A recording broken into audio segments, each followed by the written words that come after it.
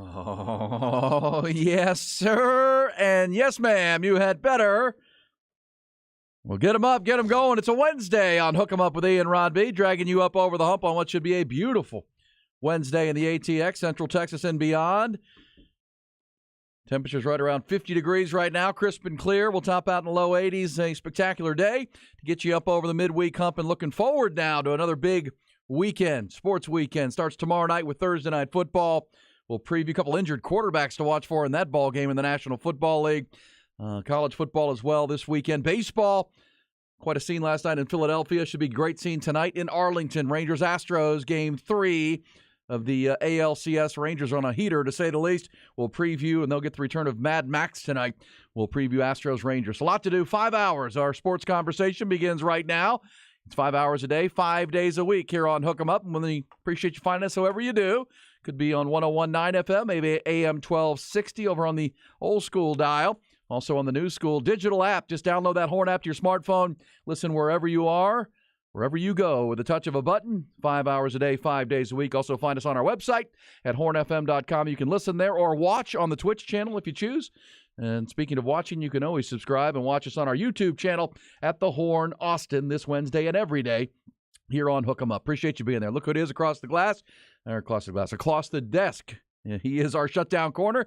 5 hours a day, 5 days a week from the 713. DB High down in the 713. DBU right here in the 512. 4 stops in NFL zip codes, and he is firmly placed right here, right now. The proud papa, the football theorist, Blackstradamus himself.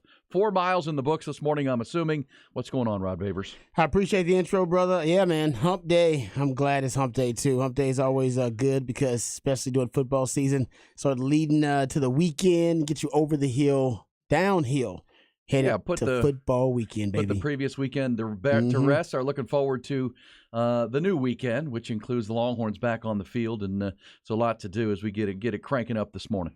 Yeah, it's going to be fun. Of course, as we do every morning before we get the festivities started, I want to give a shout out to those who serve. Our society built on the selflessness of service, so we appreciate all those who serve in any capacity you decide to do it. It's an honor and a burden, so we appreciate you, the soldiers, the first responders, the teachers, the nurses, the officers of the law, everybody out there, waste management. We appreciate all you guys. We know we can't name all of you, but we appreciate you in any capacity. Appreciate all you do. That's exactly right. That's exactly right. So a lot to do. Thank you very, very much for what you do, how you serve, however you do that. It is, as we say, we appreciate the military and our first responders, but certainly those who choose to serve. But there are lots of ways you can serve your community. Amen, he serves also. Look at him. Ty Henderson is through the glass. How did we do on our picks last night, Ty? Did you hit the Sex Panther pick of the night or what? T.Y. No, that one did not meet. Oh. Everything else did for me, though. You had Liberty? Yes. Because there's 50 nights in a row of football. It started like 2 weeks ago, but every night there's football games on. There were a 3 college games last night if you were choosing. I was taking in that Phillies Diamondbacks demolition. It was hard to watch. Oh, man, it's just... Well, if you like the long ball. If you like the long ball. Chick dig the long ball, and if you like the long ball, it was fun to watch. Yeah, Trey Turner, after the game, Trey Turner hit one of the 3 home runs for them and says, somebody asked him, what's your strategy? They've hit 19 home runs in 8 playoff games, Rod. It's amazing. He said, we're up there to walk. Or we're up there to hit, not walk. We go up there swinging. Mm-hmm. We go up there swinging. Swing away, baby. Kind of quietly in all the home runs. The Phillies are pitching very well, too. I mean, they've dominated on the mound as well. They and the Rangers are on an absolute collision course right now. We'll see if the Astros can do something to stem the tide in the American League Series. Diamondbacks look overmatched right now in the National League. So we'll certainly talk some baseball, football as well. Let's get you to the headlines. Trending topics, Rod. We also have hoops to talk about. Basketball on the brain in addition. Let's get it. Top Gun Rentals and Lawn Equipment bring you the top stories, and it starts with Texas football. We'll get to the hoops in a moment. 8th-ranked Longhorns, though, continuing their game week prep ahead of their trip to Houston this Saturday to face the 3-3 Cougars, Saturday afternoon, 3 o'clock. Several midseason honors announced yesterday around college football. 5 Longhorns, linebacker Jalen Ford, defensive lineman Tavondre Sweat, offensive tackles Christian Jones and Calvin Banks, as well as tight end Jatavion Sanders, all named the Lombardi Award watch list by the Rotary Club of Houston on Tuesday. They're all in the running there. That's second most in the country, by the way, for that award list. Texas Longhorns offensive line also named the Joe Moore Award midseason honor roll. Texas head coach Steve Sarkisian, meanwhile, one of 26 head coaches named the 2023 Paul Bear Bryant Award watch list. First-year Texas State head coach G.J. Kinney also made that list. Tech Hoops, packed house last night over at Gregory Gym. where the Texas men's basketball team hosted their annual orange-white scrimmage, signaling the official start of the new season. Returning forward Dylan Mitchell led the Orange to a 34-23 win. Sophomore led all scorers with 10 points, also grabbed 6 rebounds, blocked 3 shots. Incoming guard Max Asmus added 7 points for the Orange. Returning point guard Tyrese Hunter had 5 points and 3 assists. Rodney Terry's Horns picked to finish third in the Big 12 preseason coaches poll. They'll open the season ranked 18th in the preseason AP Top 25. Longhorns host St. Edwards in an exhibition game at the Moody Center on October the 30th. That's the next time they're on the floor. They'll open up their regular season hosting Incarnate Word Monday night, November 6th. High expectations for the Texas women's basketball squad as well. Head coach Vic Schaefer's team returns 88% of their scoring, 94% of their rebounding from last season's team. And that includes point guard Rory Harmon, who yesterday was selected as the Big 12 preseason player of the year at Big 12 Media Days. Congratulations to her. She's a returning starter there. They will also add Madison Booker, who was selected as the Big 12's preseason freshman of the year. They'll open their season ranked 13th in the preseason AP Top 25. Baseball, another electric atmosphere in Philadelphia last night. Red Hot Phillies did not disappoint. Kyle Schwarber blasted a pair of home runs. Trey Turner added another. Phillies bomb Arizona 10-0 in Game 2 of the National League Championship Series. Game 3 of the American League Series is tonight.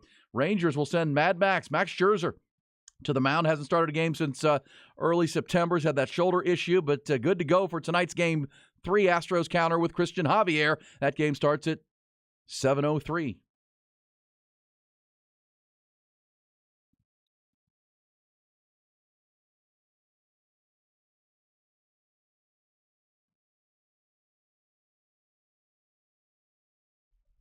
Yeah, man, the Phillies are just bombing. Yeah, bombing man. away. They have the Phillies 15 home runs in their last 4 games, the most in any 4-game span for any team in playoff history. Just bombing away. I mean, it's unbelievable. Yeah, plus 31 their run differential at home this year. Plus 31. They out-homered their opponents by 37 home runs in the postseason at Citizens Park. That's crazy. Citizens Bank Park. That's crazy. And actually, my brother and my niece were there last night. He sent us a picture. What? They somehow found some tickets. I've told you my brother, his family lives in Wilmington, Delaware, which is about 30 minutes south of Philly, just across the Delaware border. And they made it up to that ball game last night to take in. And that atmosphere is electric, and the players feed off the electricity, the fans feed off the players. It's a really cool home environment for the Phils, and they're going to be hard to beat. We kind of thought going into the playoffs, as we previewed the entire big picture, that once it was Phillies Braves, the winner of that series was likely going to go to the World Series. Diamondbacks seem kind of overmatched at this point. They're a young team, kind of ahead of the curve here.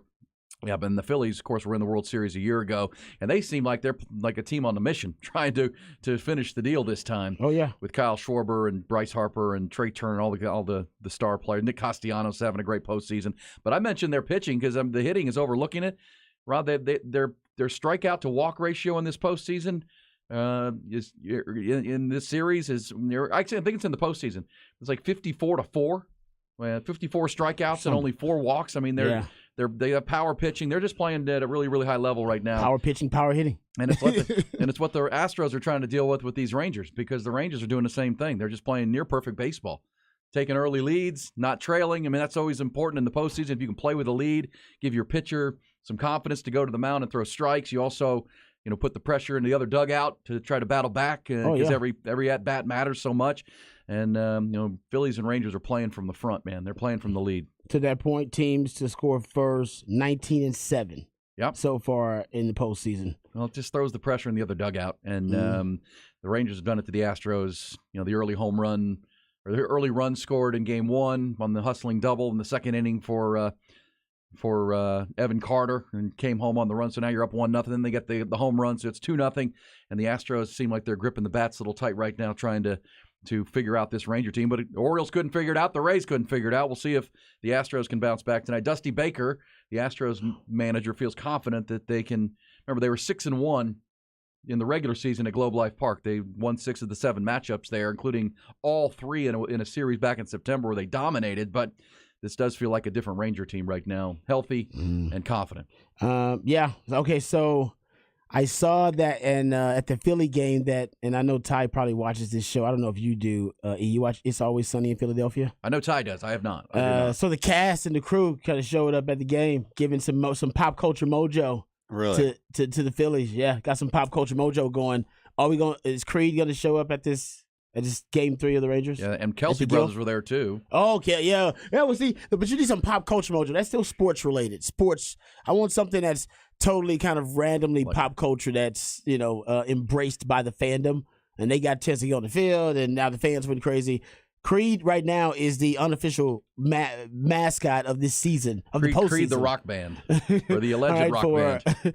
For the Rangers, they gotta come on, man. We gotta get an appearance, a cameo, or at least a video shot that they can play at the game. A video that's a tribute or a shout out to the Rangers. If they don't do anything, they need to hire a new marketing team. I'm with you. For I agree. Creed or the Rangers both or the both? Rangers and the Creed. Yeah, if they haven't at least had a conversation about, like you said, a video on the big board or something, Yes. because it will get the people going. It'll get me going at home if they show it Oh. on TV. Dude, honestly, I'm in admiration. I didn't know it would actually become this big of a thing. I remember when Ty brought it up, I was like, "Oh, that's cool." Now it's like Well, a thing. It's like a big deal. Yeah, we played the sound yesterday. Kirk Cousins, the Cousins, Vikings yeah. quarterback. Give a They're shout out to now him. they're now channeling that into the Vikings locker room, then borrowing it from the Rangers. They're seeing how it's working there. Yeah. Yeah, Creed. Come on, man. We thought they were a thing of the past, but they're coming back. They're coming back like that Pet Cemetery, man. That's They right. thought they were buried. Now they're coming Massively back popular band 20 years ago, and now they're reborn. because of the Rangers and Because the of the Rangers run. Rangers. As the Rangers go to the World Series, man, it's gonna be even bigger. So maybe they're saving. They could be just saving and saying, "Nah, man, this is gonna be a special run," and maybe assuming since they're up 2-0 in the Astros, that they're gonna beat the Astros. Hold up, I haven't given it today. Go Stros. Go Stros. Yeah, well, Just Not feeling- very inspired there. Hey, I'm just saying, yeah. All right, well, you know how I feel right now. I'm feeling good. I would be feeling I'm good. more if I was- awake right now than I usually am at 6:12 in the morning. Amen, brother. I feel like Yeah. as an Astros fan, I feel not great, but I don't feel terrible. I've seen the Astros bounce back from things like this before, and this comes with experience. They've been in the playoffs and in the ALCS 6 straight years. This is 7 now, so they're not going to panic. Obviously, you got to find a win, and the Astros, opportunity is tonight. Christian Javier has been a big game pitcher for them, and Mad Max. I mean, you just don't know what you're getting from Max Scherzer tonight, whether they have Creed playing or not. He's either he's either going to be rusty. He's going to be rusty. He He's hadn't gonna be made a start. rusty, He had a 69 pitch simulated game, according to Bruce Bochy. Not sure why they stopped at 69 pitches. Nice, but they did, and. No, things went well, but again, that's different than the adrenaline rush of this. And if you're a Ranger fan, you're hoping he can channel that into a great start and bring that Mad Max intensity. If you're an Astros fan, you're hoping he's just a little off, right, a little up in the zone. That's what you need to start, like you said, to start too. Yeah, you want them to start right. shaky. Because the Astros would like to get back in divisions of that series in September, right after Labor Day, where they scored 39 runs in 3 games and just bashed the Rangers, and really took control of. It felt like at the time took control of the whole. Division race and all that. We know it was a roller coaster from there on out, but they really send a message, and they'd like to pick that right back up. And that, to me, that's what the Astros need. And Dusty Baker said it yesterday. They've been one big swing from winning games 1 and 2. One like they were out of these games. It was 2-0. It was 5-4. Astros had the bases loaded in the 5th inning with nobody out, and it just takes one big swing to pop the cork and get them rolling too. So it's not it doesn't feel like it's been the dominant situation the Phillies have been in. It's not dominant, but it is, like I said, like you talked about, in critical, efficient, clutch moments. Yeah. The Rangers have shown up, and the Astros haven't made those plays. That's right. That's it. But to me, again, I'm a fan of the Astros. That can flip pretty quickly too, and they've got lumber in their lineup. The Astros, I think, are going to move Kyle Tucker down in the lineup. He's admitted he's just struggling right now. He said he feels fine. He's just, the swing just doesn't feel right. And so in game 2, Dusty Baker moved him into the 3 spot to use Yordan Alvarez to protect him. Didn't help. So now there's maybe talk that Kyle Tucker will be down in the order. Maybe move Michael Brantley up a little more. We'll see what Dusty Baker writes on the lineup card, but they got to do something to get a jump started. They also need Jose Altuve to get going. He was 0 for 5 at the top of the order the other day. He's batting 160 in the ALCS. They need to get him going. That's brutal. Yordan Alvarez, obviously, along with Kyle Schwarber over in Philadelphia, are just historically, hot. But, you need more than one guy in that Astros lineup to bring it. So we'll look forward to that tonight. 7:03, that'll be your big one. And obviously, the Astros win tonight, all of a sudden you kind of right back in it. The Rangers win. Obviously, you have the Astros on the brink of elimination. So huge matchup this evening. We'll take your thoughts. We'll get into Longhorn football coming up bottom of the hour, the behind the burnt orange curtain, all the mid-season honors coming in for the Longhorns. We'll also look at the Big 12. Rod, without the Longhorns playing, it was a good time to sit back and watch the Big 12. Oh, yeah, man. I got a question for you about the Big 12. Give it to me. We were actually talking about this on the Longhorn Blitz podcast. Shout out to my man Jeff Howe and Matt Butler. Because obviously Texas and Oklahoma they're far and away the two best teams in the Big 12. The Big 12 is having a down year. We talked about this, but when you got a chance to watch the Big 12, since Texas and Oklahoma were off, so Oklahoma probably could have done this as well. There's so many different teams that could be considered to be the third best team in the Big 12. Well, who's the third best team in the Big 12 behind Texas and Kansas. Oklahoma? I don't know, Oklahoma State just beat them. Yeah, and then they can't get the quarterback thing right because Jalen Daniels doesn't play and he's got the back injury. Well, and that's right? get over the hump Wednesday. That's what's the really quarterback interesting. issues. That's what's causing the NFL to be having such down scoring. Well, and it might be in the positive for the Big 12. So the Big 12 was bad in September, right? We know in the non-conference they didn't do very well. Baylor got. But think about this: on Saturday alone, just this past weekend, while Texas and Oklahoma were watching. In Lubbock, the freshman quarterback Avery Johnson took over for K-State starter Will Howard in the first half of that game. Oh, by the way, he was awesome. He was He awesome. had 5 touchdowns. Yeah, he went on to legit. he took over in the first half. Oh, he was awesome. He completed 7 of 8 passes for 77 yards, but as Rod said, he ran for 91 yards and 5 touchdowns. Yeah, he's gonna be a problem. And Chris Klein, this is a 4-star kid who was a consensus best player in the state of Kansas. He committed to K-State over Oregon and Washington, who were after him. He's a dynamic player, Rod, and he's a young player. But he played in 7 drives. They scored 35 points in those 7 drives. That's basically 5 points per drive. And after the game, Chris Kleiman was asked why you took out Will Howard, and he said because Avery Johnson gave us not the juice. He said he gave us the quarterback run game. Yeah, man. He gave us the legs. That's the juice, baby. And Texas Tech wasn't prepared for it, and it worked. I mean, he scored 5 touchdowns. Don't forget, he was on that Bruce Feldman's freak list. He was the quarterback. Yeah, dude. He's one of them. He's one of them.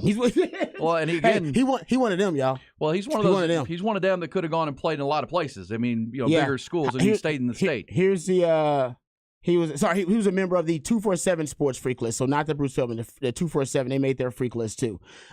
He said basically he was one of the most athletic players in the country in his class. Posted a 4.5 40-yard dash, 4.24 in the 20-yard shuttle, jumped nearly 37 inches in the vertical. I mean, he's the real deal. The real deal. And we know Will Howard had a good second half to his year, but keep an eye on that situation. Now if you look at the depth chart at K-State as they go into their game this weekend, they're going to play a big one with TCU. They have them listed as, or Will Howard or Avery Johnson in that spot. Avery Johnson. But speaking of TCU in Fort Worth on Saturday, if you were paying attention, Chandler Morris got hurt, their quarterback, and a redshirt freshman named Josh Hoover came in the game and threw for 439 yards and 4 touchdowns. Come on now. Is this the second straight year where Sonny Dykes has chosen the wrong guy? Because last year it was Max Duggan who came in and he threw touchdowns to 4 different receivers. Frogs crushed BYU 44-11. And now there's a kid, Josh Hoover, to watch. It don't matter how you find your quarterback. No. Just find the damn quarterback. Even if you stumble into him, if you fall into it like Forrest Gump style, just find it.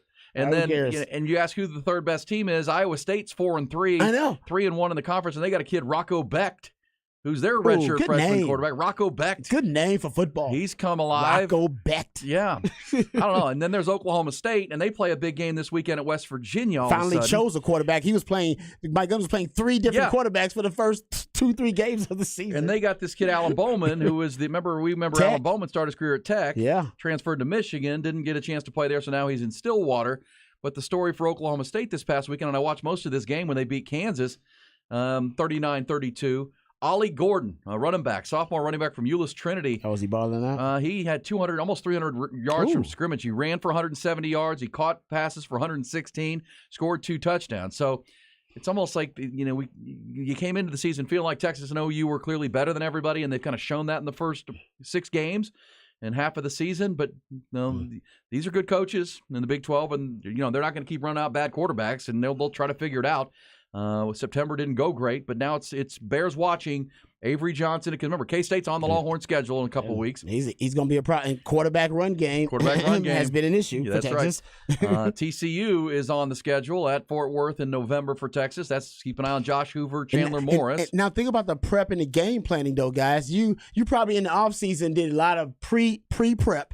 All right, for these games. So you probably had your evaluations done on all those quarterbacks and how those quarterbacks work in those systems. And now midstream here, right? Yeah. Middle of the season, you got to go, oh, damn it, now we got to start watching film on Josh Hoover and find everything we can on Avery Johnson. Yeah, not the point guard, the quarterback. Yeah, exactly. You got to go get film on Rocco Becht and break him down. Well, that's why you have all these analysts. That's what they're supposed to That's do. exactly right, but it does. It changes the game on you, and this is why you have to adjust on the fly. But it goes back to the initial question, E. Who's the third, Ty, you too, who's the third best team in the Big 12 behind Texas and Oklahoma? I don't think that we know yet. Exactly. I don't. I don't know if we know. E. We don't have enough information because just what you brought up, E. The quarterbacks keep changing, and we don't know which one of these quarterbacks is going to become consistent and ascend. This is why the Pac-12 is so good because they got the great quarterbacks. Yeah, it really comes down to if you can get consistent quarterback play. Well, in Texas and Oklahoma, they have it. Dylan Gabriel and Quinn Ewers. Yeah. You know what you're about there, and they just have to keep getting better. I think would be the argument. And I did see where the ESPN football percentage index, which is just the algorithm, right? It's just the numbers crunching. Oh, they have Oklahoma, FPI? right? The FPI, yeah. They have the Oklahoma Sooners. Speaking of 69, they have the Oklahoma Sooners as the highest percentage team to make the playoff right now because of the road that they have. They've already beaten Texas, and obviously they'd have to likely or may have to meet Texas again at the Big 12 championship game. Definitely would. But they're at 69%. To the playoff ahead of anybody else in college football because of the path that they have left. But that becomes our question here in the 6 o'clock hour. 69 come up like 3 times already on the show? Well, because that was a simulated game. Similar 69. Yeah. And you got a 69% just saying it's come up early on. Just the saying. Show. That's a good way to start hump day. It is a good way, I guess. Yeah, that was my number when I was little. No, what? All through Pop Warner. Third time's a charm. Why? My dad was number 69 at Westlake. Okay. He handed it down to me. Heritage. Oh, Heritage. really? That's awesome. Even before it became Legacy. like a thing. Well, I think it was still a thing. I love that. All right, well, there we I know go. it was a thing, but like Hey, man. I know. Whatever it takes. Whatever it takes. Hey, so, at Oklahoma right there. But, Texas is down there at 26. But, I think we still have 6 games to go. If the Texas Longhorns can handle their business, get back into that game, I think Texas would be favored in that game again if they met on a neutral on the neutral field in Arlington. That would be my guess.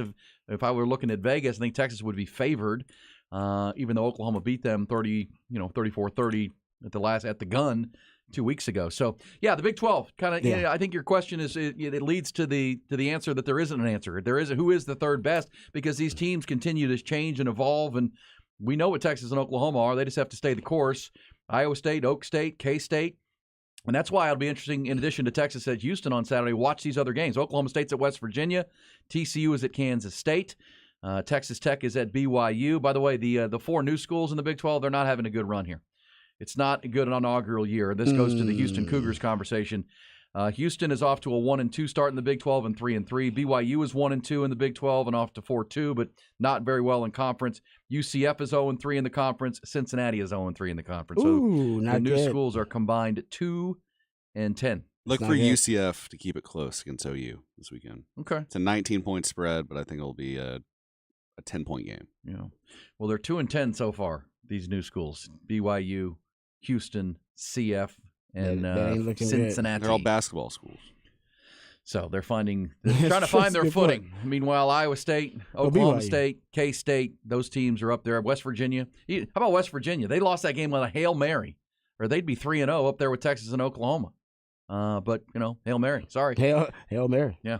Okay, it says maybe some teams can beat OU. Yeah, we'll have a look. Obviously, we'll start looking forward, not just to the weekend. I don't want that. That's not good for Texas. I think what's best for Texas is they have a clear path too. If they you want Oklahoma. It's hard to root for OU. You want Oklahoma undefeated, so when they get there, they're a top 4 team already. Like you just said, FPI has them with the best chance to make the college football playoff, and then the win over Oklahoma catapults you into the playoffs. So they lose, and then they're ranked, I don't know, in the teens or the 20s.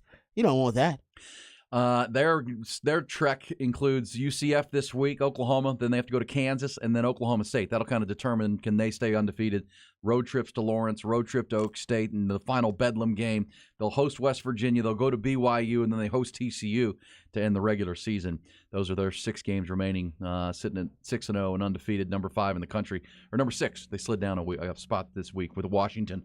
moving up. Oh, yeah. All right, we're just getting warmed up. We're getting you up over the hump and talking baseball, talking football. Rod will take us behind the burnt orange curtain coming up. Also before the end of our first hour, as always, our What the Facts segment. We're just getting warmed up on Hook 'em Up. 5 hours a day, 5 days a week. See you in Rod B.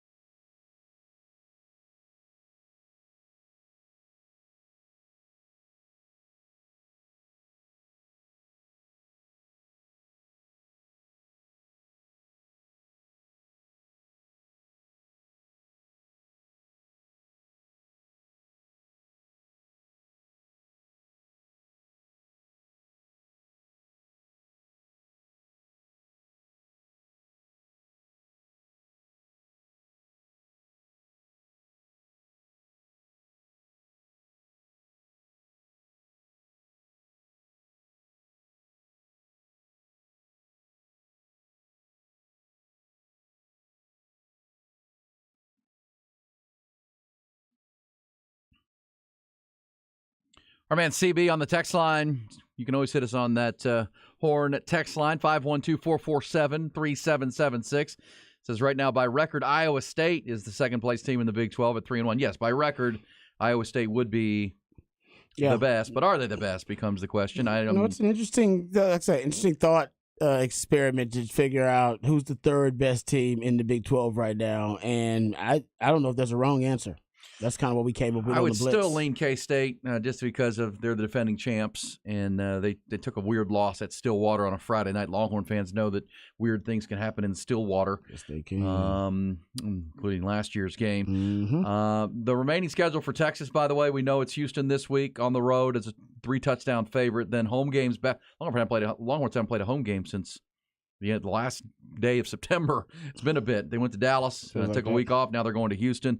But then back-to-back home games here to end October and into November, BYU and K-State. And BYU's, as we said, off to a rough start in the Big 12. They're 1-2. They got pasted. I was really surprised how easily TCU beat the heck out of BYU on Saturday in Fort Worth. That game was never close. It was 14-0 in the first 5 minutes of the game. Yep. And this young quarterback, Josh Hoover, burst on the scene. He's from the Metroplex area. He's from Rockwall, a rod over east of Dallas. Redshirt freshman quarterback. So keep an eye on him for Sonny Dykes. Also, then K-State. That time has not been announced on that game. Obviously, what happens this week and next can be to determine that. Then a trip to TCU, then the trip to Iowa State, back-to-back road trips that are kind of scary to you with Fort Worth and the dominance the Horned Frog program has had over Texas in the last decade. Iowa State's always been a trouble spot for the Longhorns, or at least of recent years. And then Texas Tech to wrap up the regular season for the Longhorns. So, but first things first, it's Houston on Saturday. Nothing but trap games. The whole damn schedule left is just trap games. For you, how do you define a trap game? Just a game you're going to be really heavily favored in. Game and then expected to win. Expected to win. That could easily derail the season. That you may a team that has that basically has an incentive and inspiration to ruin your season. That would making their season. They can make their season by ruining your season. Yeah, that's right. Even though their season is not going the way they thought. Texas Tech, basically everybody else in the Big 12, and they can make their season by ruining yours. And the U of H has basically already said that. Remember, Dave Aranda said it. That his fans told him that. Dana Holgerson has said his fans told him that. Hey, you win that one. We'll let the rest slide. Yeah. Just beat Texas. Ruin their season, and that'll make your season. That's the that's the trappy feel. Yeah, all right. agreed. And the rest of the Big 12 schedule feels like a trap game. Yeah, for Texas. For Texas anyway. And Oklahoma. Before you take us behind the burnt orange curtain, I know you've been doing the deep dive on Houston and getting ready for this game. Let me mention the Gregory Gym situation last night, Rod, with the orange-white scrimmage for Texas basketball, Rodney Terry and company. That's good. The thing that really jumps out, and then I read a great story by Joe Cook over at Inside Texas because he was there, Dylan Mitchell. Dylan Mitchell, of course, last year was kind of the fifth option. He started every game, but he was on a team loaded with veterans and scorers, and he was just, he got points on dunks and fast breaks and putbacks and things like that. Dylan Mitchell, though, I think is going to become a focal point for Texas this year in their offense. He put his name into the NFL. Remember, he was a 5-star kid out of Florida, right? Came in and, again, was kind of not much of an offensive option, just an athletic player as a freshman. Put his name in the draft hopper, went through the evaluation process, and, they said, you got to get more physical, you got to work on your jump shot, and become a better all-around player. And last night, at least in the orange-white scrimmage, 10 points, Rod, 6 rebounds, blocked 3 shots. We know he can jump out of the gym. So keep an eye on Dylan Mitchell. We know Max Asmus has come in from Oral Roberts. He's preseason All-Big 12. Tyrese Hunter has gotten some medication for his cramping issue that he was battling last year. So you feel like Tyrese in his third year in college basketball could be a big-time player for them. We got, Brock Cunningham is back. They've got the other guys who have been added, but the big question is going to be the bigs, the rim protectors, and the guys down low. And last night before the game, Rodney Terry provided an update on Dylan DeSue and Caden Shedrick. Now, Dylan, of course, local product from Pflugerville. He was so good last year down the stretch and into the tournament, then got hurt his foot, right? And he's still been hampered by that nagging foot injury that he suffered last March. And according to Coach Terry, but with both Caden Shedrick, who's the Virginia transfer, big 6'10", guy who can defend the rim on one end, but also wants to improve his offensive game here at Texas. He's the Virginia transfer. He's dealing with the effects of a shoulder injury. And Rodney Terry said for both players, we're playing the long game for those guys. Those guys are a big part of our season. We have a chance to be really, really good with those guys out there. We're going to be good already, but we'll be a lot better if we have both of those guys in the lineup. He said Caden is progressing really well right now. If everything continues on the trend, he's heading to have a chance to play here really soon. As far as Dessou, he says if he's back by December, even into conference play, they'll be good with Dylan Dessou. They're not going to rush him back. Yeah, no need for that. So keep an eye on that. Those two guys, I mean, this is a pretty high-ceiling basketball team if everybody's healthy because their backcourt is a good mix of dynamic veterans with some youth and some transfers. The front line is anchored by Caden Shedrick, Dylan Dessou, and Dylan Mitchell with nice, they got the kid that transferred in from UTEP, Rod, Zarek Onyema. He's an active big down low. Brock Cunningham. Brock Cunningham is still there. Still there. Still playing. Playing. Triple OG. So it's a pretty dang good looking team if they can get those two guys healthy. So keep an eye on that. Just reading through Rodney Terry's lines, I would Caden Shedrick seems like he's sooner.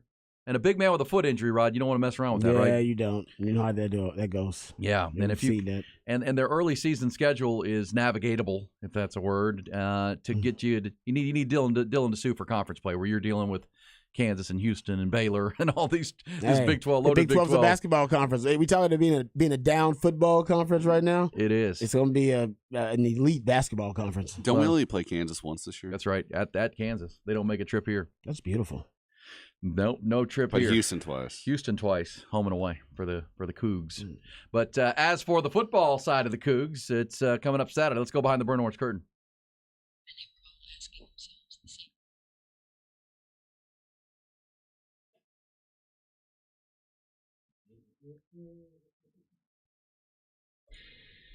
All right, let's get into some Texas U of H discussion. We talked about the defense and how bad that defense is. Like I said, I don't know what the defensive game plan is going to be for U of H. I'm just trying to figure out how they believe they best match up. I mean, you're talking about arguably the best offense in the Big 12, along with Oklahoma's offense, because it's legit, versus the worst defense in the Big 12. So I don't know how they're going to match up against Texas's offense. That's going to be tough. But their offense, it does concern me a little bit. I said this yesterday. I think you're going to end up either with a blowout or a shootout. And Longhorn fans are hoping it's, a blowout and not a shootout. U of H is hoping it's a shootout. That's their best chance to win. And I think the game plan offensively for U of H could be pretty simple. I think they might end up trying to single white female, basically Oklahoma's game plan against Texas, trying to copy as much of it as they can. Because I saw this. You went single white female reference. Oh, obscure reference, creepy movie reference from the 90s. Yeah, are we talking about late 80s? Maybe. I mean, that was single white female was a long. Movie, it was a creepy. It was a good movie though, good concept. But now, yeah, I mean, 92. With 92, yeah, you're right. 92. Yeah, that's crazy. Yeah, single white. Basically, and you know what? I'm not gonna spoil it for you. Just Google it. All right, and then you'll get the reference. But they're gonna try to copy. One lady had a stalker who was trying to be like her. Pretty much, yeah. Yes. Jennifer Jason Leigh, she was the stalker that tried to be like her, and she cut her hair famously short, and then basically looked just like her. And then didn't she bang her man? She banged her man, like thought he had it mixed up in the middle of the night. Yeah, he thought it, right. And he thought it was his woman, and then she looked just like his woman. He came in, and then he banged it out, and then like in the middle of it, he sees like, hold up, and he's like, I was kind of a young guy at the time. I was in college, and I was thinking, man, these women are crazy. He's like, did you? Is that women are? How you didn't know that? Come on, man. You ain't know? Could you really get mixed up? If it's a twin, yes. It's not a twin. It was just a friend. Come on, hey, it can happen. It can't. There's no way that could happen. The dude, you would know. All right, you'd know. Anyway, but aside from that, plausible deniability, Rod. He just got it mixed up. It's like she smells different. Everything about her is different. The mannerisms. Anyway, all right. Her technique. All right. Anyway, you know what? Moving on. But yeah, I think U of H is gonna try to copy damn near everything that Oklahoma does. I'm not saying they're going to be executed at the high level that Oklahoma did. So I'm not trying to freak you out there, but look at plays per minute. So one of the big things that Oklahoma did to throw Texas off, and Texas expected it. I just don't think Texas basically had faced a pass-first, up-tempo offense with a true elite level starting quarterback in that system. They hadn't faced that yet, and I think it was shocking. Right? It's kind of a shell shock factor to playing that up tempo offense of the veer and shoot. OU is 15th in the country in plays per minute. All right, U of H is 35th, so they're not as up tempo as Oklahoma, but something tells me that they will increase that versus Texas, considering what they just witnessed and what they saw on film versus Oklahoma. I guarantee they will. And maybe not the entire game, but situationally. All right, situationally, they'll do that. And I think with Donovan Smith, he's going to be key too, because I think Donovan Smith, in terms of them copying what Oklahoma did, the quarterback run game was key. I mean, it was probably the biggest tendency breaker for Oklahoma in that game that gave them the win. Donovan Smith can run. Texas fans know this. I mean, his fourth most rush attempts in his career were versus Texas when he was playing for Texas Tech. And remember, they used some quarterback power running game with some of those short yardage fourth down conversions as well. He right now is on a little bit of a hot streak. He's found his groove in this offense. Now, remember, he's been playing in the air raid offense since his time at Tech, since he's been a college player. He's been playing in the same offense. He's completed over at least 73% of his passes in his last 3 games. At least 73%. Now, I know they haven't played a defense as good as Texas, but he's completing against West Virginia was 77.8%, 73%, and 77%.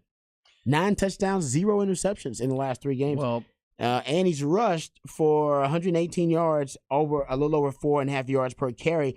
He's finding his groove. He's settling in pretty well.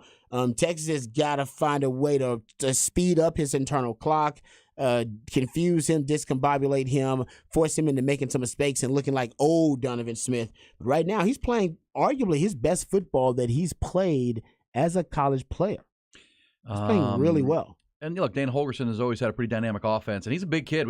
Texas saw him last year. He's 6'4" and 6'5". He's 240 pounds. He's more athletic than you think.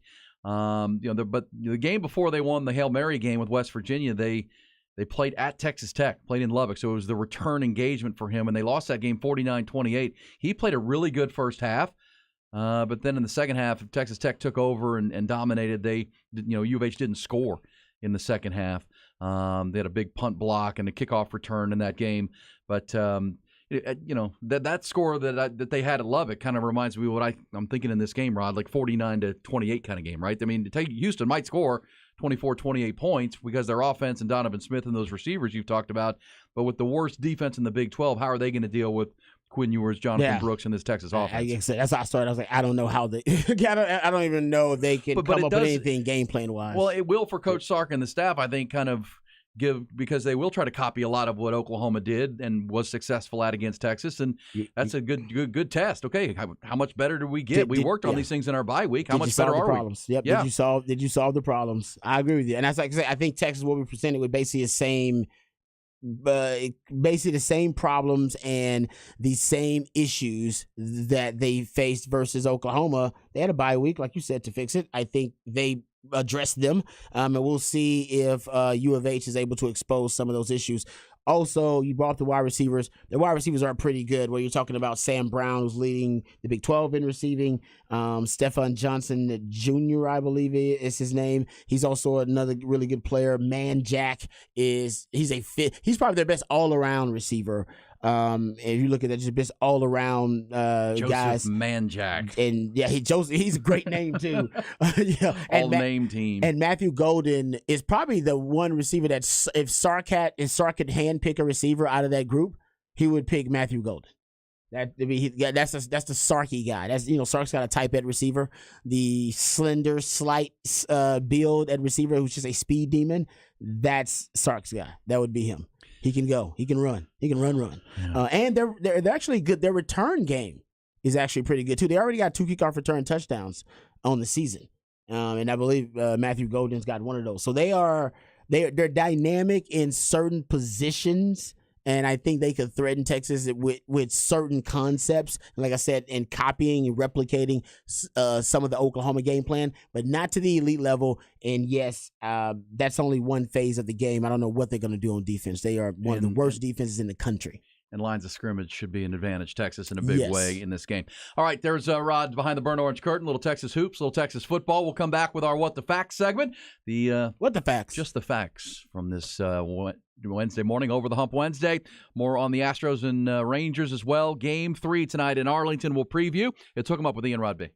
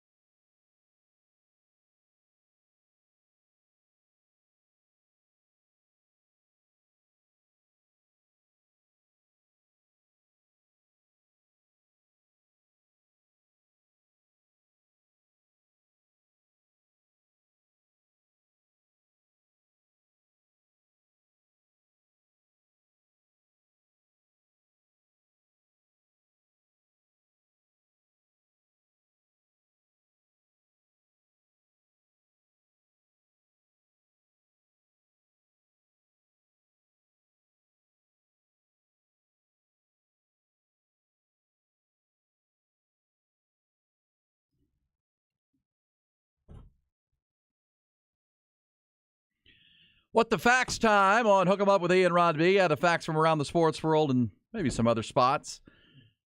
And headline out of baseball last night comes from Philadelphia, where the Phillies bashed the Diamondbacks 10-0. Kyle Schwarber hit 2 more home runs. Phillies have 14 home runs in their last 4 games. That's the most in a 4-game span, Rod, in MLB postseason history. That is a fact. Never been done before. They scored 10 or more runs in multiple games in a single postseason for the second time in their franchise's history. And Kyle Schwarber now has 18 career home runs in the postseason, tying him with Reggie Jackson for the most by a left-handed hitter in the MLB's postseason history. Phillies have out-homered their opponents by 15 home runs so far in the postseason. Best home run differential for a team in any 8-game span within a single postseason.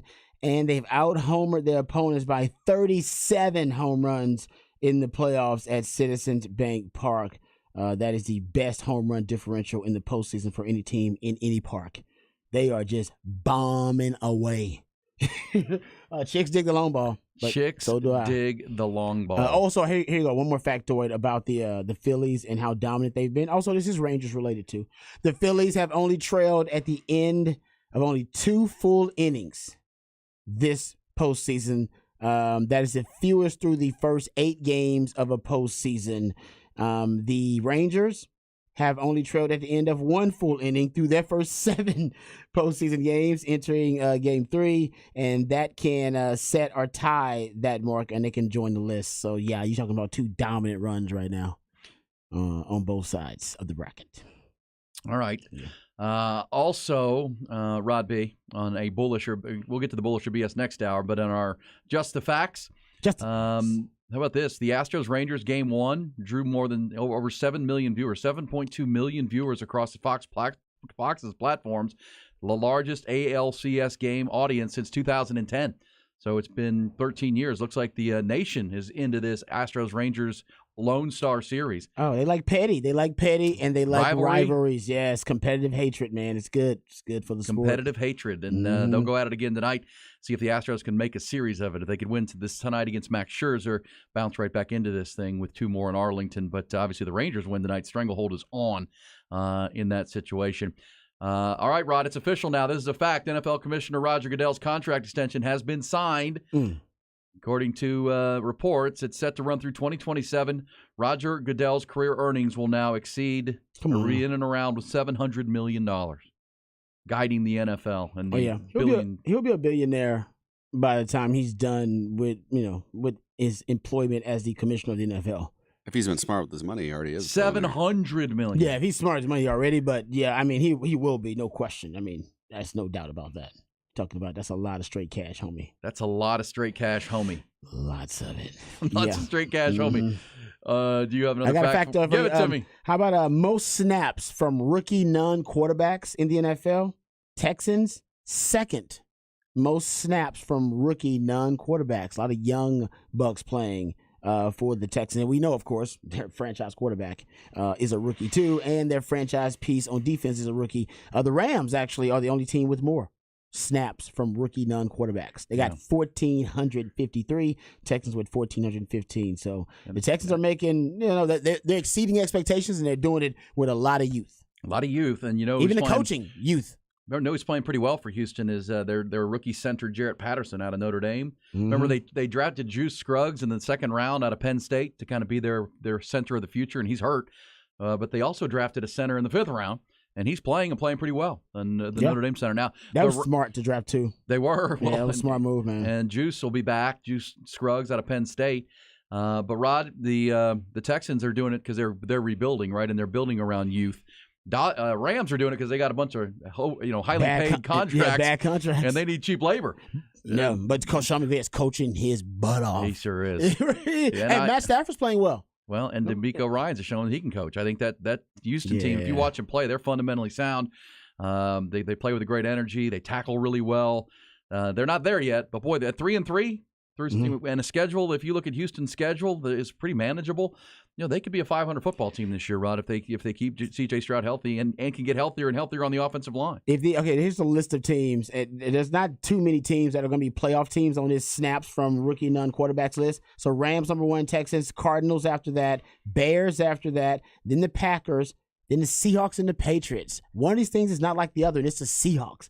They've been drafting so damn well. And they're good. Right? And they're good. See, they got a chance to actually make. None of these teams are playoff teams, right? Seahawks, maybe. Seahawks are the only team that's a playoff team. Looks like it, kind of. Can I play this for you, Rod? Give What it to me. what the facts? What the facts? All right, it's a fact. And this whole Taylor Swift situation with Travis Kelce. Apparently, Travis Kelce is a hunk.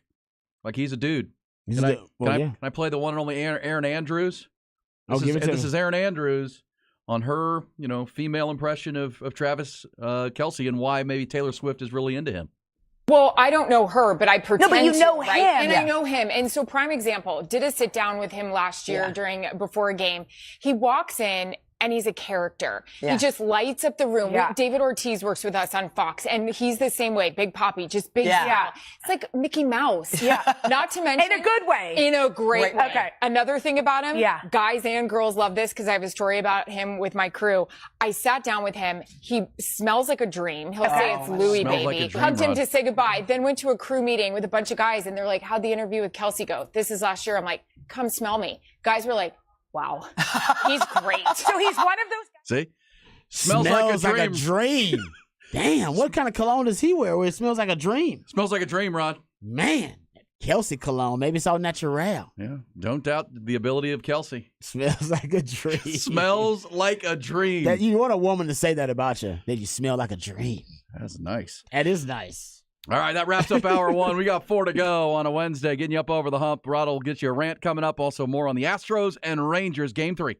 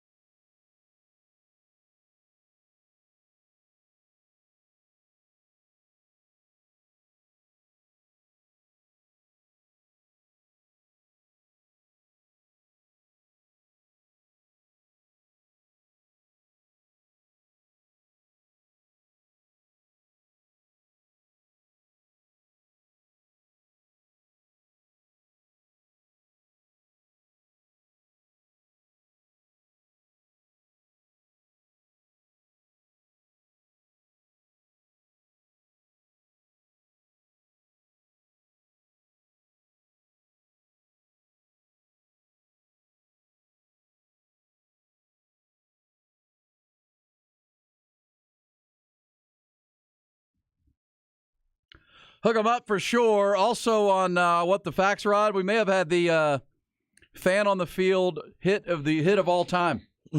Last night in Philadelphia, Phillies fan decided to be smart to jump out of the stands and run onto the field in the outfield, started sprinting across the field. Not good. Security guard met him,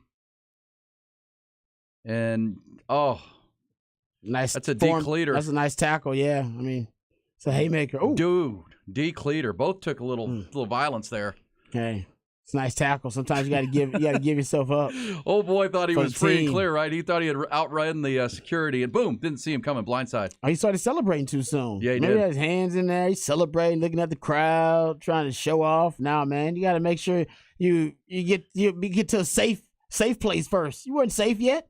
Still surrounded by security. Didn't work out well for him, man. It ain't good. That is funny. That is really funny. But, don't run on the field. Don't go on the field, Rod. Hey. Your team's winning. You're playing well. Phillies are doing their thing. Don't run on the field. Just enjoy the experience with the Gen Pop. It's okay. You ain't got to be special. Well, he's special now. Hey, coming up this hour, Rod will have his rant, his first of the day, part of every 7 o'clock hour. Also get a full preview of this Astros-Rangers game tonight. And we'll play some bullish or BS for the end of the hour as we get you cranking up. Talking Texas and Houston, the week of the Big 12, as we talked about last week, was kind of a coming out party for some young quarterbacks. The Big 12 still evolving, and the team still, making moves. In Lubbock, it was the freshman quarterback Avery Johnson for K-State, Rod, taking over for Will Howard. Had a huge game, scored 5 touchdowns with his legs. Rushed for 91 yards and 5 scores. Big-time athlete, big-time player that will be challenging Will Howard now for that starting job at K-State. Redshirt freshman Josh Hoover at TCU is a name to watch. He's from Rockwall, Texas. So we were watching the Big 12, Rod. I'm telling you, it's hard to determine who's the third best team in the Big 12. We know Texas and Oklahoma are the 2 best teams. It's hard, really, to figure out who the third team is going to be to separate, because these teams are now, some of them are just starting to figure out who they are. They got quarterback changes, the quarterback inconsistency in the Big 12. Remember last year, only one quarterback started and played every game for his team last season, and that was Hunter Dekkers for Iowa State, who now has been dismissed from the team because of the gambling scandal that Iowa State had to deal with. So once again, we're learning this lesson. I think every program has to learn this lesson. You got to make sure you got the backup quarterback situated, because you're going to need them, whether because of competitive balance or because your underperforming quarterback injury. Doesn't matter. You're going to need that other quarterback. No question. No go out. Hey, let's get the other headlines, though. Trending topics to start your Wednesday morning, I should say. Second hour of a Wednesday. Top Gun Rentals and Lawn Equipment bring you the top stories, and we'll start with the Longhorns. The 8th-ranked Horns continuing their prep. Game week coming up Saturday down in Houston. 3 o'clock kick with the Houston Cougars. Cougars are 3-3. Texas 5-1, ranked 8th in the country. Several midseason honors announced yesterday for the Texas football team and program. 5 Longhorns, linebacker Jalen Ford, defensive lineman Tavondre Sweat, offensive tackles Christian Jones and Kelvin Banks, also the tight end Jatavion Sanders, all named to the Lombardi Award watch list by the Rotary Club of Houston yesterday. Texas offensive line as a unit was named to the Joe Moore Award midseason honor roll, while Texas head coach Steve Sarkisian, one of 26 head coaches named to the 2023 Paul Bear Bryant Awards watch list. First-year Texas State head coach G.J. Kinney also on that list as well. He's guided the Bobcats to their best start in the program's FBS history in his first year there. In hoops, it was a packed house at the Gregory Gym last night where Texas men's basketball hosted their annual orange-white scrimmage, signaling the start of a new season, of course, with Rodney Terry in his first full year. Longhorns returning forward Dylan Mitchell led the Orange to a 34-23 win in the scrimmage. Sophomore led all scorers with 10 points. He also grabbed 6 boards and blocked 3 shots. The incoming guard, Max Asmus, scored 7 for Team Orange. The returning guard, Tyrese Hunter, had 5 points and 3 assists. Rodney Terry's Horns picked to finish 3rd in the preseason Big 12 coaches poll. They'll open the season ranked 18th in the AP Top 25. Texas will be back on the floor at Moody Center for the first time this year. It's hosting St. Edwards in an exhibition game on October the 30th. High expectations for the Texas women's basketball team as well this season. Head coach Vic Schaefer's squad returns 88% of their scoring and 94% of their rebounding from last year's team, and it includes point guard Rory Harmon, who yesterday was selected as the Big 12's preseason player of the year. And we'll add Madison Booker as well. She was selected as the Big 12's preseason freshman of the year by the coaches. They're going to open their season ranked 13th in the preseason AP Top 25. Baseball, another electric atmosphere in Philadelphia last night. Red Hot Phillies did not disappoint. Kyle Schwarber blasted a pair of home runs. Trey Turner added another. Phillies bombed the Arizona Diamondbacks 10-0 in Game 2 of the NLCS. Should be quite an electric atmosphere in Arlington tonight. That's where the streaking Rangers, 7-0 in this postseason, will host the Houston Astros. It's only their second home game in this 7-game streak. Max Scherzer will make his return from that arm injury suffered in early September. He'll be back on the mound facing Christian Javier in Game 3. One note from the National Football League, Philadelphia Eagles have signed Julio Jones, the wide receiver, to join their wide receiver corps, joining A.J. Brown and Devontae Smith.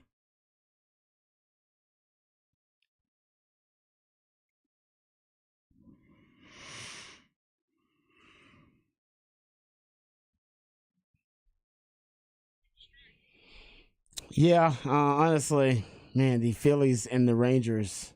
I said that yesterday, I don't think anybody's playing better than the Rangers, and then you watch Philly, and then you feel like nobody's playing better than Philly right now. And they got the pitching to match. They're setting home run records. Like, it's like going out of style. They are right now just bombs away, but the pitching has been really good. The lowest ERA in the first 8 games of a single postseason is the 1983 Orioles. The Phillies are second, right behind them right now at 1.39.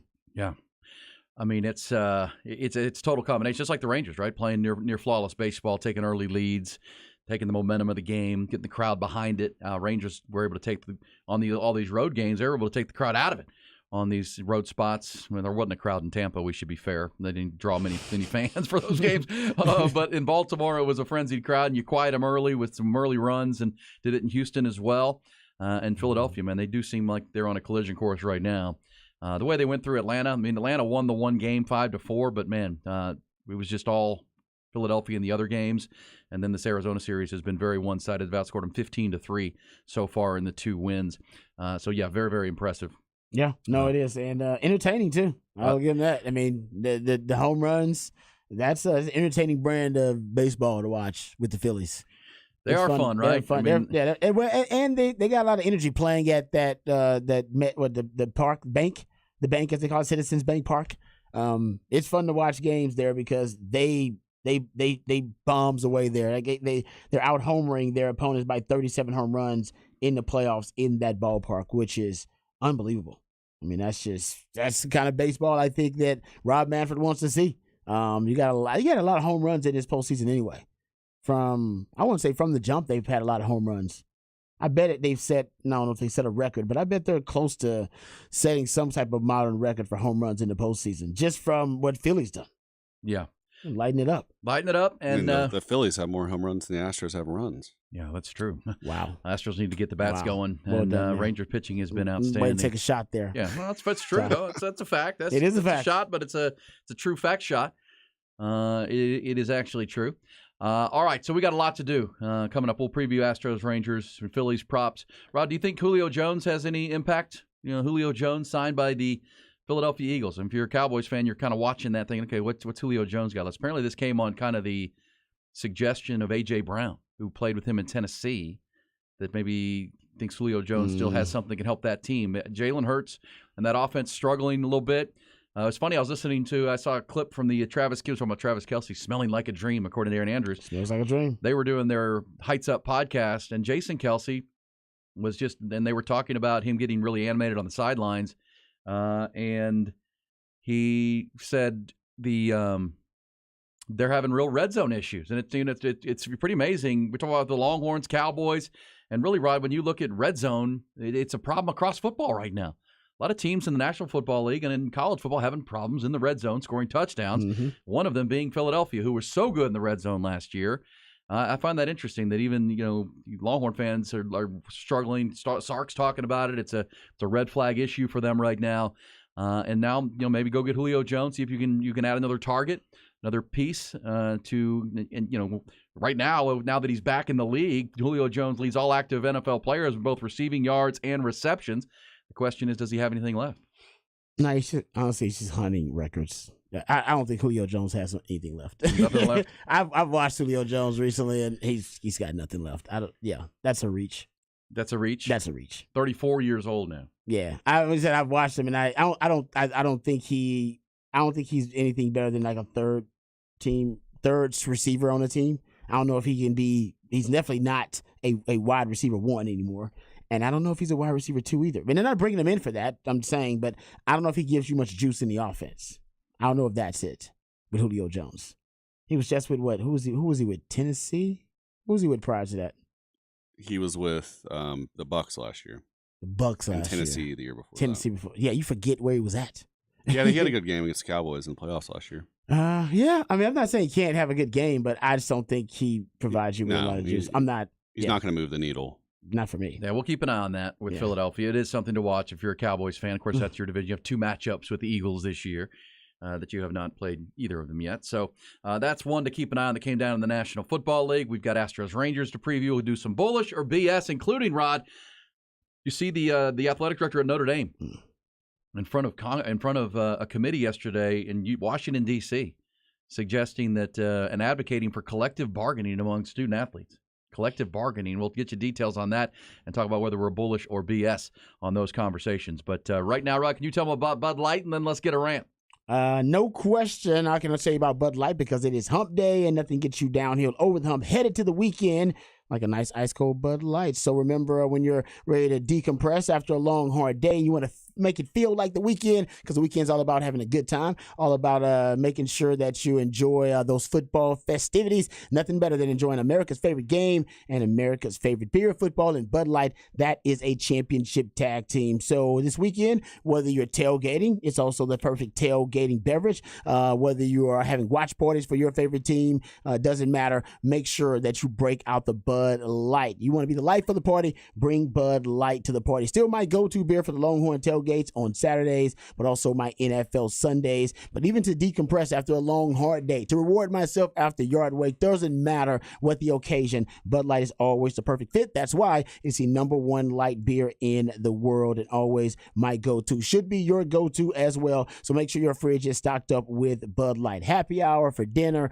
doesn't really matter because there's always a great reason to break out the Bud Light. Remember, folks, Bud Light brewed deep in the heart of Texas by Texans for Texans, and damn proud of it.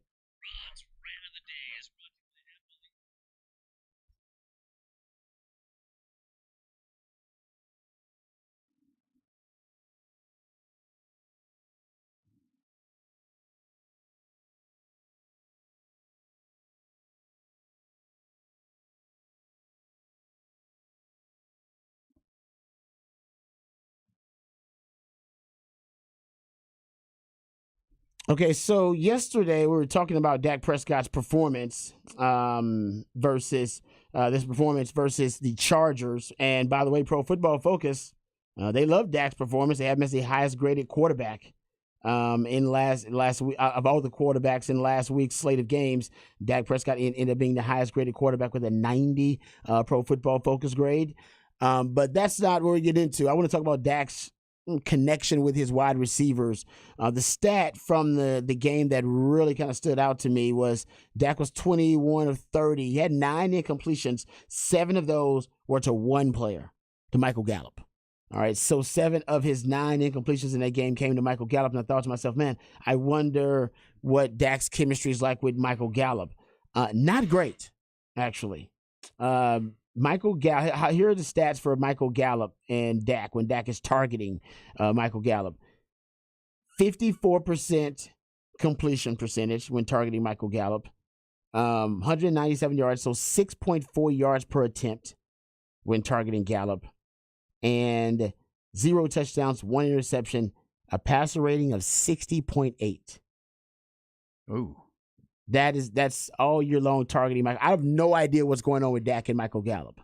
I know he likes Michael Gallup in terms of targets because he has the second most targets behind CeeDee Lamb. CeeDee Lamb's got 42. He's got 31. But CeeDee Lamb, when he targets CeeDee Lamb, 81% completion percentage, 11.3 yards per attempt, 1 touchdown, 0 interceptions, and a 121.7 passer rating in that game versus the Chargers. Dak was 7 of 7. Targeting CeeDee Lamb. CeeDee Lamb was unbelievable in that game. I went and looked at, now Brandon Cook's numbers are equally as ugly. Not gonna lie to you. When he's targeting Brandon Cooks, you're talking about a 56% completion percentage, 4.7 yards per attempt, 1 touchdown, 3 interceptions, with a 43 passer rating. See, that's not good. And I'll give you all the receivers really quickly. All right, he's actually Jalen Tolbert and Kavontae Turpin, because Turpin plays receiver, I guess technically. Those are the only other 2 receivers that I have here with targets from Dak, and they're better. Both of them are at 83. Basically, both of them at 83% completion percentage. Both are at 51 yards. That's crazy. 8.5 yards per attempt. 1 touchdown to Turpin, 0 to Tolbert, but 0 interceptions. 141 passer rating to Turpin, 102 passer rating to Tolbert. So at least those guys in that the 4th and 5th spot aren't hurting you. But your 2nd and 3rd wide receivers right now are giving you nothing. As a matter of fact, you could argue they're a liability at times in the passing game. Yeah. Well, look, I mean, obviously after last year's loss in January to the 49ers in the playoffs, it was, okay, we need more weapons for Dak, right? When Tony Pollard got hurt in that game, they really didn't have another go-to outside of CeeDee Lamb, and the 49ers were able to eliminate him, and then there wasn't anywhere else to go. Dalton Schultz, I guess, was your best. But so they let Zeke Elliott go, and they let Dalton Schultz go down to Houston. They franchise tag Tony Pollard, and he's supposed to be your established go-to. Michael Gallup is supposed to be back and be the player he was before his injury. Then Brandon Cooks was brought in, but you just went through the numbers. So far, the result's not good. It's still CeeDee Lamb and Tony Pollard. And I'll say this, Rod, for the Cowboys, nothing's going to matter if they don't figure out this offensive line. I mean, they do not get a push on the O-line right now. Whether it was the Niner, even in the game against the Chargers, they couldn't run the ball. Dak Prescott was their leading rusher. With 40 yards. That's not optimal as you move forward. They've got to figure out in this bye week. The Texas Coast offense is one thing, but they got to figure out what they're doing up front, Rod, and they've got to get that fixed, or else it's going to be a problem.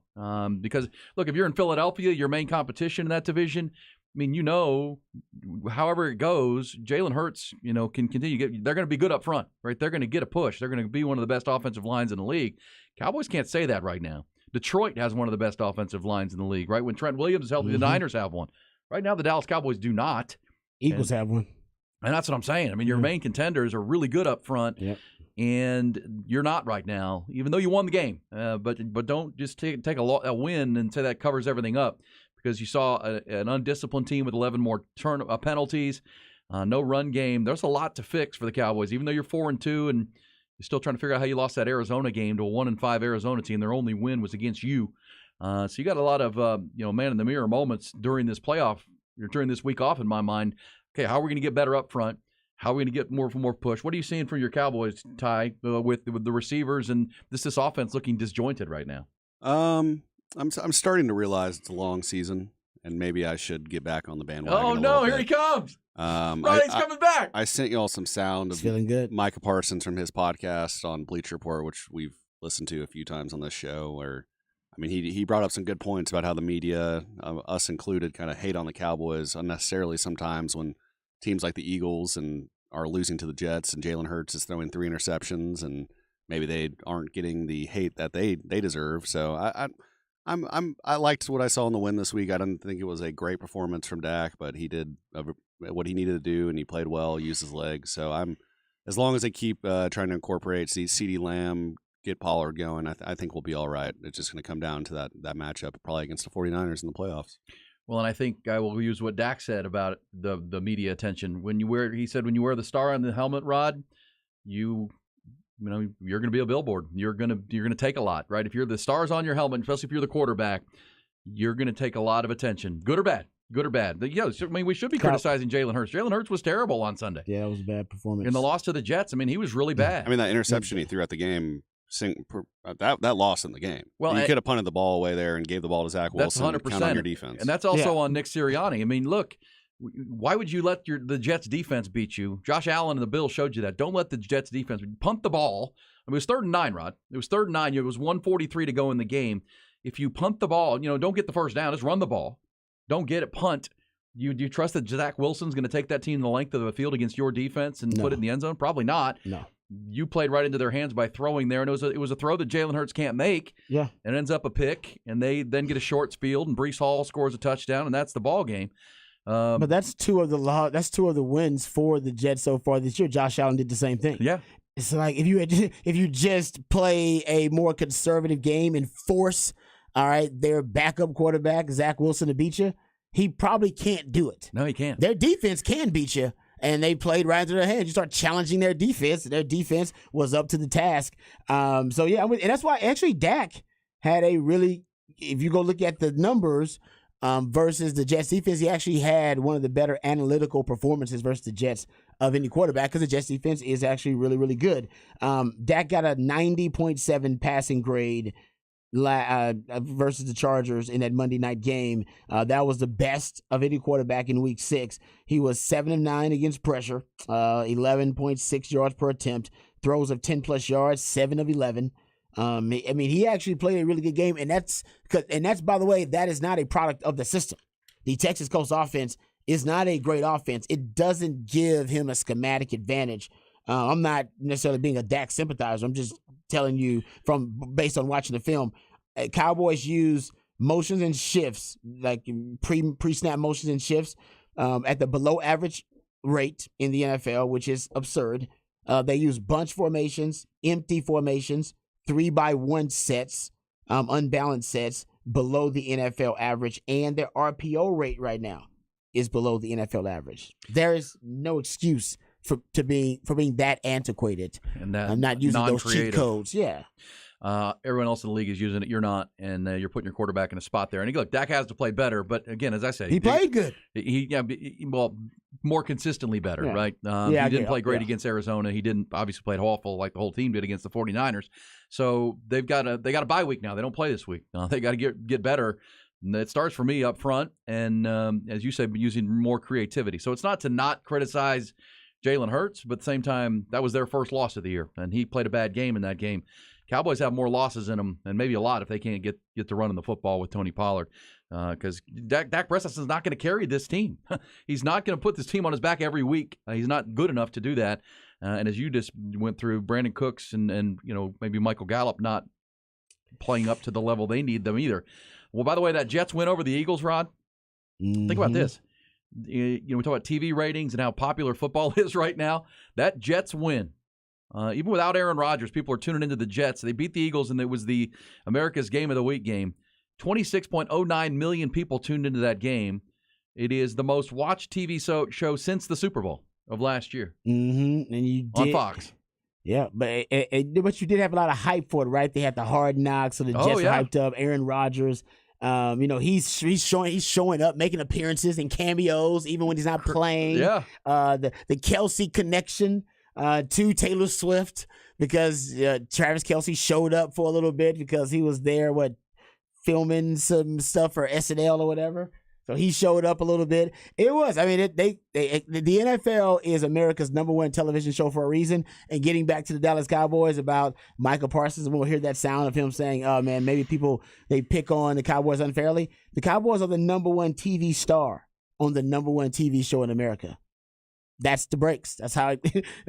So you're gonna get a lot of hype, but you also gonna get a lot of hate. That's the way it goes down. And you know what? Jerry Jones wouldn't have it any other way. But you know what, for Dak, and Dak knows this, and it's good for Micah Parsons to come to his defense at some level. I think that's probably a good thing. Oh, yeah. Same time, I wish Micah Parsons wasn't doing his own weekly pod. All these guys are all doing podcasts. I get it. We're past that point now. They're all doing Bill it. Parcells couldn't take it. He'd pull his hair out. He'd lose his mind. What the? You're talking what? Right, exactly. After every game? But, think about it for Dak Prescott. Being the Dallas Cowboys quarterback, yes, it comes with a lot of criticism. Yeah. But it also comes with a lot of perks. You come straight out of that into a TV booth. Come on, and man. make a lot of money like Tony Romo and the Troy endorsements Aikman. He's got right now. Jason Garrett. I don't know if anybody's got more endorsement deals than Dak. I'm talking about quarterbacks in the league right now. Now that Tom Brady's out, yeah, who's got more endorsement deals than Dak? Probably nobody. Right. Well, and you know what the future holds. Just look at all the former Cowboys who are doing broadcasting. Come on now, they're everywhere. Mm-hmm. Damn right. So yes, you got to take the good with the bad. But I think if you're Dak Prescott and you have a 3 interception performance, you're going to be the talk of the national conversation. I think that's just the way it goes being on that team. 3 consecutive interceptions. Oh, man. 3 straight drives. Come on, man. And I know in Philadelphia there's a lot of criticism of it. So maybe the Philadelphia Phillies are kind of overlapping Jalen Hurts a little bit, and they're not totally freaking out in Philadelphia about his performance. All right, we'll come back. When we do, we'll pick up these conversations and more, plus bullish or BS for the end of the hour. Notre Dame's Jack Swarbrick, the athletic director, says it's time to consider collectively bargaining with student athletes. We'll get you details on that for the end of the hour. Hook 'em up with Ian Rodby.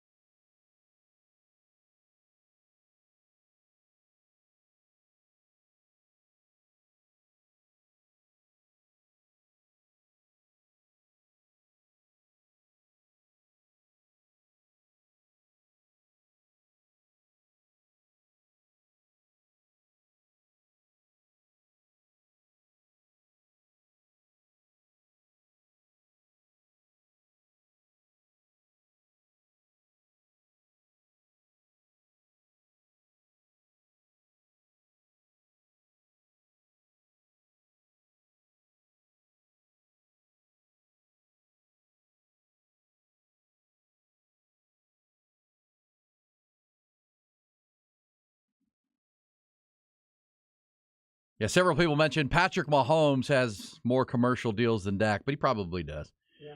Patrick Mahomes, he's everywhere. It's true. Yeah. Travis Kelce now everywhere, and he smells like a dream, Rod, according to Aaron Andrews. Smells like a dream. Smells like a dream. Smells like a dream. Hey, before the top of the hour, we'll get the bullish or BS conversations. We're talking Texas and Houston. Little Longhorn basketball in the conversation this morning because they had their game over at Gregory Gym. Now, Ty, you didn't go over to Gregory Gym, did you? Try to get some free pizza? That didn't happen? I did not. Yesterday was my nap day. Nap day. Nice. Nice. But yes, so we're – and by the way, Ty, you remember we played yesterday, Rod? The guy who was in jail, like in jail, oh, yeah. like in the Hooskow, and needed to make $10,000 bond, and the video emerged of him calling his guy, his cousin, and placing a 6-game parlay and hitting and winning $13,000. Wow. To be able to post bail. How incredible was that? Do we still have this audio, Ty, of the guy making the pick? So I said to Ty, I said, well, why don't we reach out to him and see if he can help us make picks on Fridays of our big games. This guy knows what he's talking about.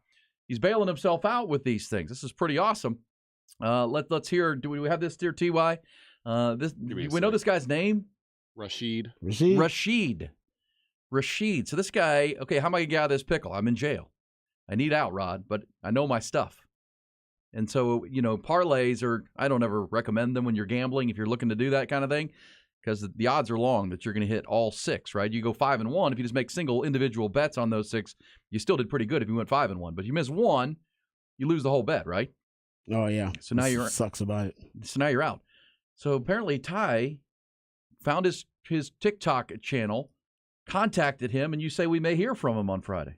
Yes, he did respond, trying to get a date. Nice.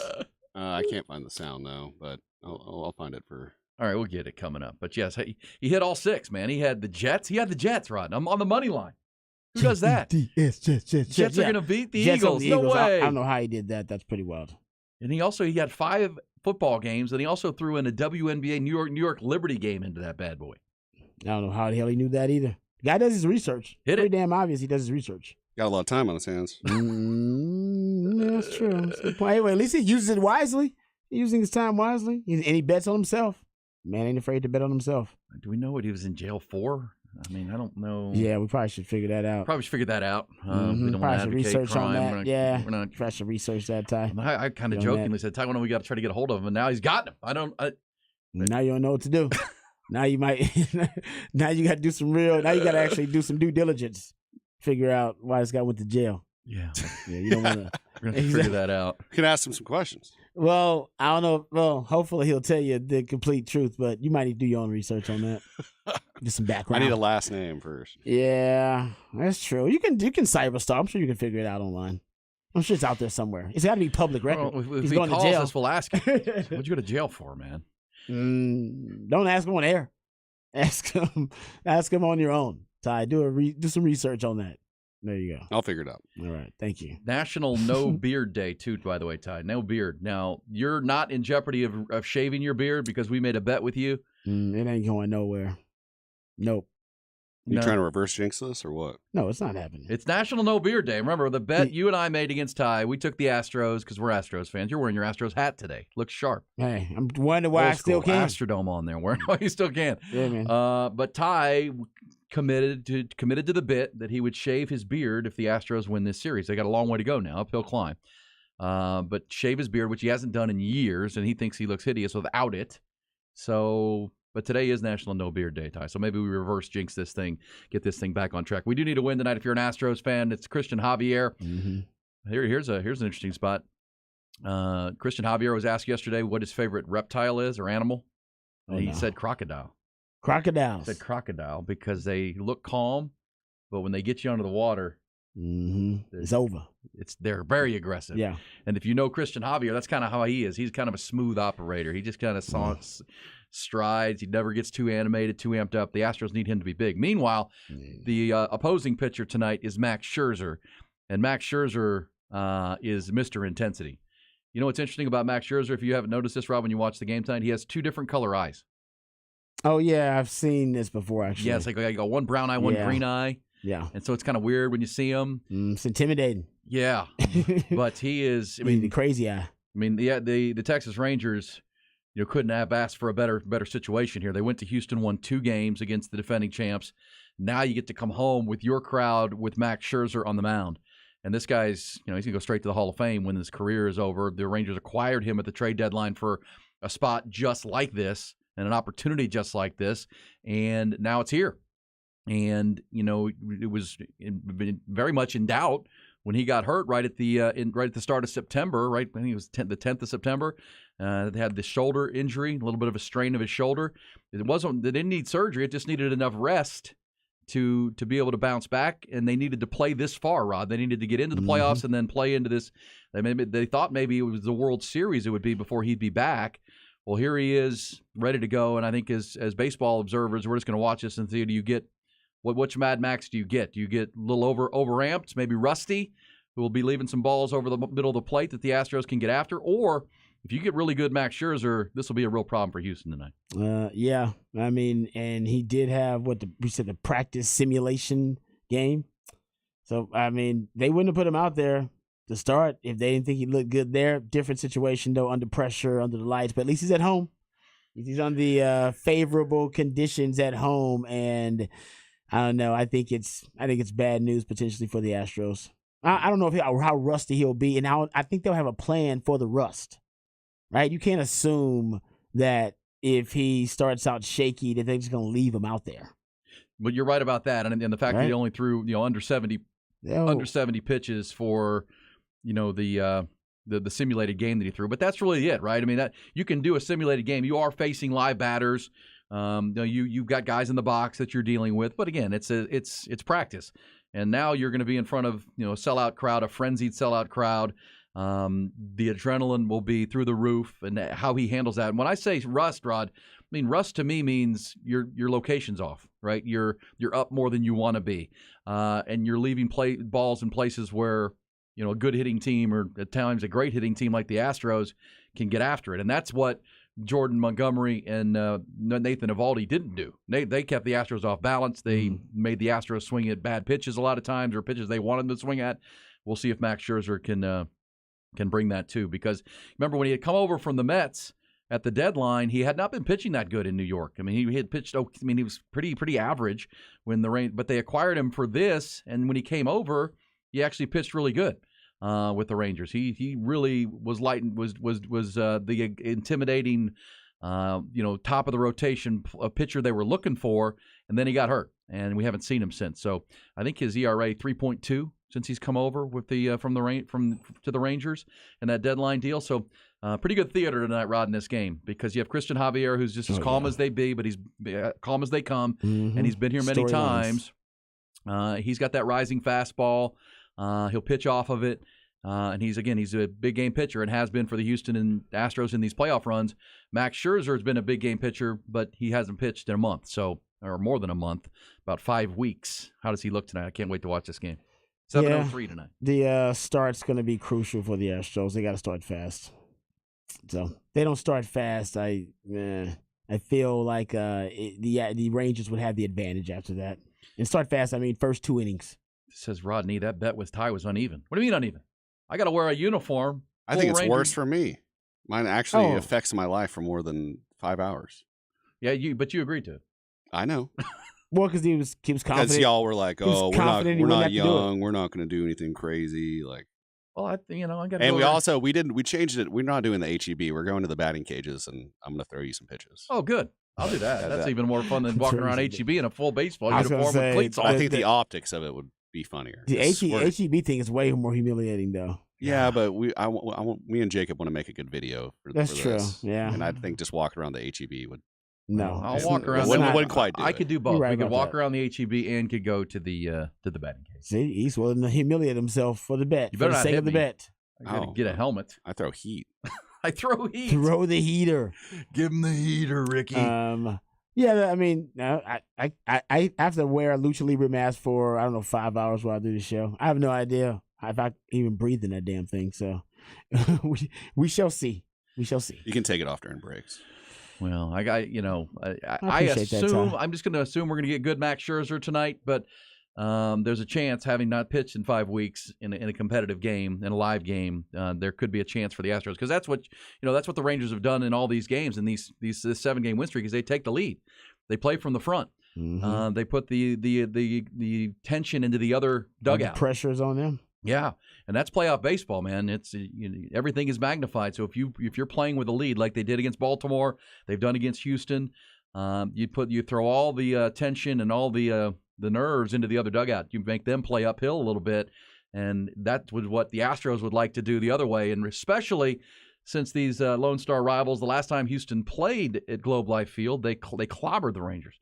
They outscored them 39-10. They went 6-1 in that building this year. So if you're a Houston fan, if you could get a lead and start putting some pressure back into their dugout, and shades of, oh man, here come these guys again. They love playing at the Glow, at the Gilf. Then all of a sudden, maybe the series shifts a little bit. But obviously, if Scherzer goes out and shuts them down, and they keep playing with leads, it's going to get tougher and tougher. Yeah, on Houston, teams because they're going to teams who score first have won 73% of the games so far in the playoffs. Score first. And it would help if you can get the long ball. I do have the numbers. 52% of all the runs scored in the postseason have been home runs, which is higher than last season, postseason, which is 46%. And the regular season, we're at 41%. So if you felt like there have been a lot more home runs in this postseason, then you're right. There have been. It says here, one of our legal experts on the guy who went to jail, that said 10K is probably a low-level felony. Probably drug-related. Yeah, this time around, though, Ty said he's been in jail before. All right, so we just got to find out why. As long as it's low-level felony stuff, it's all good. Not all crimes are considered equal. So, hey, coming back, we will. Did the NFL plant a fan in the Monday Night Football game? That debate is being had on social media. Yes, I've found some evidence. She's not a plant. We will also maybe hear from Rashid, and we'll debate in Bullish or BS the Notre Dame athletic director calling for collective bargaining rights for college athletes on Capitol Hill. Did it yesterday. Details coming.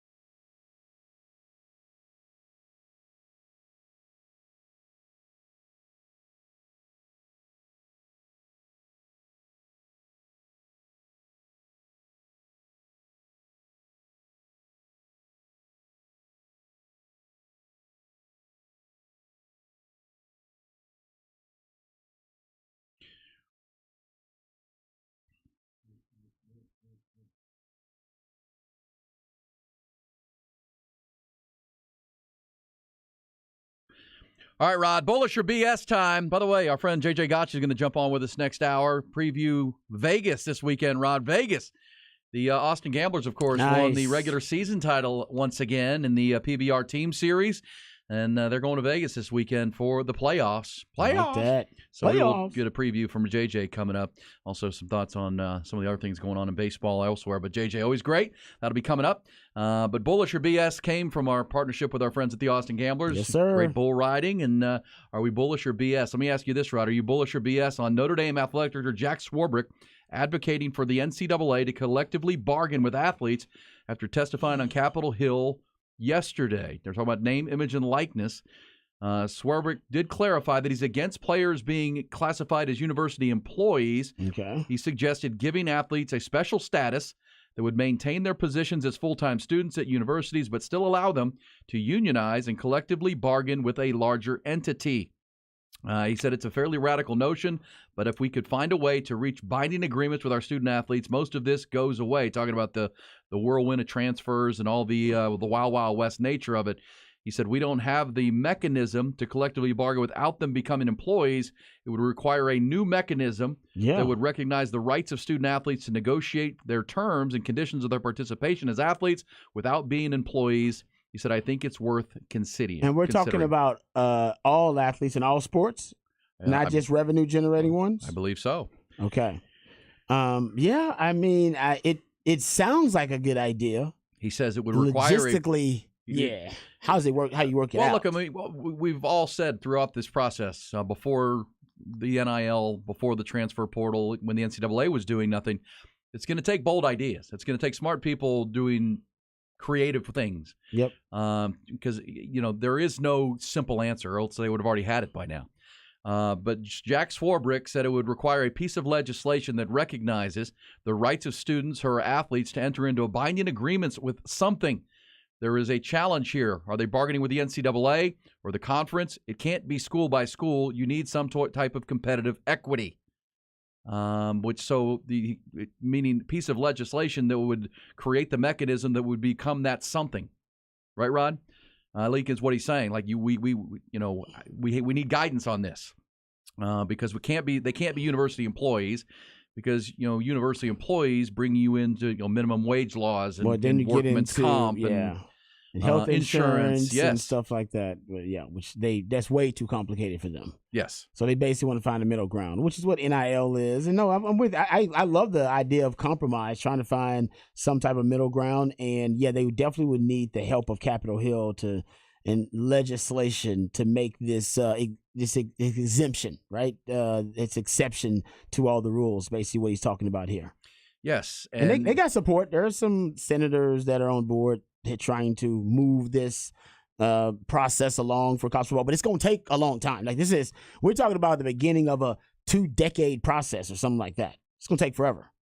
It's going to take a while. It's going to take a while because you got Capitol Hill and they got bigger fish to fry. So they're not prioritizing this, but at least your conversations are being had on Capitol Hill. And at least it's someone who is in the industry making the suggestion and saying that, this is an idea, one worth considering, I believe, but at the same time, yes, it comes with challenges within that of what is this mechanism? What are the rights of students? He does say he thinks that it would limit the transfer portal carousel because, if you negotiate this, if done correctly, it will lead to players signing binding contracts that would limit their transfer portal carousel and just jump from school to school to school. They would be kind of locked in to, stick and stay. Again, sticky situation, not a great, not just a clear black and white path, but at least there's someone making some bold, radical ideas. Yeah, not sure if I'm bullish or BS on it. I think it needs more study. It just like I said, I'm glad the conversations are being had. We're now in a period where at least these people are open to these ideas. And nobody was open to any ideas, 20, 30 years ago. People were throwing out great ideas, but the NCAA did not want to hear them, and the decision makers were unwilling to compromise on some of their stubborn, antiquated beliefs about amateurism. And now it seems like everybody understands the model has to change, and we have no idea how it's going to look going forward. And however it looks, they're going to be tweaking it constantly for the next 50 years or so. Yeah. For a long time, because we just have no idea how it's going to work out. And I think ultimately this will lead to some type of unionization too at the college level. If you're going to be collectively bargaining, usually that's with a union. Yeah. With a group, right? Yeah, it is. It is. You know, It's kind? united. Yeah. Union, right? All right, Rod, bullish or BS? That was a good one right there. That'll be an ongoing bullish or BS. Yeah. So here's the thing, Rod. Did the NFL plant a fake fan at the NFL game on Monday night? She's not fake. They interviewed her already. I know Pat McAfee in the Pat McAfee show had this lady on Yeah. the show, but then as Ty discovered, and I saw the same thing, there is pictorial evidence of this very same lady, this fan. She's a Asian lady who was just totally going crazy for everything that happened. She went viral because they kept Totally showing viral. her. They kept showing her. Chargers don't have a lot of fans anyhow. Most of the fans in that building were Cowboys fans. She's a season ticket holder Yeah. who moved from Minnesota to L.A. All right, we'll let you decide on that coming up. Because I have seen the picture Ty is talking about, because there's also a picture floating around of her wearing Minnesota Vikings gear. But that would make sense if she was a Viking. moved from Minnesota. I like people you can't move and then change your fandom. And be that hardcore of a fan. In the video in Pat McAfee, she has like Chargers helmets like behind her, like she has like an office full of. She goes all in No. when she's dedicated to a fandom. So fake. It's so. And what she said, she's like, "I'm just a huge football fan." It's like, no, you're not. Shut up. We have the audio. We'll let you decide. Bullish or BS. Plus, we'll go behind the burnt orange curtain coming up next hour. And JJ Gotch helps us preview the big event in Vegas this weekend as we get you up over the hump on a Wednesday. It's Hook 'em Up with Ian Rodby.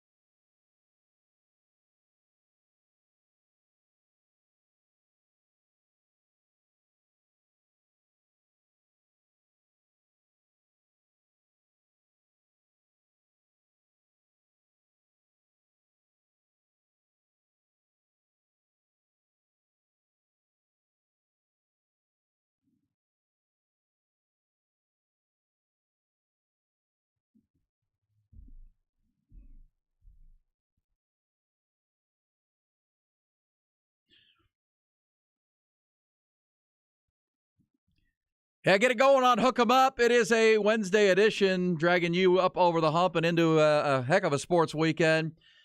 Includes Longhorns back on the field Saturday afternoon. So some pretty important games now in the Big 12 and around the country. The race to the Final Four is on now. 6 weeks in. A lot is now known, but still a lot to do between now and early December. Longhorns are in a good spot right there, but great spot. Just halfway. Also, this weekend features another top 10 matchup. We've had back-to-back, right? This will be the third straight week. We had the Texas-Oklahoma game, which at the time technically wasn't a top 10 matchup. It was close. It was Texas at number 3 or 4 against number 12. But now Oklahoma is a top 10 team, and I think showed that they were even at the time. Last week you had Washington and Oregon. This week, Rod, you have Penn State, Ohio State. Is James Franklin ready to win one of those games? He needs to. Is this Otherwise, the team? His fan base is going to start losing faith in him. It's also a weekend, Rod, that does not include the Texans or Cowboys. Both are off. Both enjoying bye weeks. Yeah, that's weird. That's strange. It does include the U.S. Grand Prix and Circuit of the Americas and all of the racing and concerts and fun out at Circuit of the Americas. So it's going to be a fun weekend. Weather looks great right now. It always looks great when there's an event happening in Austin, and everybody wants to move to Austin. I know, right? They think the weather's great, and Austin's such a great town. It was really hot this summer, guys. It was really hot. Oh, no, but not now. Now it's perfect. Beautiful. Yeah, by the way, temperatures will crack back into the 90s this weekend just in time. 94 Friday, good. 92. Yeah, cook them, bake them. Bake them out there, Bake them. Yeah. Make some bacon. All right. So also this weekend out in Vegas, they're going to have the PBR Professional Bull Riding Championships, the playoffs. Oh, yeah, man. We're going to talk to J.J. Gotch coming up for a minute about his team. His team, of course, he's the president of that team and great friend of our show. He'll be out there in Vegas. We'll get you a preview coming. But first, let's get you the other headlines, the trending topics. Rod will also have himself a rant here next hour, behind the burnt orange curtain this hour. But first, let's get the news. Top Gun, Rentals and Lawn Equipment bring you the top stories at the top of the 8 o'clock hour. We'll start with baseball. How about those Philadelphia Phillies? Another electric and red-hot crowd last night, and the red-hot home team did not disappoint. Kyle Schwarber blasted a pair of home runs. Trey Turner added another. Phillies bomb Arizona 10-0 in Game 2 of the National League Championship Series. Now 18 home runs in 9 playoff games for the Phillies. Should be quite an electric atmosphere tonight in Arlington as well, where those streaking Texas Rangers 7-0 this postseason come back home for just their second home playoff game. They'll host the Houston Astros. They're up 2-0. Astros went 6-1 at Globe Life Field in the regular season, including a sweep in September. So we'll see. It's going to be an electric crowd for Max Scherzer facing Christian Javier. That game at 7:03 tonight. Also, Texas football, 8th-ranked Longhorns continue to prep for their trip down to Houston to face the 3-3 Houston Cougars on Saturday afternoon. Several midseason honors announced yesterday, or at least watch list honors. 5 Longhorns. Linebacker Jalen Ford, defensive lineman Tavondre Sweat, offensive tackles Christian Jones and Kelvin Banks, along with Jatavion Sanders, the tight end, all named to the Lombardi Award watch list by the Rotary Club of Houston. Longhorns' offensive line as a unit was named to the Joe Moore midseason honor roll, that Joe Moore Award. And Texas head coach Steve Sarkisian, one of 26 head coaches named to the Paul Bear Bryant Award watch list. Also down at Texas State, G.J. Kinney, their first-year head coach, was on that list. Basketball, packed house at Gregory Gym last night. See the Texas men's basketball team host their annual orange-white scrimmage, signaling the official start of a new season. How about returning forward Dylan Mitchell led the Orange to a 34-23 win in the scrimmage. Sophomore led all scorers with 10 points. He also grabbed 6 rebounds, blocked 3 shots. Rodney Terry's Horns picked to finish 3rd in the Big 12 in the preseason coaches poll. They'll open the season ranked 18th in the preseason AP Top 25. Their next game on the floor will be an exhibition game with St. Edwards at Moody Center on October 30th. High expectations for the Texas women as well this season. Head coach Vic Schaefer and his team, how about he returns 88% of his scoring from a year ago, 94% of the rebounding, and that returning talent includes point guard Rory Harmon, who yesterday was selected as the preseason player of the year at Big 12 Media Days. They also will add Madison Booker, selected by the coaches as the preseason Big 12 freshman of the year. And they'll open their season 13th, ranked 13th in the preseason AP Top 25.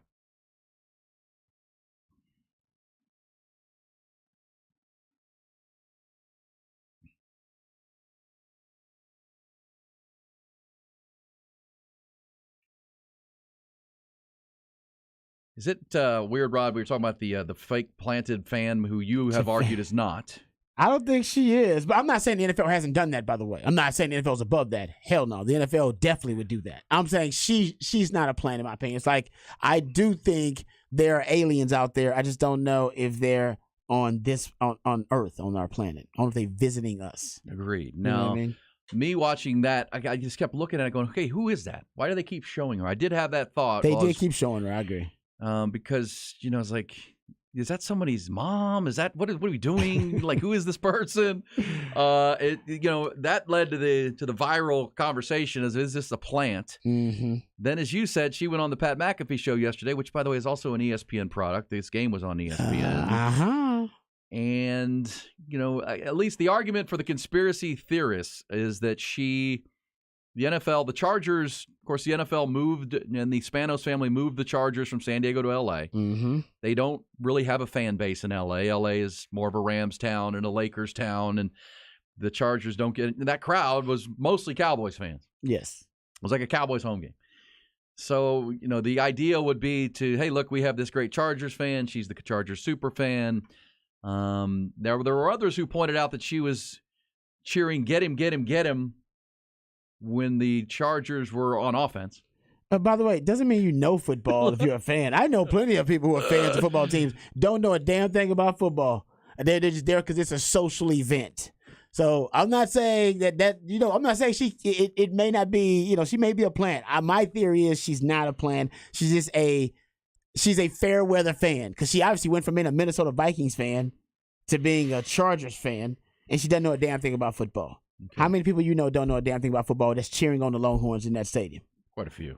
Like 70% of them. Like 70% of the fans there. Trust me, I've sat next to them. They don't know anything. You don't know a damn thing about football, do you? Okay, all right. So that's not unusual. It's like not when unusual. my son was playing baseball, I'd sit in the stands with my earphones in because I didn't want to listen to everybody that doesn't know what they're talking about. Okay. They don't know what they're talking. They're just yelling. I was listening to music. I don't need to hear this. Even this is our home team, and they don't. What are we doing? Hey, all right. So we'll get back to that. Also back to all the conversations of the headlines there, including the Phillies with a big win, Rangers Astros tonight. That was pretty cool environment at Gregory Gym last night for the Longhorn basketball team and Rodney Terry. A lot of excitement there. But speaking of excitement, in addition to all the fun stuff this weekend, let's go to the Vaqueros hotline. The PBR Team Series Championship is on the line in Las Vegas this weekend. And the regular season champions are your Austin Gamblers. The regular season MVP was Jose Vitor Leme, and they are headed to Vegas. And on the Vaqueros hotline, our buddy J.J. Gotch, president of the Austin Gamblers. Hello, J.J. How are you, buddy? Morning, fellas. We still got 2 seats left on the plane today if you want to go with us. Oh, nice. Appreciate the invite. Oh, man, I would jump on that. I got a JJ. newborn at home, so I got to pass. I know, and I'm going to Houston. My sister's turning 40, so we're having a big 40th birthday party for her over the weekend. So got to do that. But you guys, this is going to be fun. Now remind folks, JJ. The format here, you guys went last year as the regular season champions, but came up short. And I know that's been a mission to rectify that. What's the team's mindset, and what's the game plan headed to Vegas this weekend? Yeah, as you mentioned, all 8 teams in the league go. It's a progressive style tournament. The first, number 1 and 2 seeds, which is Austin and Kansas City, we get a bye on day 1, so we advance this Saturday. But the other 6 teams, they battle it out on Friday, 4 advance. And then 6 of us will go at it on Saturday, and then 4 advance to Sunday to 2 semifinal games, and then a third-place game and a championship game on Sunday afternoon to determine all of it. So, and it'll be on CBS Sportsnet all weekend. Pretty late here locally on Saturday night, but Saturday afternoon it'll be 2 o'clock, or actually 1 o'clock in Vegas, so 3 o'clock here. So hopefully folks will be able to watch us and cheer us on as we're going for a championship. Go ahead, JJ. Hey, JJ, obviously health with any sport, especially when you're going into, the postseason, the playoffs, seeking a championship is going to be big. This is one of the most physical sports that you probably could play on the planet. How's the health of the team right now? Well, there's kind of 2 ways to answer it. We're about as healthy as a bull riding team can be. But then when you put that second factor in there, all of our guys, not just on our team, but every team, everybody's pretty banged up. For anybody that was watching a couple weeks ago, the regular season finale on Friday night, Jose Vitor-Leme actually got completely knocked out on his Friday night ride. Mm-hmm. And then just because he's a warrior and he's just an unbelievable athlete and just a different kind of human being, he got up on Friday morning, started working out, and was able to pass concussion protocol, rode again on Saturday night, which, ultimately clinched the MVP for him. And then we won the whole thing on Sunday. But relatively speaking, we're in pretty good shape right now. We're probably as healthy as any team in the league. So I would say we've been pretty fortunate all year, and I think we're in good shape from a health standpoint going into this weekend. It's a great question. And just like in any other sport, I mean, the regular season is the regular season. You guys, again, dominated that and were the best team. But it comes down to this weekend. And like in anything, you got to execute here. What has been the goal? I know you guys, we talked in the preseason, you guys went to Brazil for some team building and team bonding. And this is when that kind of stuff matters the most, when you're on the biggest stage and the biggest moment. Well, and Aaron, I think you can look no further than the MLB playoffs and how that is shaped out in terms of, with a lot of the top seeds, getting bounced early. So the regular season is great and it sets you up, for the postseason. But once the tournament starts, it's a completely different beast. We saw that last year. We went in and we got bounced on Saturday night before we even knew what happened. And so I think for the guys, that we have a better expectation going into this thing.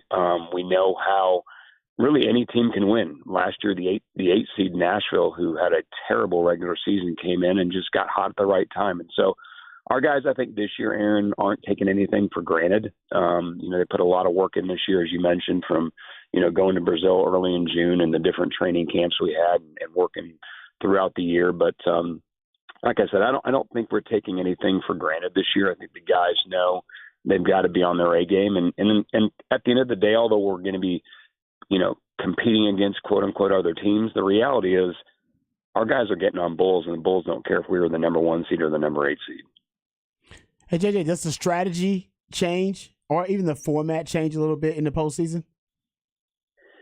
Yeah, the caliber, it's interesting, and we're going to get some real inside baseball here, Rod, is that the caliber of the Bulls at the championship are the best Bulls in the world. Mm-hmm. Although, we've been competing on the best Bulls. These are the elite of the elite of the elite. And so with that in mind, the thought process is that probably teams aren't going to be covering as many Bulls or getting as many qualified rides. So maybe during the regular season, maybe we were wanting to match up Jose and Dalton on Bulls that maybe could get them higher points. In this scenario with these Bulls as good as they are, we're just trying to get a couple qualified rides. Okay. I think if you can get, 2 out of 5, there's a pretty good chance you're going to win the game. 3 out of 5, probably most definitely. I just don't see a lot of teams getting 4 or 5 of their rides. And so the strategy does change a little bit to where let's just get some points on the board. Okay. Yeah, it'll be interesting. You said CBS Sportsnet will be your TV spot for it all weekend long out in Vegas. As we said, Austin gets the first round bye, so they won't have to ride on Friday night, Saturday, and Sunday for the championship for your Austin Gamblers. JJ Gotch is with us, president. So you expect some of your loyal fans and a lot of fans from around the other teams to make the descent on Vegas. It always is a fun trip to make, and it's a cool place to have it. You think there'll be a lot of great fans from all over the PBR making their way to Vegas this weekend? I do, and I think it's not just for us. I think just everybody around the country has a better feel for what the team series is and have gotten behind all their teams a little bit more. I know that we've already sold out our fan section at T-Mobile Arena, so we're excited about that and bringing a lot of Gambler fans out. But we had a GM call a couple days ago, just kind of leading up to it. And I think most of the teams are having a similar amount of excitement around their teams. And so it's going to be different this year. And I think anybody that went to the Moody Center this year and saw our home event and the difference in the energy and excitement for the Gamblers this year compared to last year, and I think the other teams in the league saw that. So, yeah, I think that the championship in Vegas at T-Mobile, I think it's going to be rocking this weekend. JJ Gotch, president, general manager of the Austin Gamblers, and Coach Michael Gaffney and his team will be headed out to Vegas, leaving today, as heard JJ say. JJ, I know you're keeping an eye on that baseball series up in Arlington and Houston. I mean, it's really cool. I know the Round Rock Express put out the tweet that 22 players for either the Rangers or Astros came through Round Rock, and you saw a lot of those guys when you were at AA down at Corpus Christi. Really a cool thing. It's great for baseball in the state, and you've been a big part of that. Is there a side you're rooting for here, or are you just tuning in? Well, the great thing for me is I don't have to root for either one of them because I'm a Phillies fan. Yeah, that's right. And I am enjoying the ride that they're on right now. But no, I think obviously it's great for the state of Texas to have both of those teams. The roller coasters that they've been on over the last 10 years. It seemed like when the Rangers were hot in 2011, 12, 9 through 12, the Astros were terrible. And then when the Astros got hot, kind of went on their World Series run, the Rangers were terrible. And so for them both to be at the top of their game at the same time is awesome. It's fun seeing the different fan bases because, obviously the folks in Houston are Astros fans and up in DFW, they're Rangers. But I feel like, and you're probably the same, a lot of folks here, I think Austin's a little bit split, maybe a little bit more Astros because of the recent success, but it's fun to see a lot of my friends that are on either side of the fence kind of battling it out over social media. But it's, like I said, I think it's good for the game, and I'm excited because hopefully when I get back from Vegas and hopefully we've won a championship out there, I can go get a World Series game with the Phillies either in Houston or Arlington. Be awesome. Hey, JJ, safe travels. Somebody texted and says, I'll take one of those seats, JJ. People are looking to get on the plane with you guys. So, hey, have fun. Everybody stay safe out there. Have a good time, but bring home a championship, all right? Yes, sir. Awesome. Thanks, fellas. All right, Thanks, there you JJ. go. Chance to bring home a championship right there. Yeah, I mean, he said at the beginning of the season when we talked to him that the way that they performed last season in the playoffs, or the last playoff appearance, was upsetting for him. He didn't like it. No, they're competitors. I mean, Yeah. This is professional. They Bull bounced a little riding early. has forever been an individual sport, and now it's become a team sport. And they're having to learn the teamwork side of it. But man, it's for the championship. And when you're a competitor, I mean, there's a big pot of money there too, right? Prize money on the line. Oh, and yeah. the Straight cash championship only. side. These are some of the best athletes in the world, jumping on some of the best bulls in the world, the most dominant bulls in the world. That'll be this weekend. CBS Sportsnet is where you'll find that, and it's just it's highly, highly competitive. And it's I remember when JJ took this gig, and he left baseball. He'd been with baseball his whole life, essentially. He said, "Man, I got to do it. There's really powerful people behind this thing. It's going to be a big success, and I look forward to building it." And then you go to the event here at the Moody Center back at the end of August, and it was packed, sellout crowds all weekend long. I'm sitting there. There's Michael Dell, who Dell Computers is now heavily invested in the Austin Gamblers. They got deep-pocketed owners. The sport is growing. They're 8 teams now. They want to expand that. And, it's been proven that bull riding is a very popular sport. Yeah, no, it and is. has a huge fan base.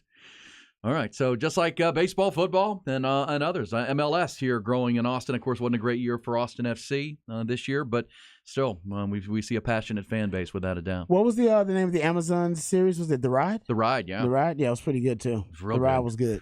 Real good. Yeah. So, yeah, this is it, though. This is the championship. So if you're flipping around watching football this weekend, college football, Saturday and Sunday, the NFL, take a look over on CBS Sports Net. That's where you'll see the PBR out in Vegas. And it's for all the marbles. It's the whole deal, the tournament. We'll come back. When we do, Rod will take us behind the burnt orange curtain, talking Texas football, the matchup with Houston. As Rod has said, Houston's kind of Oklahoma light. They're going to do a lot of things like Oklahoma did in a similar way, but can they do it to the level? Rod will tell us that behind the burnt orange curtain. Also, more on the NFL fan plant. This says NFL is having a competition for best fan. That was obviously staged, guys. Obviously staged. We'll let you hear from this lady. Then you can decide. Also, we'll go off the record for the end of the hour. Coming back, hook 'em up.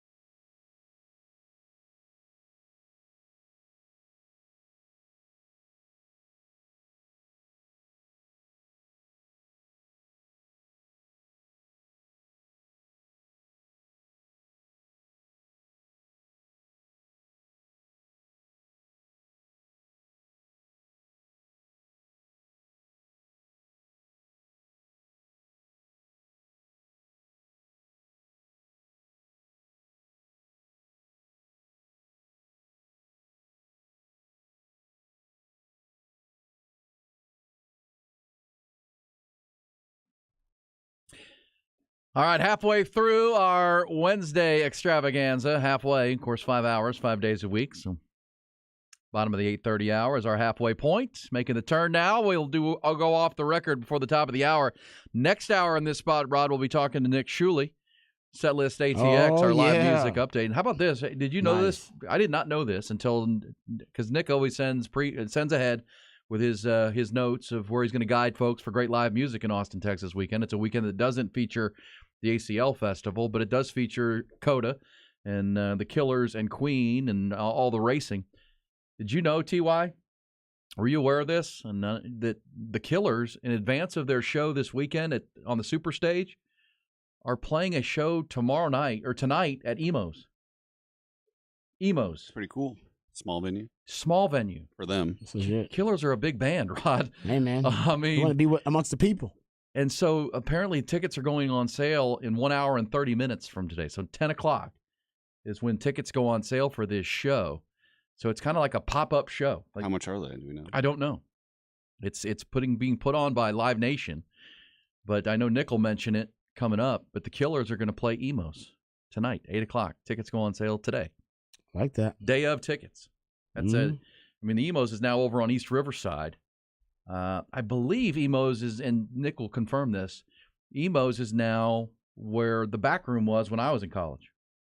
Right there on Riverside as you're heading towards all the apartment complexes down there. It's been there for a few years. Yeah, though, it has. right? It has. Yeah. But I mean, I was in college 30 years ago. So, but that's where I've always told that story. I got to see the Black Crowes play at the back room way back in when I was still in high school. I was still a senior in high school. Can fit in the back room? What's the capacity? Not many. I mean, maybe 1,000. Maybe I don't know. I don't know what the capacity at Emo's is. I mean, it's bigger than like Antone's or. It is bigger than Antone's. Now previous Antone's would have been bigger.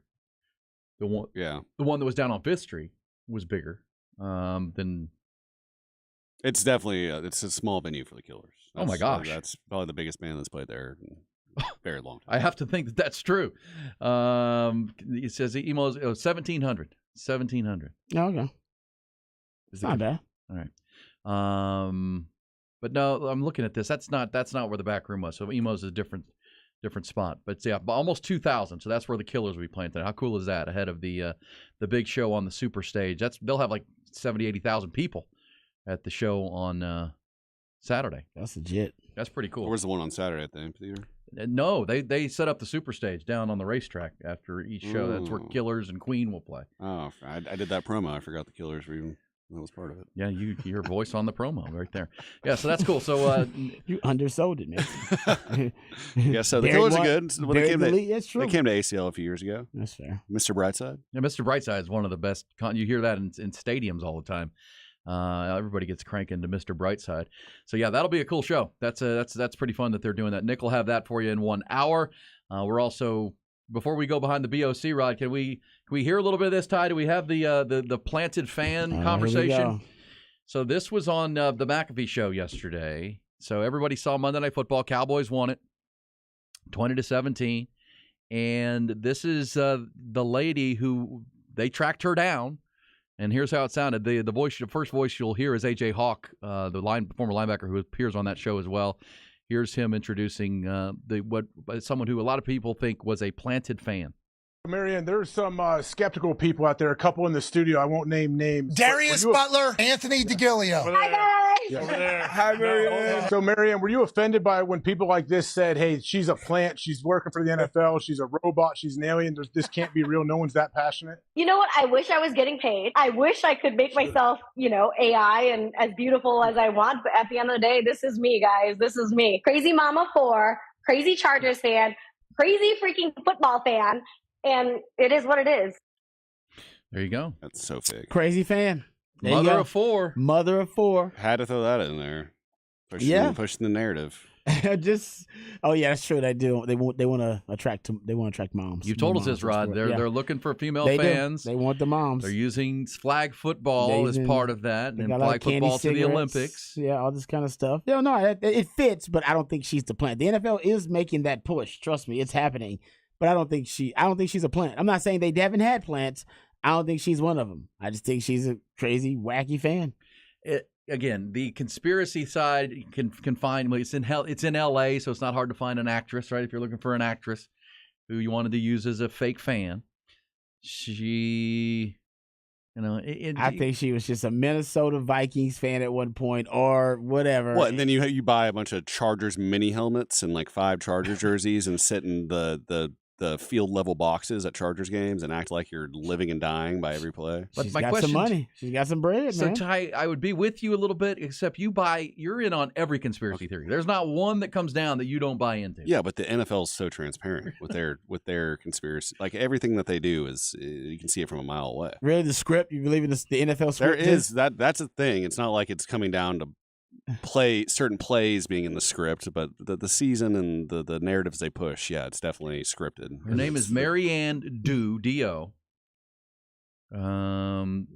She went so viral that her favorite team, the Chargers, have changed their X profile picture to her face. Y'all are doing the NFL's work for them, right? Y'all are doing the NFL's work for them. They don't even have to come up with all these wacky plots because Yeah, you're right. you guys are just running with random okay. plots anyway. When I was watching that game and the first time they showed her, I was like, yeah, that's going to be a meme instantly. Like they those camera dudes and those producers knew what they were doing.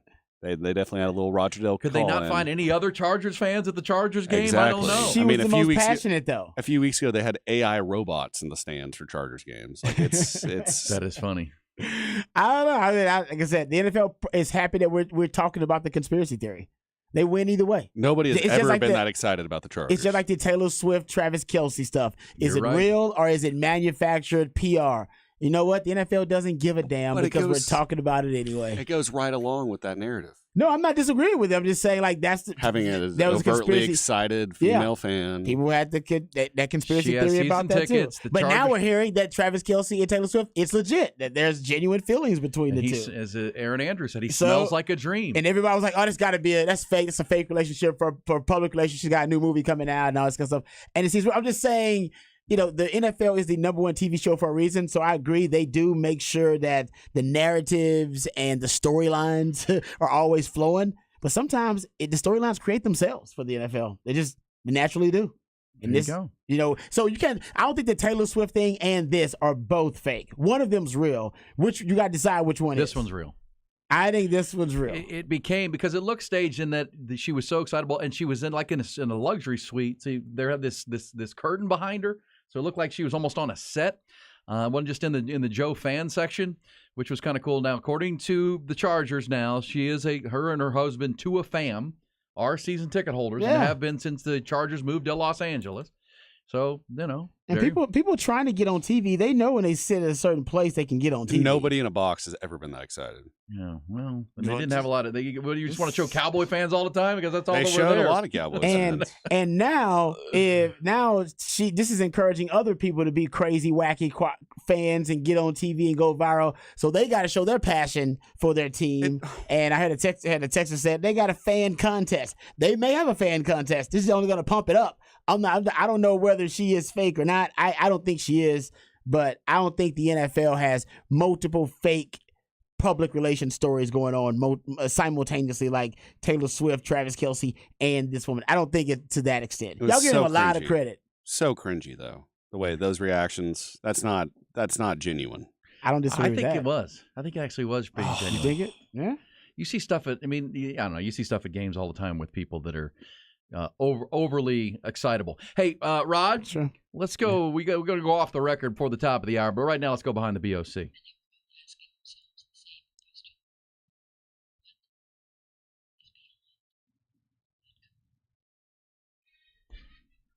All right, let's talk about some Texas football here, gentlemen. Texas versus Houston coming up this weekend. The first time the Longhorns will be playing the Cougars, since I was on campus, since Rod B was on campus.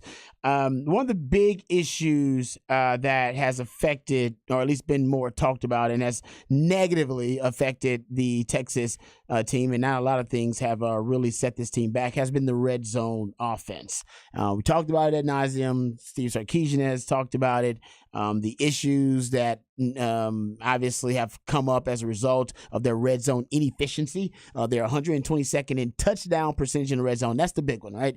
Being able to score touchdowns in the red zone. It doesn't help that Bert Arbin's been inconsistent, even though he had one of his better games versus Oklahoma. Hopefully he's turning things around. But it's the touchdown percentage in the red zone. They're ranked 123rd in the country. And Texas, of all teams, shouldn't have to deal with inefficiency in the red zone because they have so many weapons, right? They have really an embarrassment of riches on the offensive side of the ball with JT Sanders, who's one of the best tight ends in the country. Right now with Brock Bowers, that was probably the best tight end in the country.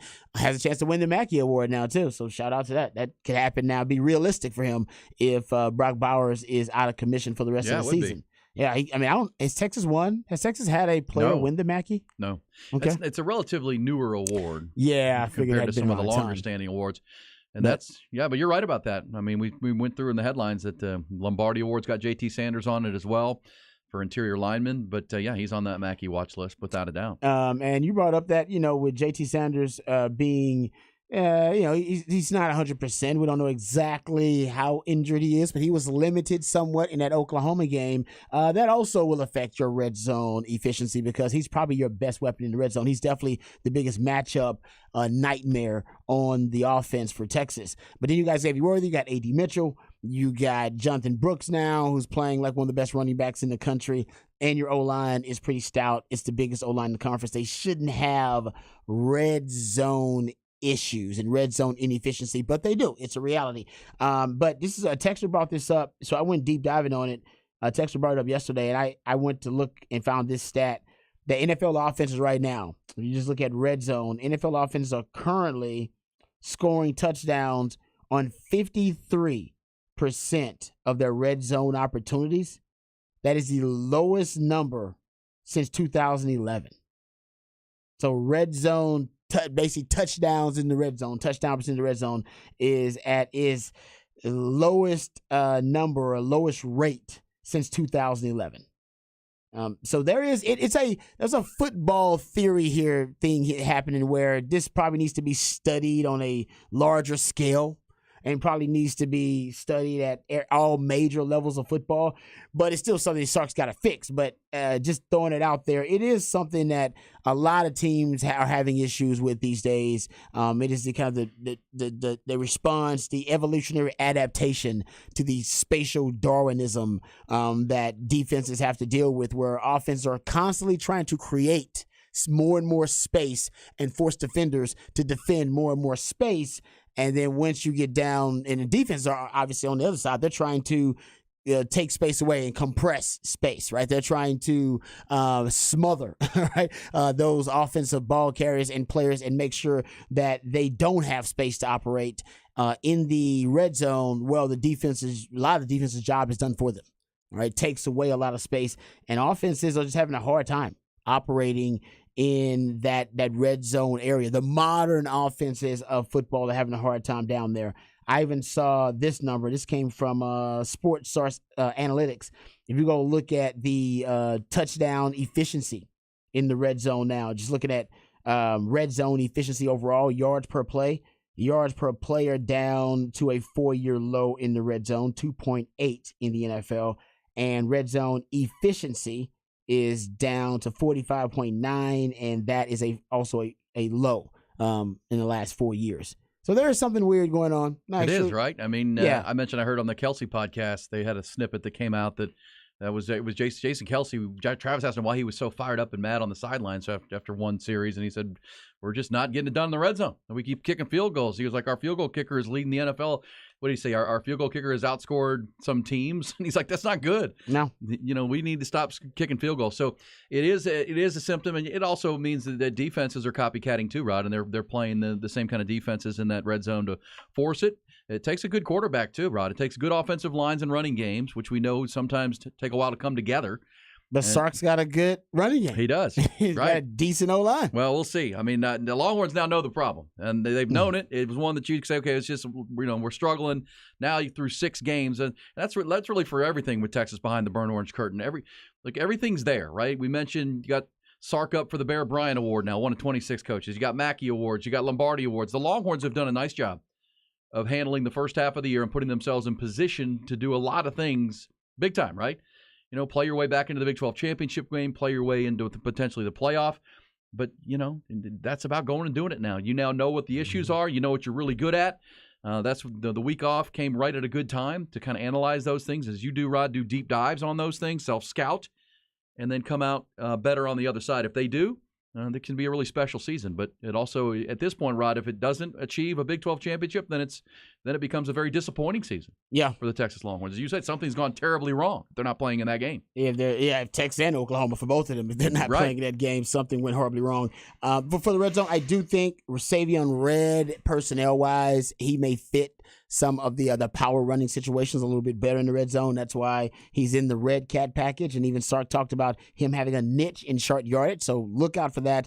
Also, we talked about Sark is willing to steal plays. And I said he should just look at the best red zone offenses in football and steal plays. The Miami Dolphins is definitely the offense he needs to look at in the NFL.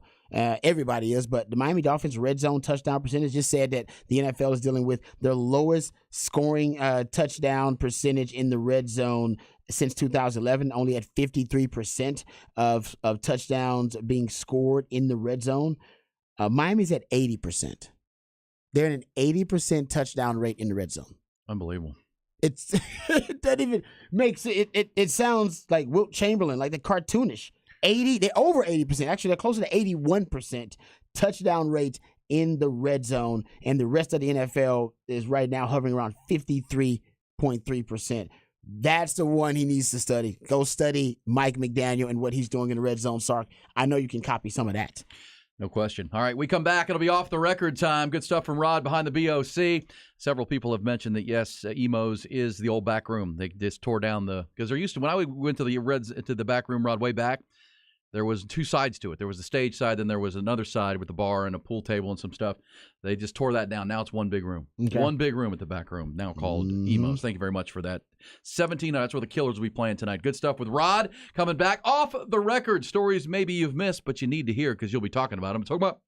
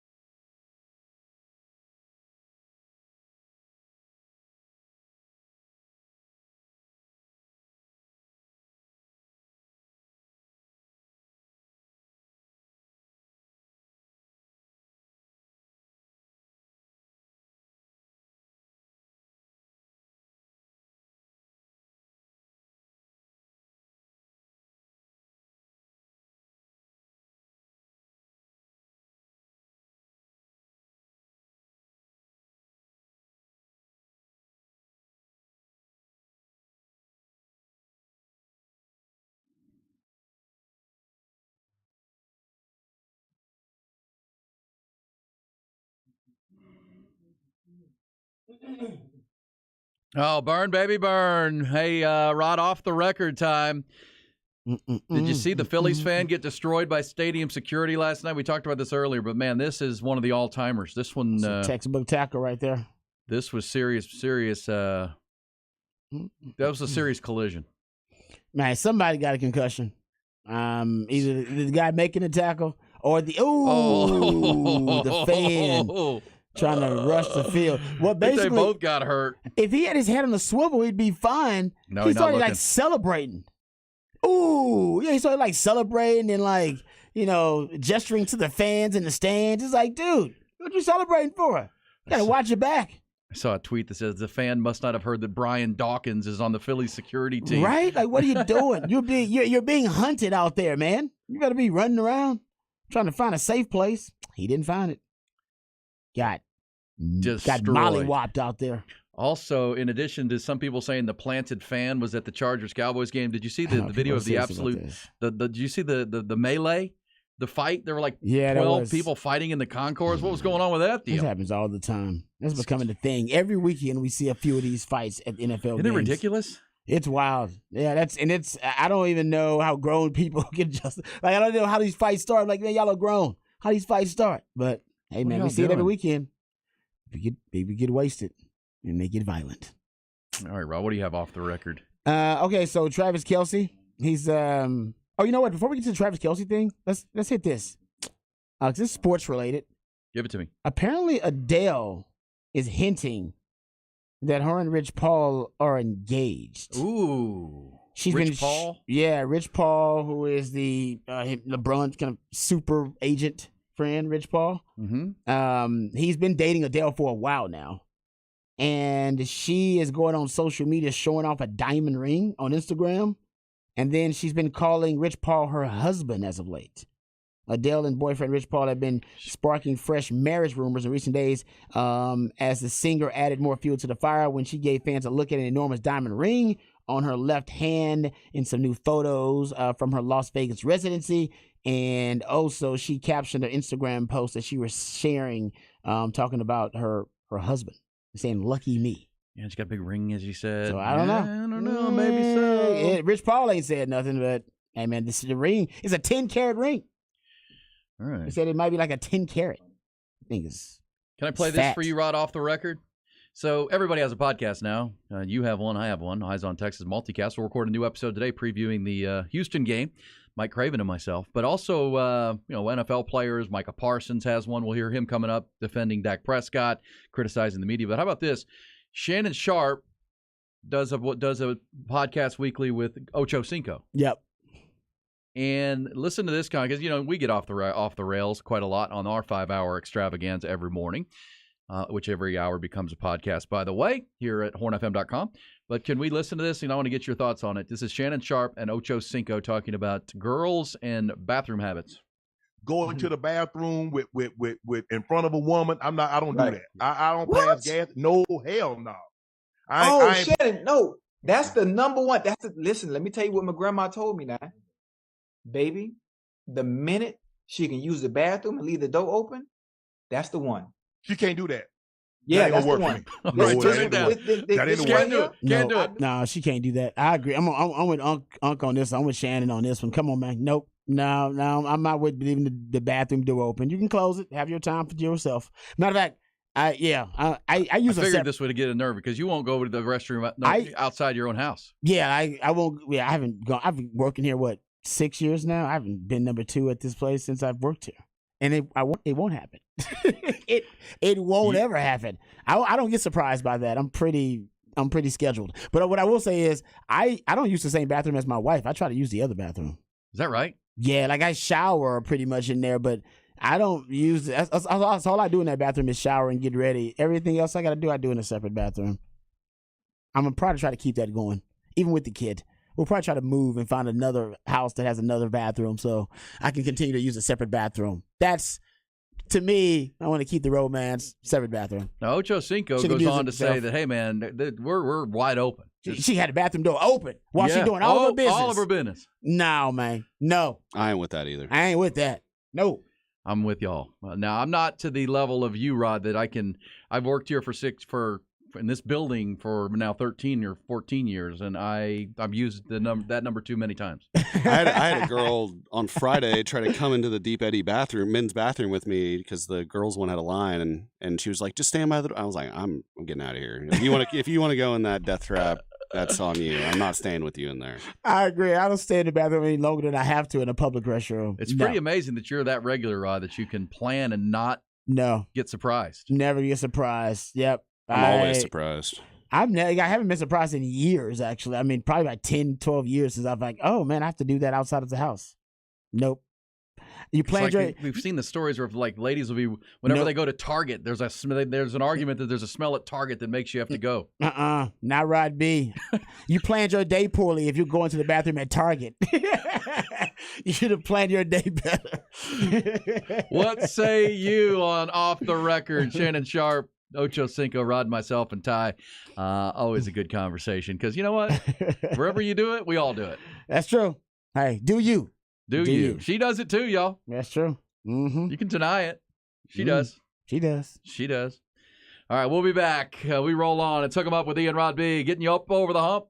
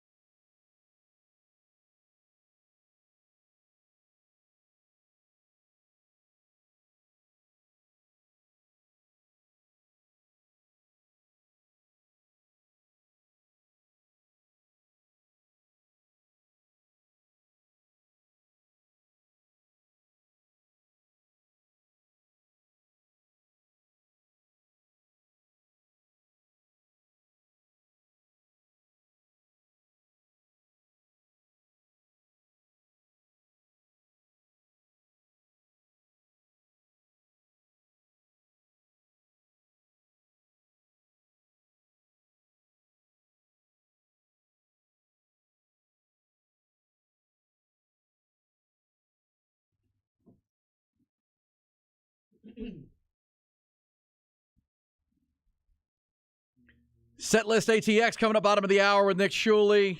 We'll get you more details on that incredible Killers show at Emo's tonight. The Killers are playing in an under 2,000-seat arena this morning ahead of their Coda appearance this weekend.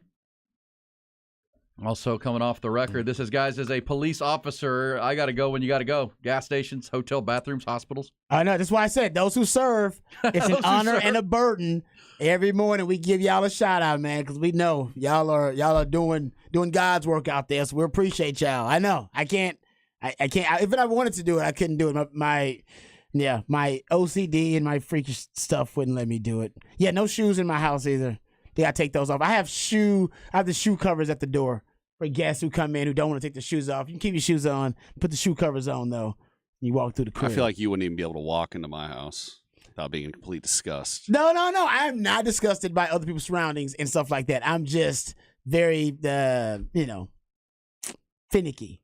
Well, I live in a zoo, so. Yeah. How'd you handle the locker room with all these gross dudes? I handled it pretty good. Texas was really clean, actually, because, it's high level, so they got people cleaning up the locker rooms. The high school locker rooms, yeah, they bothered me. With the tiles that have, the water can go through them. You know what I'm talking about? Oh, yes, room? yes. Kind of like a sports court. Yes, I know exactly what you're talking about. So they redid the Westlake locker rooms my junior year, I think, and they pulled those tiles up. Oh! And I'm not kidding. There was probably, the floor had been lifted 3 or 4 inches because there was dip. Spit into the floor much to where it was completely caked 3 or 4 inches up. I couldn't do it. Probably the most insane thing I've ever. I was like, well, yeah, I guess that makes sense. I have been spitting into this floor for 4 years. Yeah. See, yeah. See, that's Rod's why. getting sick over there. I am not. It's getting me kind of grossed out. Now, listen, I know that you've shared with us that revealed that you had a real bad staph infection one time. I did. I had a staph infection that almost led to me being blind. Shout out to my ex because she kind of saved my eyesight. She forced me to go to the emergency room, and I was like, I'll give it another day. And I got there, and then a doctor told me, she's like, yeah, you'd wait another day, you'd be blind. Just so you know, the infection would easily have spread to your brain, and you being blind would be the good news. Because it could have gotten even worse than that. So yeah, I had a staph infection. I looked like Rocky Dennis from Mask. Actually, my face just swole up. Then it was such a bad staph infection. They have to make a special kind of medicine for it, right? Special type of medicine for it. So they had hazmat suits around me because they didn't want the staph infection to spread. So that was probably the scariest damn thing about the whole experience.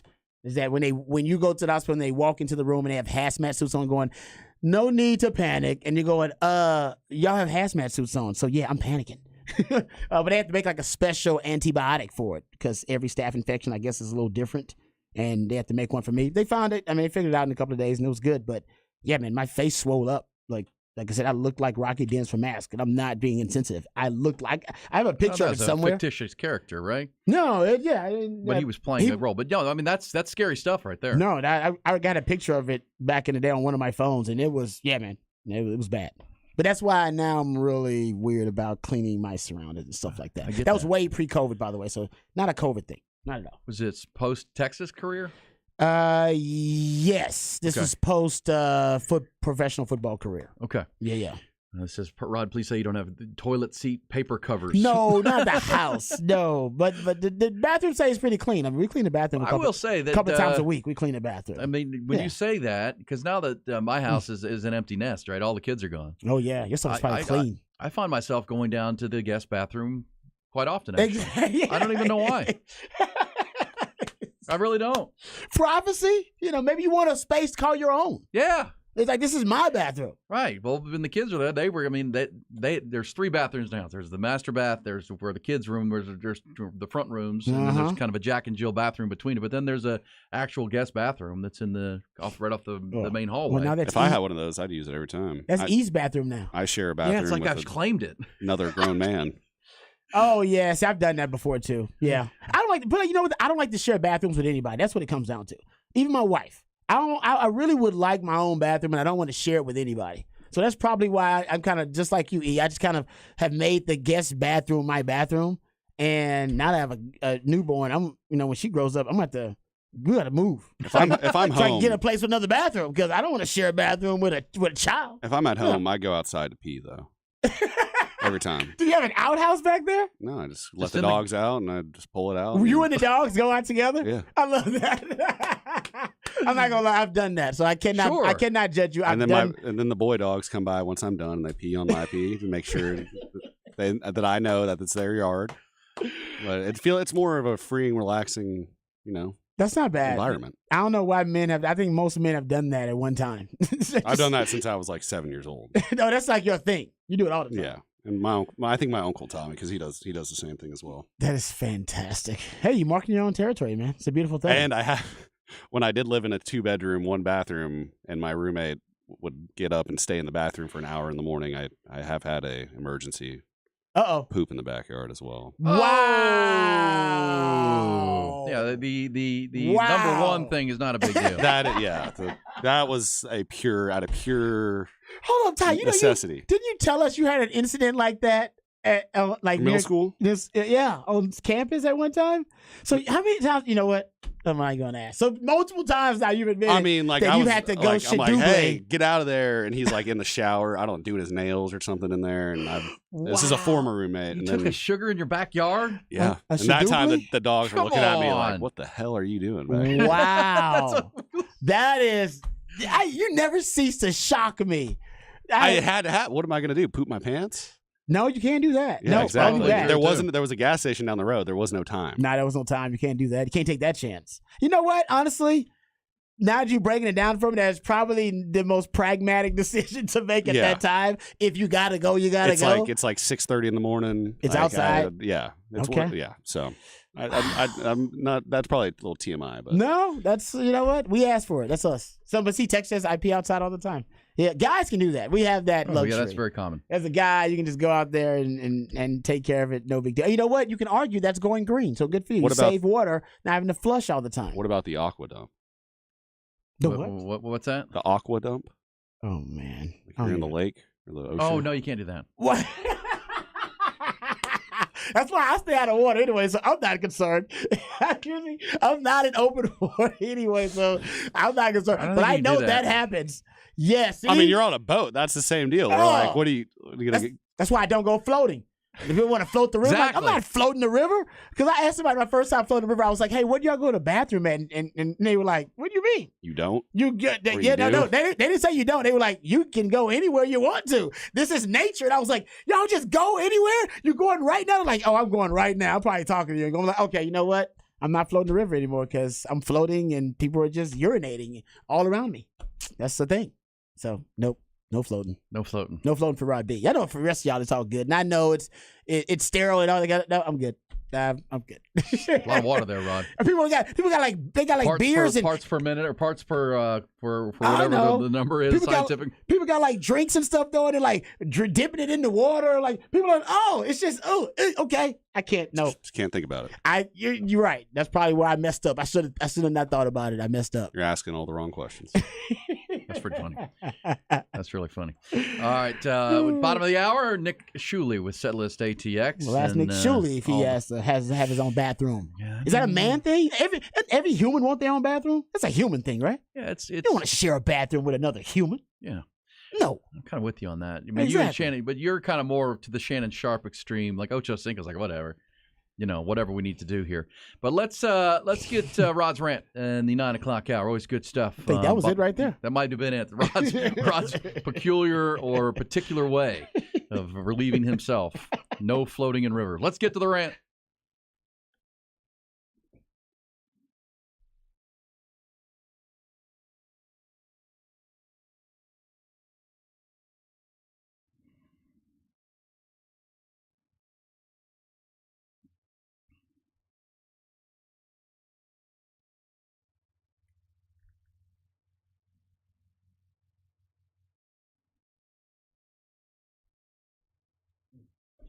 All right, now I want to talk about some NFL stats that I came upon, and I did some deep diving research and went rabbit holing and found that there's a trend right now early on through the first 6 weeks of the NFL, and not a good one. The NFL is not happy about this trend, by the way. If you ask the NFL, they're probably not bragging about it. And these are stats that I had to piecemeal and didn't find them actually from the NFL. Had to do some research. But remember we gave the stat yesterday that the NFL had 9 teams who won last week without scoring more than 20 points, which was tied for the most in any week in a 32-team era. So you had teams winning, not scoring a lot of points, but being able to win a lot of games. And the NFL scoring, actually, even last season, NFL scoring was down. I mean, NFL scoring was down last year, and actually passing numbers were all down last year, but rushing numbers were up. We went through those stats. Rushing numbers actually were the highest yards per carry in NFL history when you looked at yards per carry last season. So one of the reasons that scoring is down is because passing is down. Teams are passing less. They're throwing the football down the field less. And because of that, they're running the football more, and running leads to either longer drives and less scoring. And this past week, you had 25 NFL teams that scored 21 points or fewer.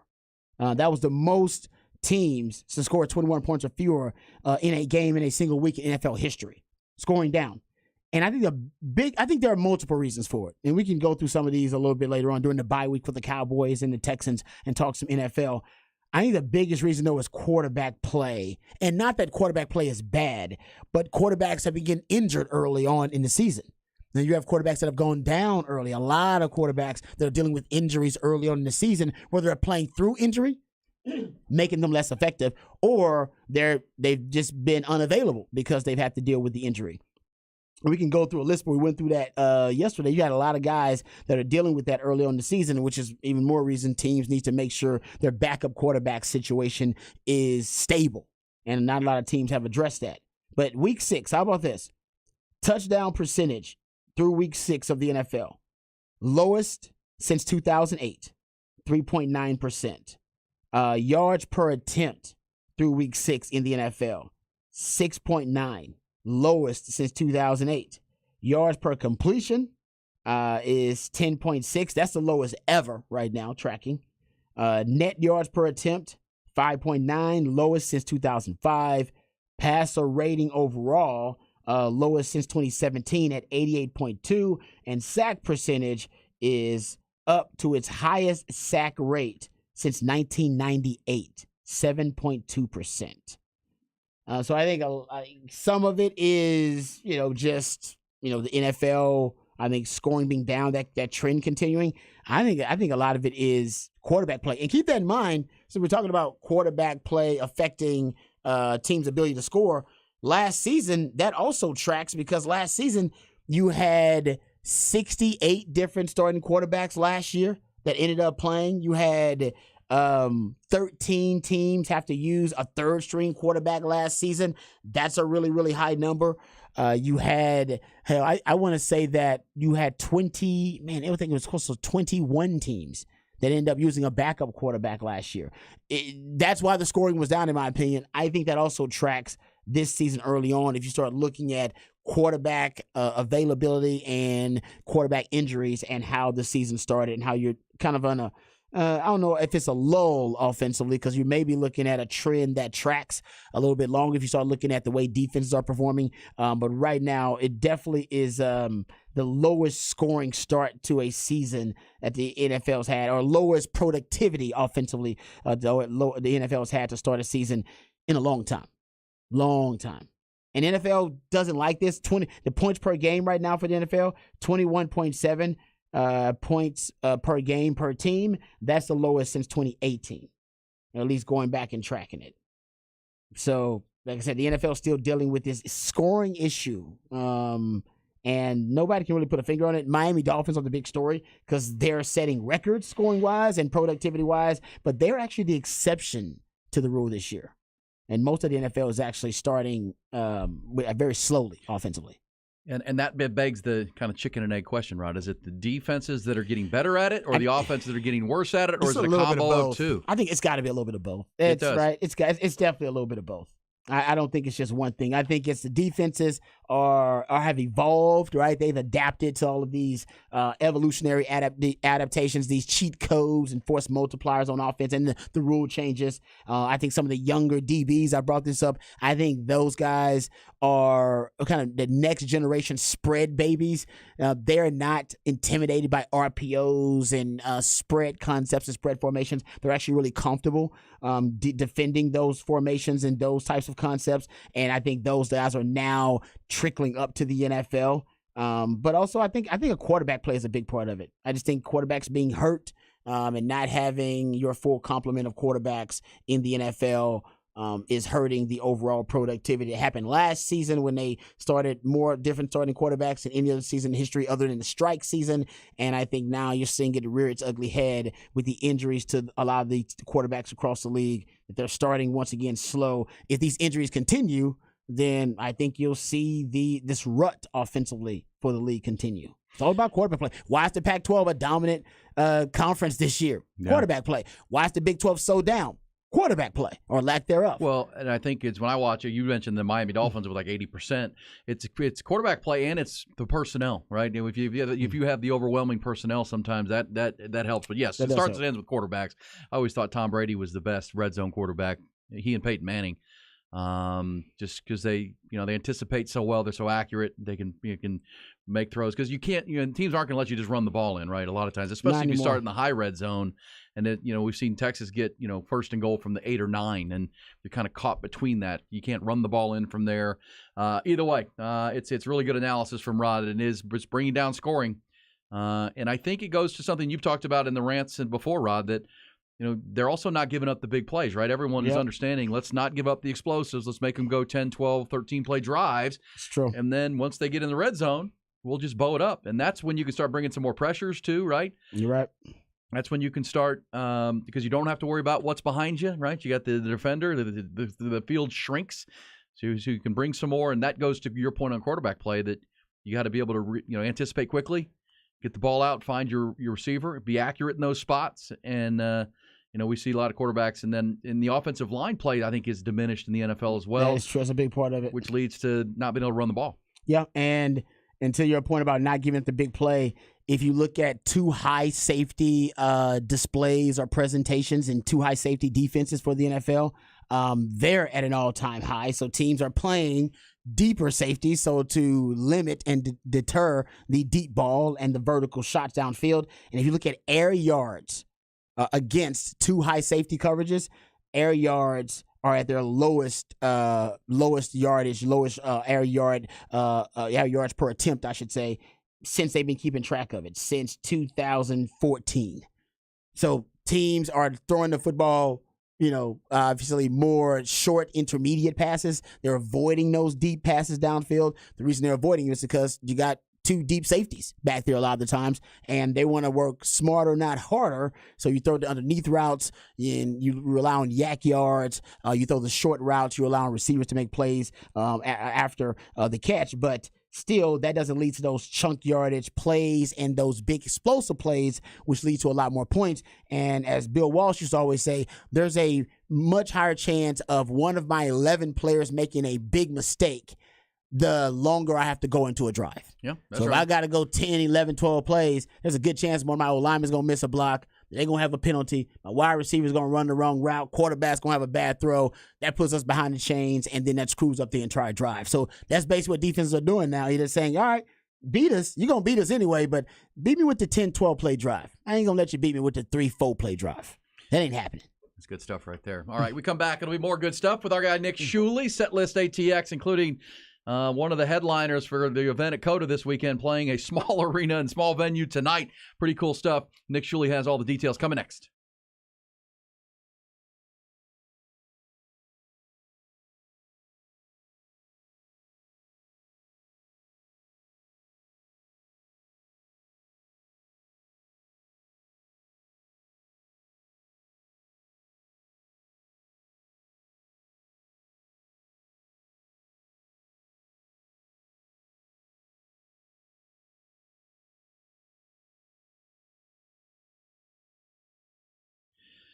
Hey, how about Bud Light, folks? Bud Light, the number one selling light beer in the world. And hey, listen, it's brewed by Texans right here in Texas, for Texans right here in Texas. That's why they're the official domestic beer partner of your Texas Longhorns, the Texas Exes, that Texas OU game.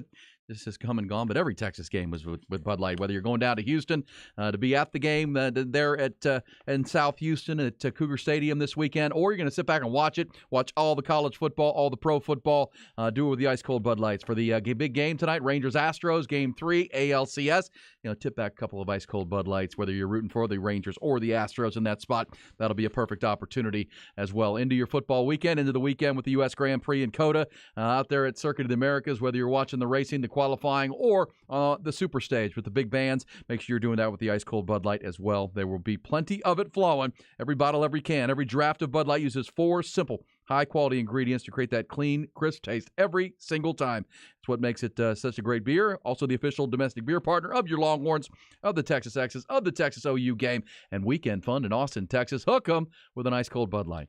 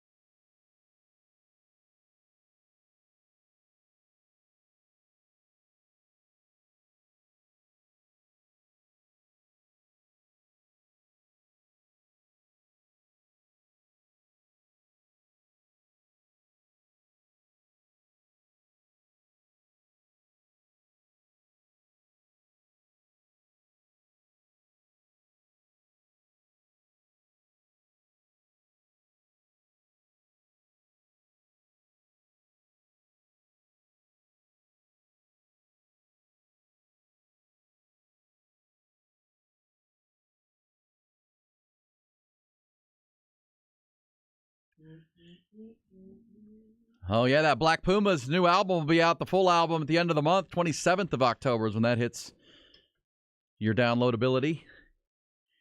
Yeah, a lot of good new music out there right now. That one sounds good. I like this. Yeah, that's the Pumas, Rod.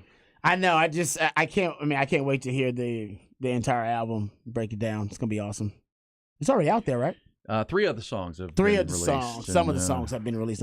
It's hard to follow up an iconic classic first album. I always feel a little bit bad for artists trying to follow up something that when they hit a grand slam home run first time out.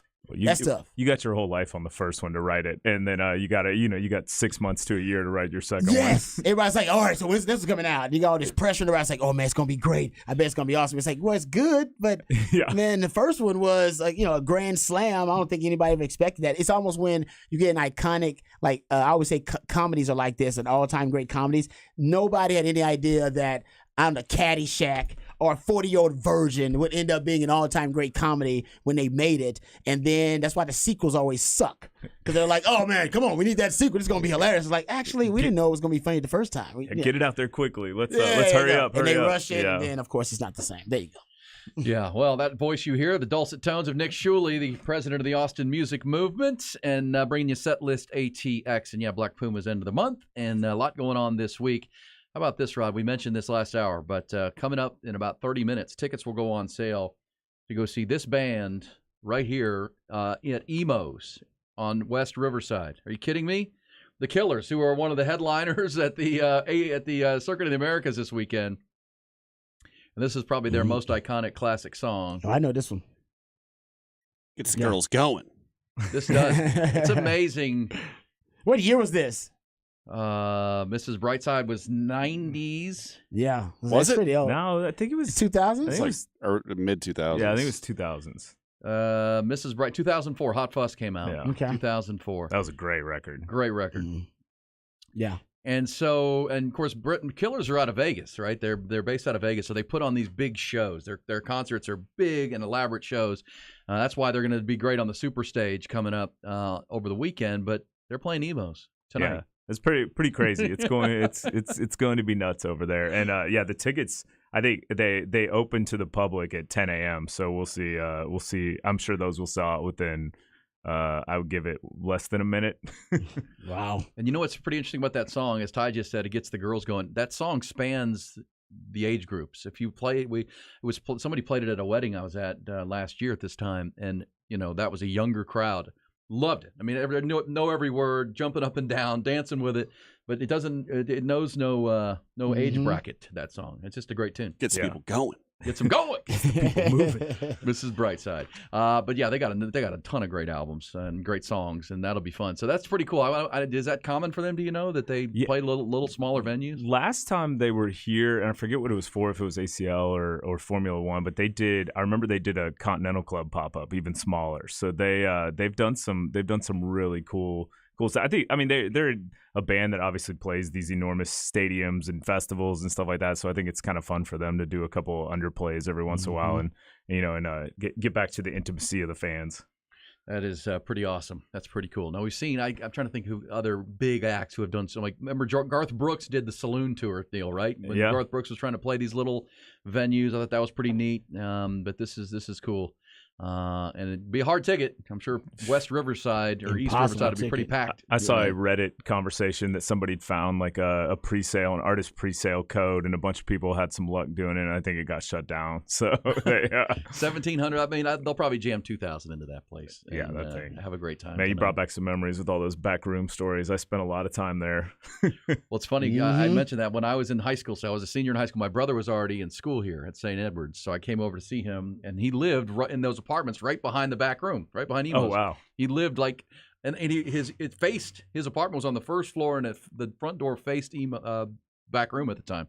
So, and he was in a rock band. So I went up to see him, and just happened the Black Crowes were playing that night. That's awesome. Yeah, the Black Crowes. And I don't know how I even got in. I wasn't old enough. I mean, I was still only like 17, 18 years old. Hey, you found a way. They were a little loose. They were a little looser back in the 90s. Mark something was the owner. I remember once you walked in, it was split into two sides. You go to the right, which was the music venue, or the left was it was like a biker bar kind of. It was and I was a little younger back then. I was a little scared of that place. It was intimidating. There were some interesting characters hanging around that venue, but it was I think I saw Linkin Park there twice. Oh, nice. And they didn't even have an album out, and then the next time they came back, they headlined the Irwin Center, so they went on a pretty meteoric the Black rise. Crowes did. I remember. Cool. Yeah. I mean, I'm in high school. I haven't seen a lot of live music. I mean, I've been to some concerts, but it's like that seemed really good. No, I that's hadn't heard. cool. My brother's like, no, you're gonna love these guys. They're great.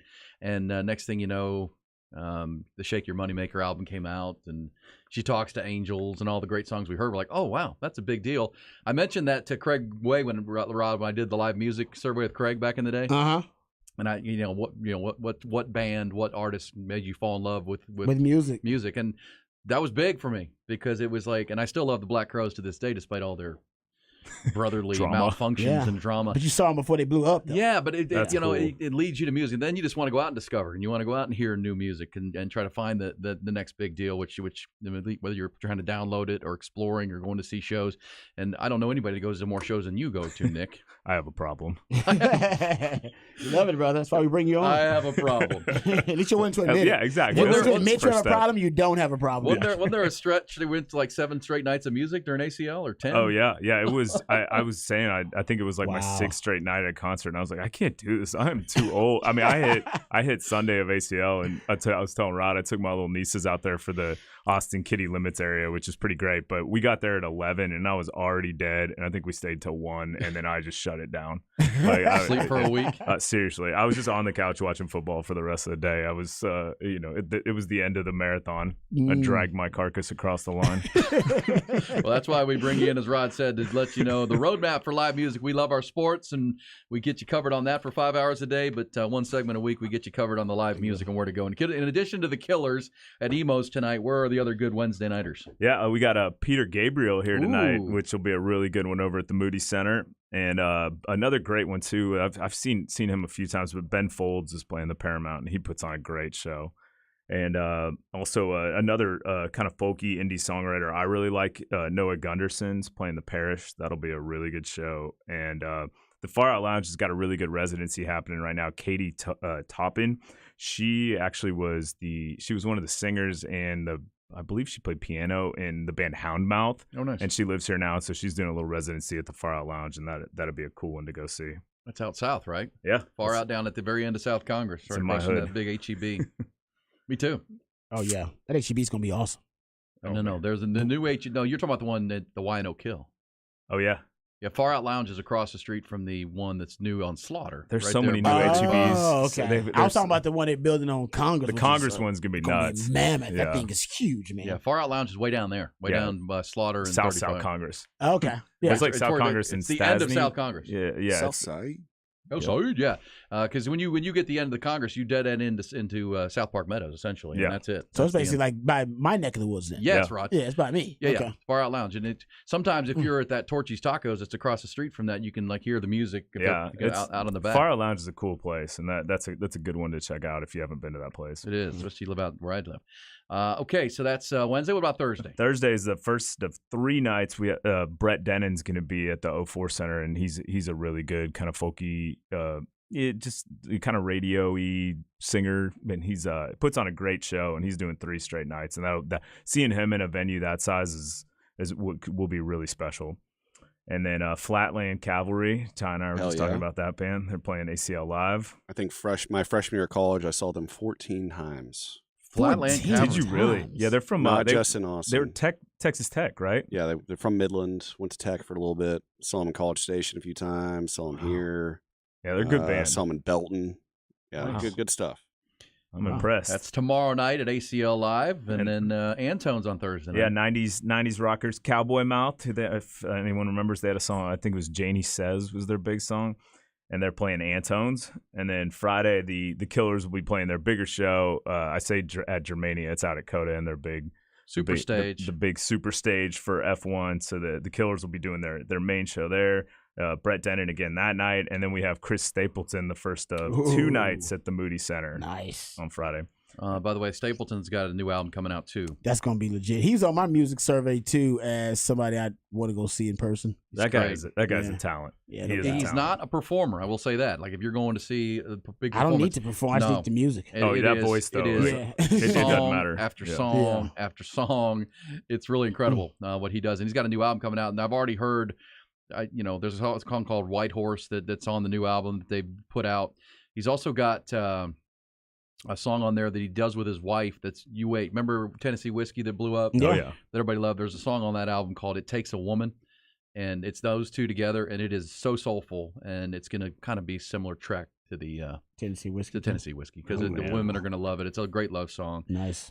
So yes, and I think that song's already available. If you Love that. go I might to check it out. iTunes wherever you get music. It Takes a Woman. It's called. But yeah, your Chris Stapleton at Moody Center Friday night. That'll be a hopping place. And then Saturday's a big day for concerts. We got Chris Stapleton again at the Moody Center. Well, he's doing 2 nights. Cool. Yeah, and then we have the event I'll talk about, which I believe I'm allowed to talk about, but we're gonna give away some Ooh. tickets anyway. So the Black Pumas, Briscoe, and the Bros Fresh are doing it's like a F1 party for I believe it's Nice. Universal Music at the Sunset Room, and so I will I'll have a couple list spots for that one. It's gonna be You got first some. come. So you got some guest list spots Oh, on yeah. the set list. That's ATX is in the legit. Black Pumas. It's going to be first come first serve, and that thing will be Ooh. full within about Where is the 5 Sunset minutes. Room? It's kind of down by the convention center. I think it's like across from Fogo de Chao, over by the PF Chang's downtown, kind of that Oh, okay. Yeah, I know what you're talking about. convention area. Yeah. So yeah, Sunset Rim's a little private place over there, but yeah, that should be a crazy show. Wow. And, it'll be there's a lot of that's cool pop up stuff fantastic. happening for F1. There's a lot of unannounced private Well, events. that's the that thing. are There's so many happening. people from out of the country and out of the world. I mean, all over the world in town. And so this almost becomes like a mini ACL. There's shows everywhere. Yep. Yeah, a lot of the I've heard a lot of rumblings. The drivers are having a lot of their parties on Friday nights, so there are all these private events all over at a bunch of the venues with some bigger named artists. Yes. So they're all here, Yeah. willing to play for money, Rod. Mhm. Oh yes. Damn right. Aren't we all? And that same on Saturday, that'll be Queen with Adam Lambert will be out at F1 for that one, which will be cool. I would actually really like to see that, but I doubt I will venture out there for that. Nice. And then Nickel Creek will be at the Moody Amphitheater, Deer Tick at Mohawk, and Diplo will be playing Superstition, so he'll be DJing there. So I'm sure Ty will be posted up there. I know he loves that place. Yeah. Never see me there.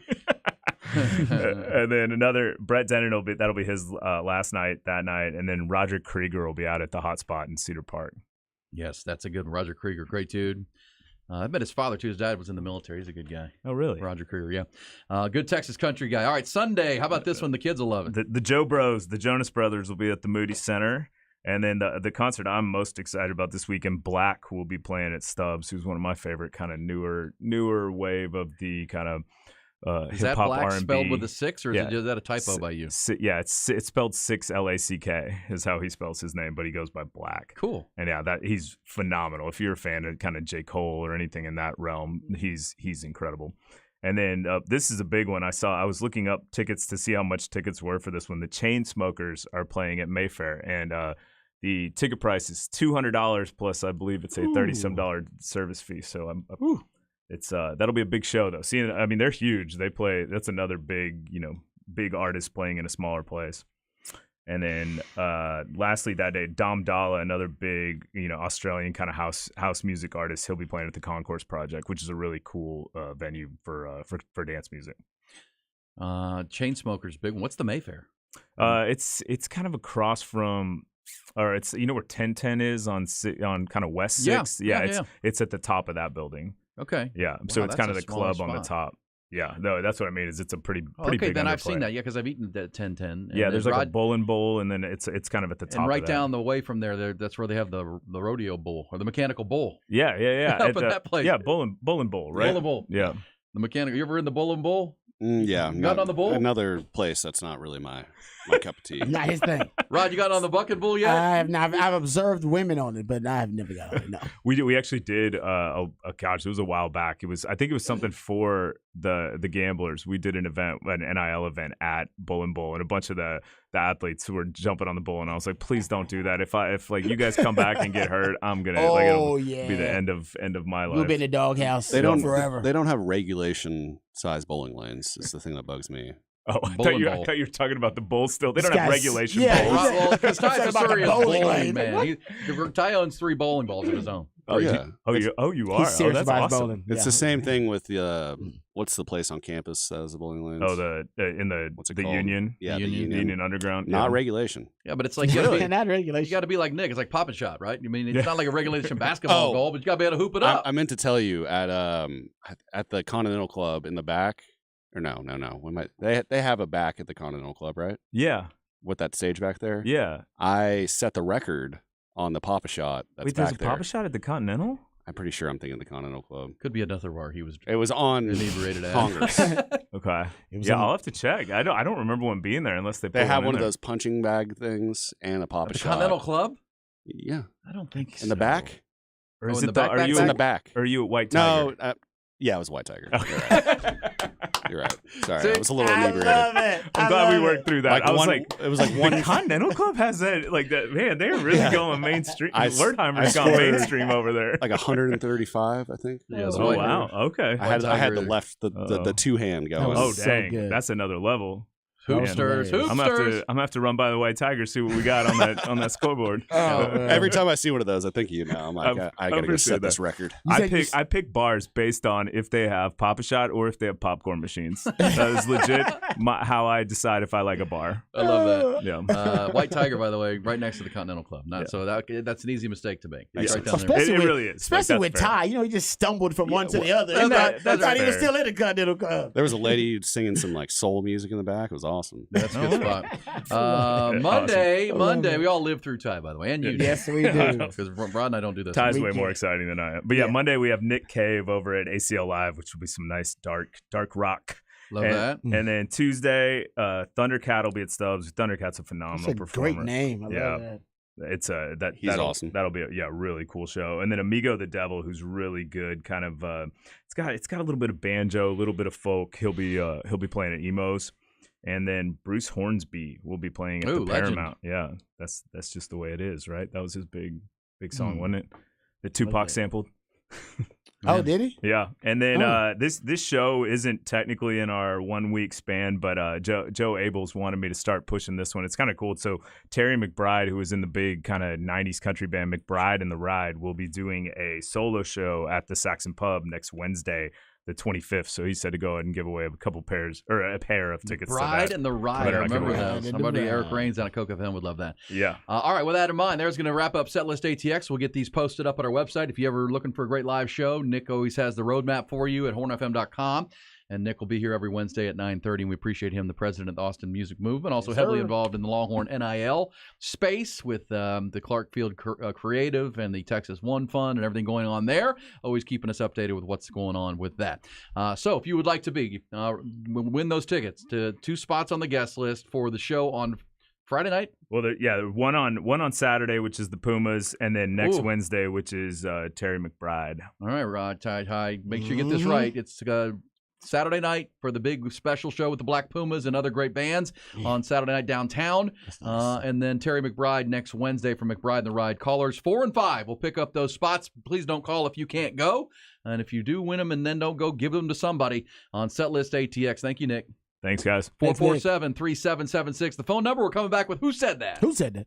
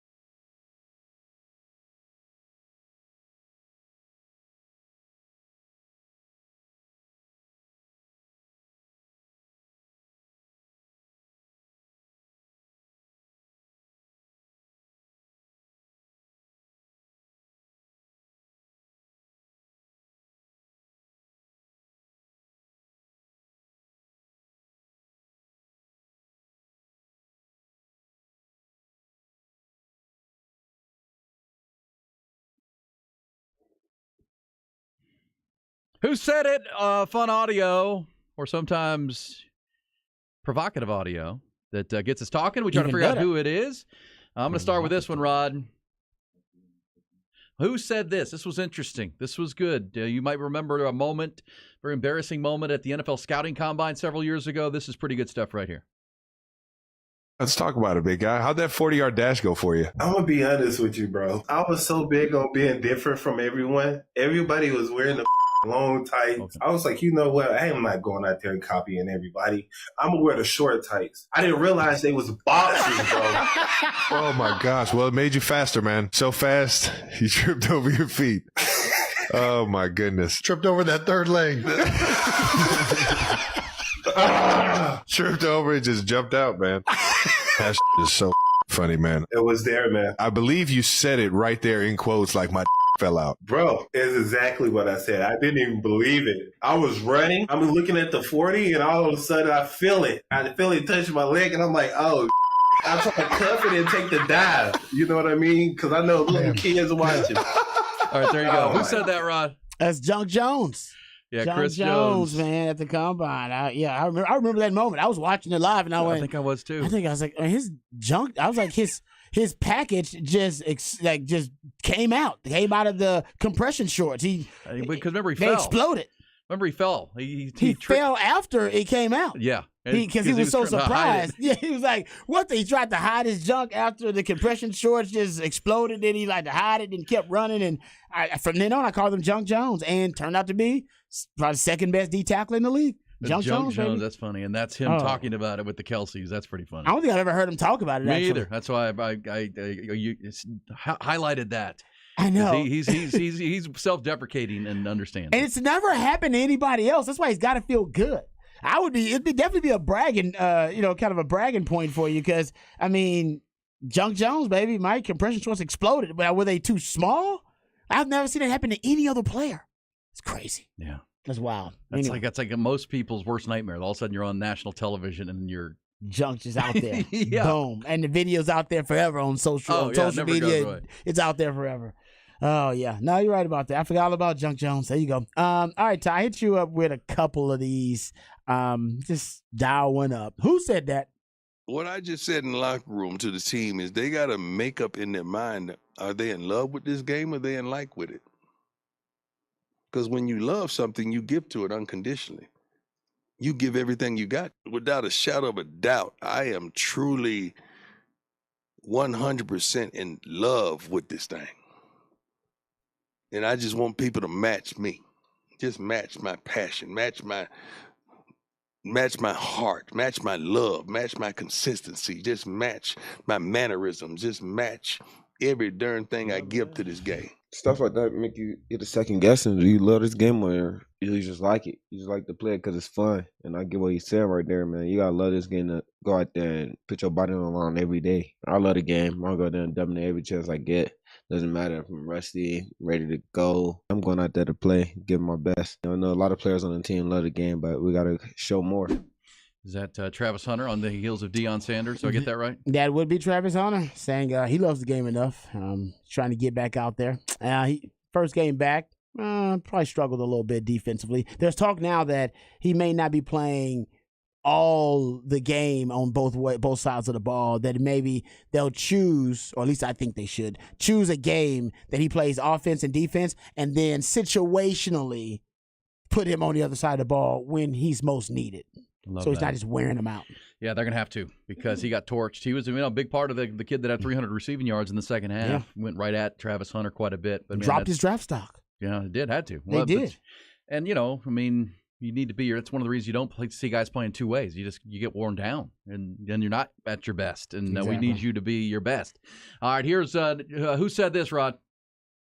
I just don't condone the bashing of Dak Prescott and the Dallas Cowboys and have the same energy for the Eagles. We want the same energy for everybody, because there's a whole bunch of bashing when it's Dak Prescott, but not the same when it's the Eagles. I got time today. A lot of people said the Browns defense was overhyped. I said the Browns are the real deal. Acho said this, which pissed me off. I'm not worried about the 49ers. They were missing Christian McCaffrey, Deebo Samuel. The Browns were missing Deshaun Watson, Nick Chubb. They were missing them key factors before the game even started. So why is it that we are just scrubs and we're nobodies that don't deserve to be on the field and we're just all talk? But there's 100 excuses for these other teams. If y'all just gonna hate Cowboys Nation, just say y'all hate Cowboys Nation. I'm tired of people trashing my quarterback. I'm tired of people trashing my team. And that's why I had nothing to say to the media this week. You want to hear me talk? Come to hear me talk on The Edge Monday night. And that's point blank.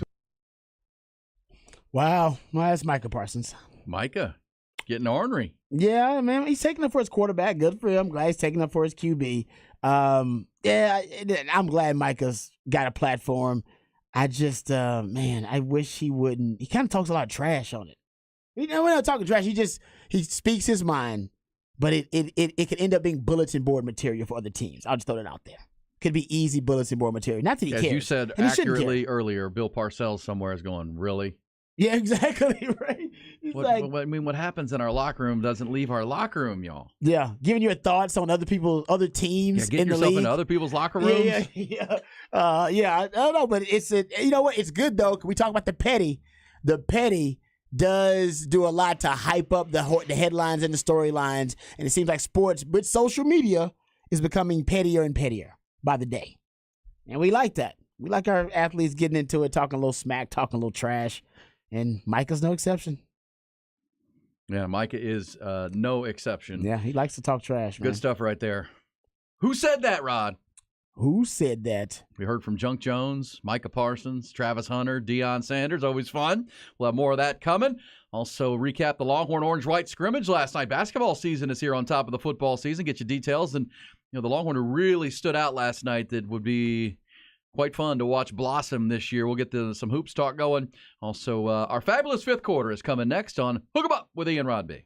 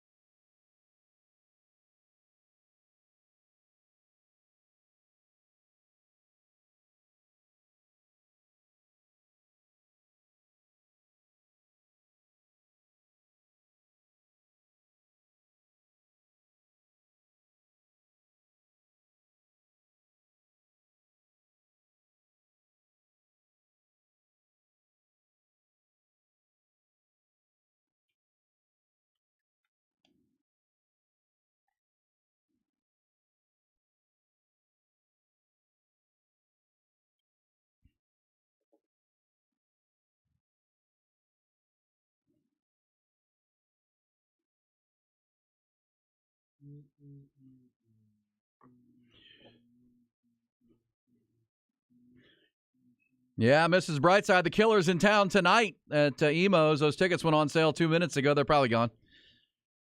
Pretty cool. They're playing a small venue in East Austin on ahead of their big show out at Coda this weekend. Yeah, that's one of the all-time greats. And they got a lot of good songs, the Killers. I'm a big fan. This is a good one, yeah. Yeah, this is the banger, the best. Oh, this is their top one. Yeah, for sure. And you hear them. They're as I said to Nick, they're from Vegas. So I don't know. I guess grow up in Vegas, you're going to do a big show, right? You're going to put on, big elaborate show. They're showmen. I think is performers, man. Yeah, for sure. And they do. Brandon Flowers is the lead singer, and then that song's about a girl that cheated on him, his girlfriend. Those are some of the best songs. Yeah, man. About pain, heartbreak, pain. No question about that. Man, that's what Adele and Taylor Swift make songs about that all the time. That's money. That's cash, man. Yeah, the true story. Your heartbreak right? What did they say about country music? 3 chords and the truth? Yeah, pretty much. Well, Sam's Town was a great album that they had you're right, that followed up Hot Fuss, which was a really good one. So, yeah, that'll be fun tonight. That'll be fun to get out there and check them out if you're able to do that. And, the Killers. You're going to play the super stage at Coda, you're a pretty big deal. With what they do out there, booking huge bands. So, and then they're going to play 1,700-seat Emos tonight. All right. So also on Wednesdays, we get you up over the hump. Start looking forward to the college and pro football weekend. Ty will have his What's Poppin' pick by the end of the hour. What's Poppin'? I'll also preview one more time fully that big Astros-Rangers game 3 tonight. 7:03 tonight, Rod. Max Scherzer. Ranger fans, what Max Scherzer are we getting tonight? Is this going to be super intense? Hall of Fame Cy Young Max Scherzer, who's got a 7-7 career postseason record and has pitched in big games like this so many times? Or, as Astro fans are hoping, Rod, is there a little rust here? Is there a little, coming back earlier than he probably should because in the adrenaline and all that? Like, it only takes a couple of bad pitches, as we've seen, to kind of change a game. You leave one up, and all of a sudden it's a 2-0 lead early. That's the one thing the Astros and really nobody against the Rangers in this postseason have been able to do. That's play with a lead. They're playing from behind all the time against these Rangers right now. Yeah, the Rangers have only trailed for one inning, at the end of one inning, the entire postseason, which is just freakish because they, like you said, they jump out quickly. They start fast. Well, the road team bats first, right? Yeah, and the teams that are scoring first in this postseason are winning 73% of the games. That's a big number. So I think it is something to your theory about jumping on your opponent, and with the playoff pressure, we said, everything is magnified. Everything's amplified in the playoffs, so it's even more pressure. Yeah, throws the tension into the other dugout. Yep. And makes them play from behind. They got to play with desperation then. Yeah. Right? With more desperation at that point. You start counting outs. You're like, oh, man, we only have, we got 27 outs in a ball game, but and that's, obviously it's not lost that the Rangers have 6 of their 7 postseason wins have come on the road, and the road team bats first. So you have the opportunity first to go strike, and they've done that often to get runs in the first or second inning to really, change the stress level of the game. And it also gives your starting pitcher a chance to pitch more comfortably because he's got a lead already. Playing defense with the lead. I always say this about football, and I think it applies to baseball as well, just in this conversation. Every guy's experienced this before. When back in the days when you were out a single man, you're out there trying to hook up and dating, whatever. So you're going out and you have to go out with no money. Right? You go out broke. Ty knows about this, right? You got to be a baller, not just on a budget. Be a baller. Shoot early. Be a baller when you're broke, right? And it's tough being a baller when you're broke, especially hitting on women because, oh man, what if they want drinks? And what if she wants to go get something to eat? And you're like, damn, I only got like $20. Okay, you know what I mean? You got to make it work, right? But when you go out, when you have money in your pocket, say it's payday, and you're going out the next day. Oh yeah. Think about how different your confidence is. Think about how how you take your time, walk, right? You think about your walk, your talk. Everything's different. You just have a different aura about you, a different energy about you, and it's just confidence. It's just because you're playing with a lead, pretty much, right? You got money in your pocket. That's the same confidence I think players have in certain sports when they're playing defense with a lead. Right? When you can play with that lead, it gives you a different confidence you're playing with, a different energy you're playing with. I think the Rangers have been a testament to that. Yeah, it just builds your confidence, and the other team's like, oh, man, here we go again. They start freaking out. Yeah, exactly. Yeah, no, they're insecure. You go look in their playoff run here, these 7 games, first or second inning, they almost always put runs on the board. I think it was the 4th inning it took them against one of the Orioles games. The only time they trailed was after this bottom of the 1st inning against the Orioles. The Orioles scored 2 runs, and they came right back with 5 in their half of the 2nd inning. So it was like a half an inning, basically. Yeah, they're good. And that's what the Astros have to deal with for sure tonight. That'll be a lot of fun. Hey, Rod, in addition to that, we've got hoops last night. Rodney Terry and his Longhorn basketball team got after it in Gregory Gym last night. Pretty good crowd. I think they sold the place out. Or I don't think they were selling tickets. So it was just, come on and get some free pizza. That's all you need to do. Free pizza for college students. It's going to be packed. Yeah, and the headline is this. I mean, we know that the backcourt with Max Abmas and Tyrese Hunter, Kendall Weaver, the kid who transferred from UT Arlington, is going to be a part of that backcourt. I think you're going to see there's a kid named Ethiel Horton that I know they're really excited about. He transferred from Central Florida, sharpshooter. It's a really good backcourt, a mix of young guys, veteran players, and Max Abmas is preseason All Big 12. So you really like what you're going to get from the backcourt. And guard play is so important in college basketball. Front court should be really good, but that's where the question mark is right now because of injuries. Now, last night, Rod, I'm about to sneeze. Last night, Dylan Mitchell was the guy that filled up the stat page, and this is exciting, right? He went through the draft process and got a grade and saw where he was. There's still a lot of people thought he was going to go and try to be a second-round pick and then move on to the NBA. He came back, and he's working on his defense. He's working on his three-point shooting because the league, I'm assuming, told him, look, you're super athletic, but everybody in our league is super athletic. Mm-hmm. You're 6'8". Well, we see you as a 3-and-D guy. 3-and-D, baby. Yeah, we need you to work on your jump shot, your offensive game, and then we got to see you playing some defense. Use your athleticism to play defense. Well, last night he had 10 points. He had 3 block shots. He grabbed 6 rebounds. Very active. And if that's the kind of stuff you're going to get from that, they only played, I don't know how long the scrimmage was. I think it was like 30 minutes. But 43 was 34-23 was the final score. But so it's one of those that would be great. Now there are other question marks they have are in the post because right now Caden Shedrick, the Virginia transfer, and Dylan DeSue are not playing. And Rodney Terry did reveal last night and clarified, saying, look, we're going to play. Here's his quote.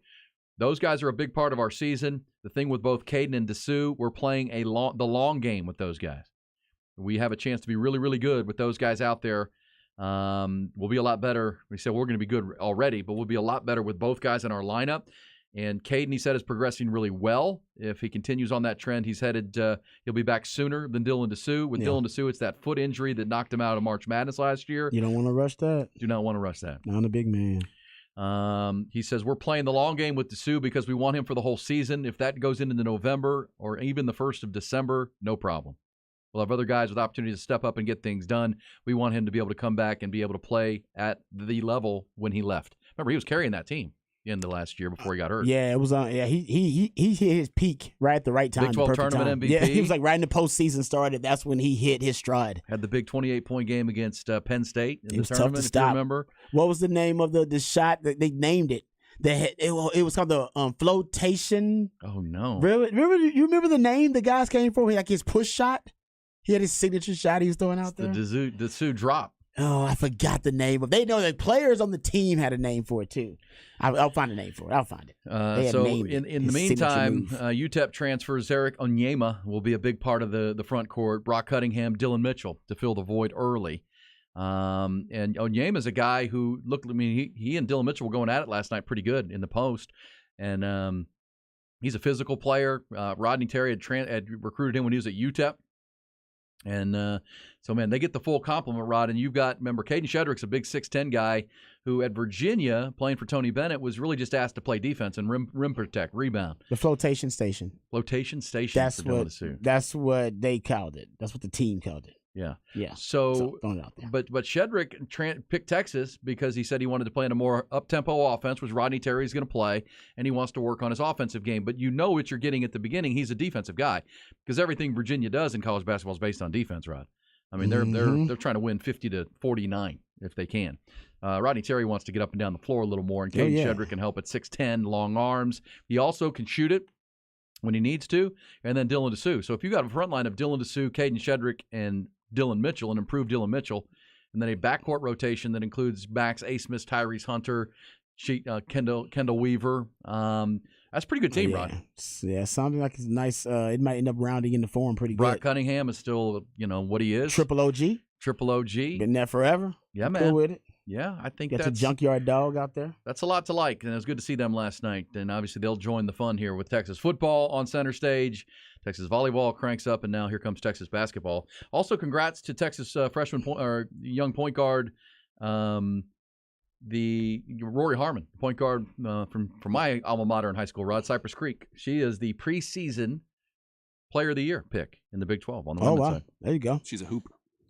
When did the ladies have? Did they have their orange and white game? They have something like that? They did. They have an orange and white coming up. They were at Media Days this week. Okay. Women's Media Days had theirs, and I think that there was, and she was picked as the preseason. And by the way, Texas was picked to win the conference with Vic Schaefer. Vic Schaefer, Rod, and the Texas women. It's his fourth year, and this should be his best team. He brings back, as I mentioned in the headlines this morning, 88% of his scoring from a year ago, and 94% of the rebounding. And he's got the preseason Player of the Year in Rory Harmon, who's an all defense and offensive player. They also bring in a young lady who was picked to be the preseason Freshman of the Year in the Big 12, and that's Madison Booker. So a lot of talent. Loaded. Yeah, a lot of talent. But we know what women's basketball is, right? You got to beat LSU, who's going to be preseason number one. You've got Baylor in your own conference is always really good. Iowa with what they do. Caitlin. UConn. Oh yeah. Yeah, LSU actually got some transfers too. Haley Van Leith. Yeah, like how from they, Louisville. Yeah, they got even better. They actually got some big time transfers via the transfer portal. So yeah, they're gonna be a force. Well, last year's team that won the national championship had 9 transfers. Like the roster was built through the portal. I know, and I'm saying then she won the Natty. But those were, I don't know if they were all like big time, but now they're getting like some of the best players in college basketball to come in women's college basketball that want to be a part of the LSU squad, kind of building their little dream team, if you will. Kim Mulkey had a surgery recently though. Did she really? I think something semi-serious, like a heart surgery or something. Okay. Like that. Oh wow. We'll look that up. But they they'll be coming back as one of the favorites for sure. But Kim Mulkey can flat coach it up, whatever her wardrobe is and whatnot. I bet she could coach a team of guys. I think she could. She knows ball. To at least the tournament. And it's about motivation, coaching, raising the bar, getting players to play at a higher level. Well, she had a heart procedure. Oh yeah, is that what it was? Yeah. Accidentally found issue. Wow. Oh, so that's a blessing then. Yeah, meaning they weren't like Sark's thing. Yes, Sark went in for like a physical, Alabama. and then they found the cardio issue, and thank God they did because it could have went wrong at any time. Yeah, LSU women's coach Kim Mulkey had a little numbness at the tip of her finger, combined with the curiosity, resulted in having a potential life-saving heart procedure. Man, don't ignore any symptoms, guys. Look at that. Numbness in the tip of her finger, and she went in for just to check it out. And she said, I never even felt bad. I'm still kind of in shock that we accidentally found this. My message, if you're hearing this and you're over 50, go get a stress test. Yeah, go get it. It's worth it. Ain't, yeah, guys. Any little thing, if they don't find something, hey, it's all good. But if they do find something, thank God you found it early. Yeah. Yeah, it's scary. Glad she found it. You mentioned it was Sark, right? Oh, it's Sark? I mean, it saved his life. Yeah, it was Nick Saban that forced him to get the physical. All his coaches have to go through that. That I'm sure a stress test was a part of it. Yep. He said he did it. Basically, the university made him do it, and he thought it was so good, and his wife, they loved it so much that he made it a routine thing, and then made all of his coaches start getting that initial annual physical and stress test. And for Sark, man, if he didn't get that, we don't know what Sark would be today. And he said that we revealed that actually for the first time going into the Alabama game, saying there's he's got special fondness for that place for Nick Saban, but also for the doctors and the trainers and those who really saved his life. Yep. And I think Kim Mulkey could relate to that too. So yeah, get that stress test, and I need to remind myself of that. Right? Get her done, man. Get her done. Get out and do that. Yep. All right, so there's some hoops, and you've got baseball tonight, Rangers, Astros. We've got football on the brain. Rod will take us behind the BOC coming up. I'll also mention Rod here in our fabulous fifth hour, and we talked about it way back in the 6 o'clock hour, so it's fair to do it again. The Big 12. We know what Texas is now, right? I think we're pretty good, pretty established team. They're 5-1. They're number 8 in the country. They're the highest ranked one-loss team, and they're in a good spot if they can now use the week and continue to work on the issues that were revealed in the Oklahoma game mostly. But really over 6 games, your issues get revealed. Red zone offense, which you're going to talk about coming up behind the burnt orange curtain. Tackling, Sark has talked about. They really need to be better as open field tacklers. Rush lanes on defense is something they really want to focus on for running quarterbacks. Yep. But you feel pretty good. You know what you got in Texas. Jonathan Brooks has emerged as a go-to running back, one of the best in the country. Having a great first half of his year. Can he continue that? X-Man, A.D. Mitchell, big time. Offensive line should keep getting better and better. You got to figure out your injury situation on that interior. But there's not a lot of question marks with Texas. Same with Oklahoma. Yep. But what's interesting about the Big 12, as bad as it was in September, all the losses the conference took in non-conference games, this past weekend there really was a cool narrative shift around the Big 12 in that, okay, these teams are realizing they're not very good. And we saw a freshman quarterback for K-State, true freshman named Avery Johnson. Avery Johnson's legit, y'all. Not the Spurs point guard and former Avery coach. Johnson. No, the quarterback. Yeah, he took over in the first half for Will Howard. He can run. Will spill the pill. And all he did is proceed to play the entire second half. 5 touchdowns. And run for 5 touchdowns. Yep, 5 touchdowns. He ran for, and you got to consider that, Texas Tech hadn't prepared for this guy, and he shows up and he's a 4.5 quarterback. He only completed 7 of 8 passes for 77 yards, but he ran for 91 yards and 5 touchdowns. 5 TDs. As K-State won the game 38-21. And now this week, Will Howard and Avery Johnson are listed as on the quarterback depth chart. They should be. I mean, he scares you more than Will Howard. I was a Will Howard fan. He went from Will Spill the Pill to Will the Thrill, and now he's back to Will Spill the Pill. But Avery Johnson averaged 5 points per drive and scored 35 points on the 7 drives he played. They gonna play him. They gonna play him. Making you prepare for him for sure. Yeah. And he, Avery Johnson's not a fluke. I mean, he was a 4-star recruit. He was the top player in the state of Kansas coming out of high school. He committed to play college football at K-State over Oregon and Washington. Mm-hmm. So he wanted to be with that program. Yeah. He wanted to play for K-State, and I think he's going to end up being starting quarterback by the end of the year. He's forcing the issue right now. Yep. And that win 38-21. So then in Fort Worth, Rod, same day. Now that happened at night in Lubbock. Same day, Chandler Morris is hurt for TCU, their quarterback. Well, a redshirt freshman from Rockwall, kid named Josh Hoover, stepped in, and all he did is throw for 439 yards and 4 touchdowns to 4 different receivers as the Frogs crushed BYU 44-11. Game was never close. Wow. Josh Hoover. We thought it was Chandler Morris. Is this the second year in a row that Sonny Dykes has had the wrong quarterback on the field? Hey, it doesn't matter how you find your quarterback and whether you stumble upon him or whether you did it by, your football acumen. Hey, as long as you find him, that's all that matters. Yes. They found one. They found it last year. They found the right one. That's awesome. They're still only winning 5 games this year. Who? TCU? Well, I mean, yeah, and kind of like Texas Tech, BYU's a little surprised. They don't have much film on Josh Hoover. They'll get it now. The rest of the league will. But remember, K-State and TCU are both on the Longhorn schedule, so keep those names in mind. Avery Johnson, Josh Hoover. Mm-hmm. Also, you have to Purple Kryptonite. Remember, the Longhorns after this trip to Houston to play the Cougars will come home for back-to-back home games against BYU and K-State. And now, so K-State, BYU is now 4-2, but they're off to a 1-2 start in Big 12 conference play. It ain't looking good. They look like a very beatable team. Now, K-State, with the addition of this quarterback, does that change the tide for them? That's something to watch. And remember, they play so this weekend, Rod. K-State will host TCU. So you might get the Purple Kryptonite facing off against one another. Yes, and you get to see both of these freshman quarterbacks if they can continue it. Also, Iowa State is a trip. Remember, the Longhorns play the 2 home games, and then they go on the road to Fort Worth and Ames in November. Scary games because the Longhorns have always a struggle in Fort Worth for Texas, and it's always tough to go to Ames, Iowa. Times on those games not given. But now Iowa State has a redshirt freshman quarterback named Rocco Becht. Yeah. Rocco Becht. Good name. He has stepped up, and if you're looking at the standings, they're 3-1, Rod, in the Big 12. They were not very good in September for Matt Campbell, but they're 3-1 now. And he had a good game in their win over Cincinnati on Saturday. So I don't freshman know quarterbacks. When it's all settled, I have no idea who's going to end up being the 3rd best team in the Big 12 once Texas and Oklahoma separate from this crew. It could end up being like 5 different teams right now who could end up being the 3rd best team in the Big 12. You just said it. Iowa State's got that right now. They have that spot, and nobody expected Iowa State to be here after the gambling scandal and all that kind of stuff. And I think also what gives these teams an advantage, at least for now, these teams you just listed here with the quarterback changes for performance or injury or whatever it may be, there's a lot of pre-prep done in the offseason for coaches and for programs, just assuming this quarterback's going to start or, this player will start at this position and they're going to run this offense.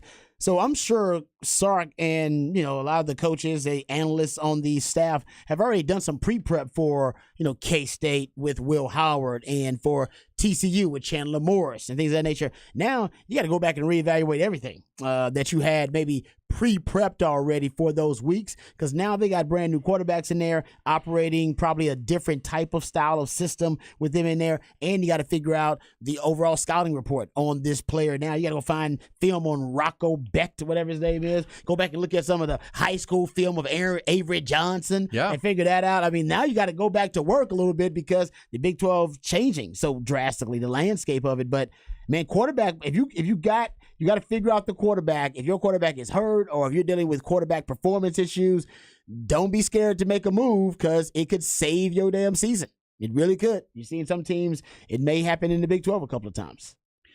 Yeah. Speaking of quarterback, we got breaking news. Give me the breaking news. It's NFL. Ty?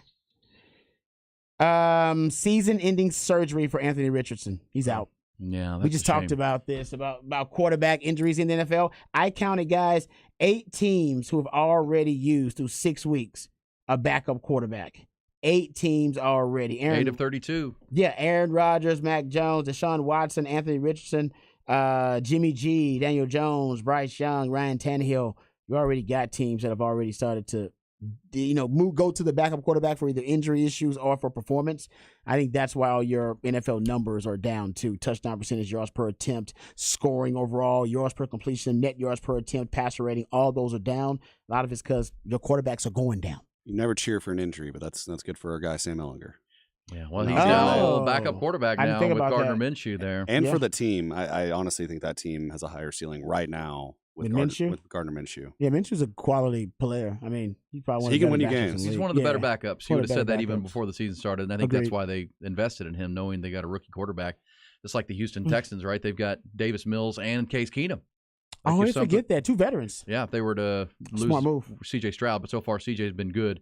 But yeah, you cross your fingers because it happened in a heartbeat. Look, the game tomorrow night, Rod, Trevor Lawrence against Derek Carr. Both are dealing with injuries. Yep. Derek Carr kind of gutted through that Texans loss on Sunday, but but the Houston won that game, and Trevor Lawrence suffered a knee injury. Now he says he's getting better, and Trevor Lawrence said it wouldn't be a big deal if it were a Sunday game, but it'll be we'll see if he can go on a quick turnaround week. Yeah. So those are 2 to watch as well. But the Anthony Richardson thing, he showed a lot of promise. I mean, he was as athletic as advertised. I agree with that. I think at one point through the first 4 weeks, through the first month, he was leading the NFL in explosive plays. Yeah, he was dynamic. Passes of 20 yards or more and runs of 10 yards more. He really was fun to watch. But I mean, I seen him. He's an irresponsible runner. There's some runners who at the quarterback position who are responsible runners. They get out of bounds. They know how to slide. They know how to protect themselves. They know how to get skinny at the right time. Don't take unnecessary hits. And there are some runners out there that are just not responsible runners. They take a lot of unnecessary punishment. Josh Allen being one of them. Allen too reckless with it. Yes, Andrew Luck was like that. Some of the smartest quarterbacks are some of the most reckless. What was wrong with Andrew Luck? He's always hurt. Yeah, irresponsible when it comes to running, and he's one of those guys. He's got to learn how to be a more responsible runner. He's pretty reckless considering. Don't disagree with that. Yeah. Watch some Lamar Jackson film. Well, and look, Lamar Jackson, he's responsible. Because he showed the promise that made him the 4th pick in the draft, but he also, as look, you can't make the club in a tub. We need to be able to rely on you. And he, in a short amount of time, he suffered a concussion in a game against Houston that knocked him out of that game, no pun intended. And then now he's out for the year with a shoulder injury, and both came on running plays where he was out of the pocket. So they're going to have to work on that. But, boy, he looks talented. Houston, meanwhile, the Texans, they're happy that their quarterback's healthy, and C.J. Stroud almost always stays in the pocket and delivers a pretty football. He's off to a great start to his career. Houston and Dallas, by the way, Cowboys and Texans both off this weekend, enjoying their bye week. Finally gave up a sack. They hadn't given up a sack in a while. Saints defense is good. Dennis Allen gets after you on defense. I was happy to see that because the Texans didn't play great. They got to a 20-10 lead and then held on. And the Saints had all kinds of opportunities, and they missed a field goal, and they kept going for it because they needed a touchdown, and the Texans defense bowed up. This red zone, Rod, It's the reason the Texans won that game. They bowed up in the red zone for DeMeco Ryans and, forced the Saints to, because they were trying to kind of catch up, and then they missed a big field goal, which hurt them. But Houston, got to 20 and then stopped moving the ball. Yeah. But Dennis Allen's a good coach. Hey, we come back. We'll go behind the burnt orange curtain. We're talking all things Astros-Rangers tonight. Also, Rod's got the deep dive on Texas, this matchup with the Cougars down in Houston coming Saturday. Hook 'em up.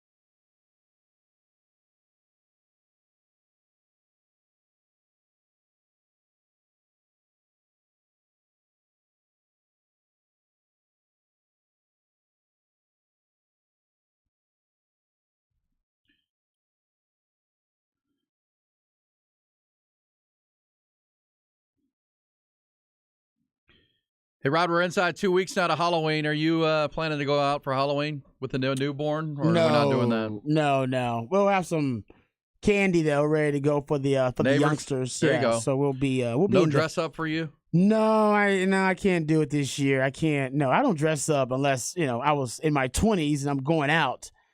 Basically, Halloween is only fun when you're a kid, and it gets fun again when you're like in your 20s. And then I think it gets fun again once you have kids again. That's right. And then you can take them out and help them play dress up, and That's then right. you can enjoy all the candy. And you'll get to experience that coming up. Yeah, so I think I'm right before the third phase of when Halloween is really fun again, because it's only fun as a kid in your 20s.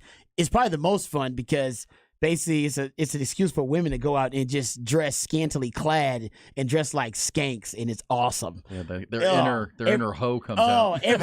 Everything is naughty. It's a naughty nurse and a naughty teacher. I'm like, yeah, I love it. It's all naughty. Every fantasy. Oh, it's amazing. I love Halloween in like your early to mid 20s, and then in your 30s, it's like But I'm about to enjoy the dress next up part. phase is fun yeah, too, the dress when the kids part. start doing and I their steal deal. her candy and stuff like that. It is. Yeah. All right. So, Ty, are you costumed up? You got a plan? I know you need to make some money here, but how are we feeling? Last year I was Rod Stewart. Because I remember this, Rod Stewart. I don't remember this actually. Yeah, I mean, I haven't put much thought into it, but I'm sure I'll come up with something good. Do if there's you- any suggestions out there on the text line, I'll take them. Do you make these costumes yourself, or are we going? I out never to go get- to like Party City and buy like one in the Okay. bag. I got you. know, You don't go to Lucy in Disguise. And No, I mean I've done that before. That's expensive. That is I'd rather expensive. go to Goodwill, find some cheap stuff there, and then maybe order a wig or whatever I need to online. You go to- Scrap it together. Do you go to Goodwill or the Goodwill's where you do. GW by Goodwill? Or the GW on the BK. That's what it's The so boutique? The Westlake The boutique? The Westlake Goodwill is called the GW by No, Goodwill. Because they couldn't have a big Goodwill sign in I can't. Westlake. Exactly. No, I usually go to the Doesn't fit the profile. the one off doesn't. Lake Austin, which also just moved. It's pretty bougie as well there. Is that too. another bougie But one? No. they got some good stuff there. They do. No, the bougie Goodwills are the ones you go to. But Or Uptown Cheapskate. You run there before? Yeah, I've never been there before. It's kind of they've expensive got as one on well. Lamar. They got one down in San Marcos. I've never been there before. It's where kids go. College kids go sell their clothes because they need money. It's usually how Oh, they definitely got it's to a get stuff in. consignment kind of thing. That's why Okay. that's why I don't have any shoes anymore. 'Cause in You sold them college, all. I All your sold nice my shoes you yeah, sold? Yeah, But your mom had bought you? yeah. That's awesome. All my coats, All your that stuff. coats, anything that was expensive for Christmas gifts, you sold it. Yeah, I remember At those least you days. admit it. I remember those But yeah, I there is apparently a Halloween party in our neighborhood that I'm. Ooh, block party? It's just a neighborhood. A good friend of mine. They have a Halloween party. Then you have to dress up. What are we A talking couple about? years ago, I did Batman. Did the whole Batman bit. Maybe that was Oh. last year. Hey, you Time could runs together. Man, that's serious. Kill two birds with one stone. Just dress up as a Texas Ranger. Oh, I know. That's what I'm already thinking. If the Astros can't find a way to claw back into this thing and win this series, Ty, I'm gonna have to. That's already that's my go money. ahead. Even if the Astros win the series, that might be my go to. Or you could wear an Astros uniform with a clown mask. Oh, see, taking shots. Man, well, how can you blame him? Can you blame the man for taking shots right now? Enjoy these last 54 innings of baseball of the year. It'll be sad, but try to enjoy it. Thank you, Ty. He's so yeah. confident now. Remember, he gave up on his team. I do remember that. He did. Your karma should come back around because you gave up on the Texas Rangers. You They told can us come on back these around airwaves. next series as long as we beat the Astros. I'm good. Yeah, I think Ty's cool with the next series just going all types of wrong as long as they can beat the hell out of the Astros. Well, that's what we said. The Phillies are as hot as the Rangers, maybe hotter, the way they're pitching and hitting and Man, they're smoking. jumping out to quick starts and all those things. That's what we'll see tonight. But yes, and we know the most popular costume, with the What's Poppin' costume, which we'll have before the top of the hour, will be Ken and Barbie. Everybody will be Ken and Barbie. Or Travis Kelce and Taylor Swift. Yes. The sports version of Ken and Barbie. But you're right, Ken and Barbie, that will be a really popular one. Trying to think of any other pop culture related popular Yeah, costumes. it's all I'm sure some Barbie. other ones. It's all Barbie and Taylor Swift. You're right. You're right. That's all Barbie. So I'm going to go as Oppenheimer. Oppenheimer. I don't think people will get it. They wouldn't even get it. Yeah. Someone says the Westlake GW has a jewelry department. It does. Damn. Hell yeah. Killian Murphy. Now, years ago, probably 5-6 years ago, I discovered that GW boutique. And I used to, here's the amazing thing, Rod, because I know this is Westlake and it's the richest zip code in Texas, wealthiest. Like I went in there because they've kind of scaled back their men's clothing. But it used to be because men pretty don't shop in there as much. Yeah. It used to be pretty robust. And I'd go in there and get these shirts. They still have tags on them, Rod. Oh, I could believe that. Still have tags. They've never been worn. Yep. They're like $9. I'm like, what? In their, in my size. I'm like, holy cow. Wow. And I'm assuming, moms in Westlake buy clothes for their kids and then they don't want them. Yeah, or their husbands. Their husbands. And they don't want them. They don't want them. And they go spring cleaning, clean out the They have closet. this, give it away. Give it away. You should see my closet. I have probably 80 shirts that I've never worn in my life. Oh my gosh. Hold up. Why? Why do you have shirts that you've never worn before? Because I don't wear button downs. Anything and also I'm a pit sweater, so anything that's gonna show that going out, I just you don't wear undershirts? I don't even try. You don't wear undershirts? I feel like that makes it worse. I'm a sweater too, so I have to wear undershirts. I sweat. I'll and once sweat I through start, that. I can't stop. Yeah, same. Yeah. Right, So I wear undershirts, man. But that's Trust me, why I I like. wear- But that's why I like the winter because I can wear coats, and Yeah, if yeah, I yeah. sweat, whatever. That's the truth. That's, man, you got shirts you haven't worn. I purge. I do too. I don't keep. I also Yeah. can't throw anything away. Like I Oh, still you're one have. of those. I mean, I will eventually, but I still probably have 10 of my favorite shirts from like middle school. Yeah, to avoid Yeah, being you a need to hoarder, because I grew up next to a hoarder. Like one of my neighbors was a hoarder. I didn't realize this, so I started watching hoarding. And to avoid that, I try to purge at least once a year with the closet. You got to purge that thing, man. Just throw stuff away. If you ain't worn it in like 2 or 3 years, you're not gonna wear it. Just that doesn't happen. Yeah, if you don't wear it in 2 or 3 years, you're not gonna wear it. Just throw it away. Not throw it away, but give Agreed. it to GW. Sorry. I have a rule, Rod, because my closet is pretty full right now. If something new comes in, I'm not buying any more hangers. Oh, that's good. So if something new comes in, I got to pick something that's got to go. Oh, that's brilliant. I'm out of hangers. I love that idea. Yep.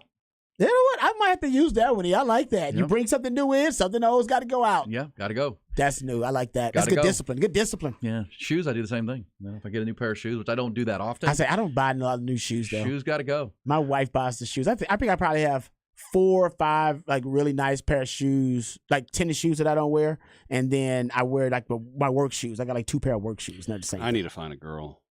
Yeah, you do. Good woman will get you set up and organized, dude. They'll domesticate you, but they'll hook you up.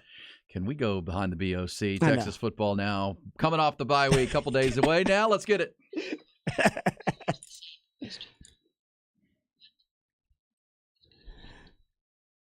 Stanley says, you guys need to try certain dry deodorant. It works. No, I've tried all the deodorants. Trust me. I've tried them all. It just doesn't matter. Matter of fact, right now I wear Secret deodorant. It is strong enough for a man. That's a different story. But I've tried all deodorants, and I'm just a sweater. And I think Ty's the same way. Patrick's like that, too. Some people just sweat. Man. I've gone to the dermatologist. Yeah, trying to get this figured out. You got powerful sweat glands. Yeah. What she told you? No, they told you you're healthy. You sweat a lot. That's healthy. You're healthy. You sweat a lot. I was like, clog those pores. Like, come on, I'll be unhealthy. See, I was kind of like that. So I've tried all that stuff, Stan. I appreciate that. But, hey, man, you're a sweater. You're just a sweater.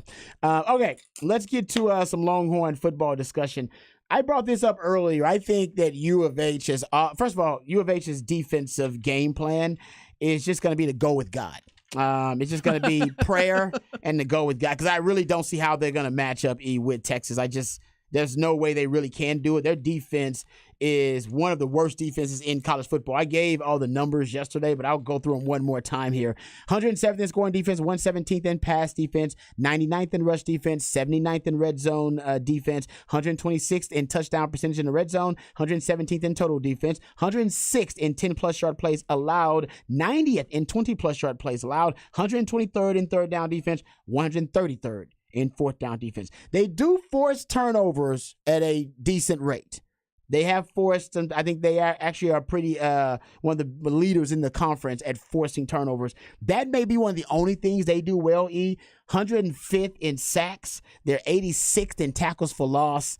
Like I said, they can turn the football over probably higher than the average rate. Texas has turned the football over 4 times? Actually, Quinn Ewers has in the last 2 games for Texas. So maybe that's a concern, but that's not really something that's been typical of Quinn Ewers. That's not really been in a part of his development as a player, that he has been careless with the football. So I think that'll clean up too. And remember, one of those was, the defender hitting JT Sanders and lodging the ball loose, and then there being a kind of a tip drill interception there, and then there was the forced fumble that he had too. So I think that Texas will be okay when it comes to turnovers. If they do start turning the football over uncharacteristically, like in an Oklahoma game, then Texas has a chance to lose that game. But I think this game is going to end up being a blowout or a shootout. Blowout because U of H's defense just can't keep up, and then if Texas defense shows up against the U of H offense, then we could be looking at just a boat race because Texas is just that much better. But if the Texas defense cannot prove that they solved the problems that were presented to them in that Oklahoma game, I think Houston is going to, I said earlier, single white female that Oklahoma game plan. They're going to copy it, as much of it as they can, and try to replicate as much of it as they can. And the quarterback run game, as a matter of fact, You go look at Donovan Smith. Longhorn fans, they know Donovan Smith really well because he was the starting quarterback for Tech when Tech upset Texas a couple of years ago. He actually had his fourth most rushing attempts versus Texas in that game when he was starting for Tech in 2022. He's big, so they'll use him in the kind of power, short yardage running game because he's 6'4", 6'5", 230. And he's actually had his best stretch of games, arguably in his career, in the last 3 games. He's completing 77.8% of his passes, 73.2% of his passes, and 77.5% of his passes in the last 3 games. 9 touchdowns, 0 interceptions, averaging 4.5 yards per carry and over 118 yards combined in the last 3 games. They will use the quarterback run game early and often. I've seen them run the quarterback draw, which was just the kryptonite for that Texas defense with Dylan Gabriel, who ran it 5 times for almost 60 yards. So you'll see that quarterback draw. You'll see the design quarterback run game. He also can scramble. Remember, there were 4 scrambles that really hurt Texas in that Texas OU game by Dylan Gabriel. They also can scramble. I looked at pace because tempo was something Oklahoma was able to weaponize against Texas. Now, the veer and shoot, they're one of the fastest paced offenses in the country, 2.53 average plays per minute by Oklahoma. That's 15th in the country. So they're top 15 fastest paced offense in the country. U of H is 35th in plays per minute. They're at 2.39. But trust me, against Texas, some tells me they're going to speed that up if they watch that Oklahoma film. So they're going to also challenge Texas with the up-tempo. And what happened when Texas went up against up-tempo? We saw a lot of missed tackles on the outside. All right. We saw a lot of miscommunication, coverage busts and breakdowns, gap integrity breakdowns, and it also neutralized the pass rush of Texas because they couldn't sub in fresh D linemen. And also the defensive linemen just got worn out. Defensive front, actually, got a little bit more worn out because of that pace. So that's something they're going to use. And the wide receivers, whether it be Matthew Golden or Man Jack, who's a good player, Sam Brown, who's leading the Big 12 in receiving, I like their receivers. I think it's the strength of the team. They will deploy those receivers and try to get them in space against Texas DBs and see if Texas can tackle better than they did versus Oklahoma. So everything that you failed at addressing in the Oklahoma game, you're going to have to solve those problems versus U of H. Not at the same level, elite level of execution, but they will present the same issues.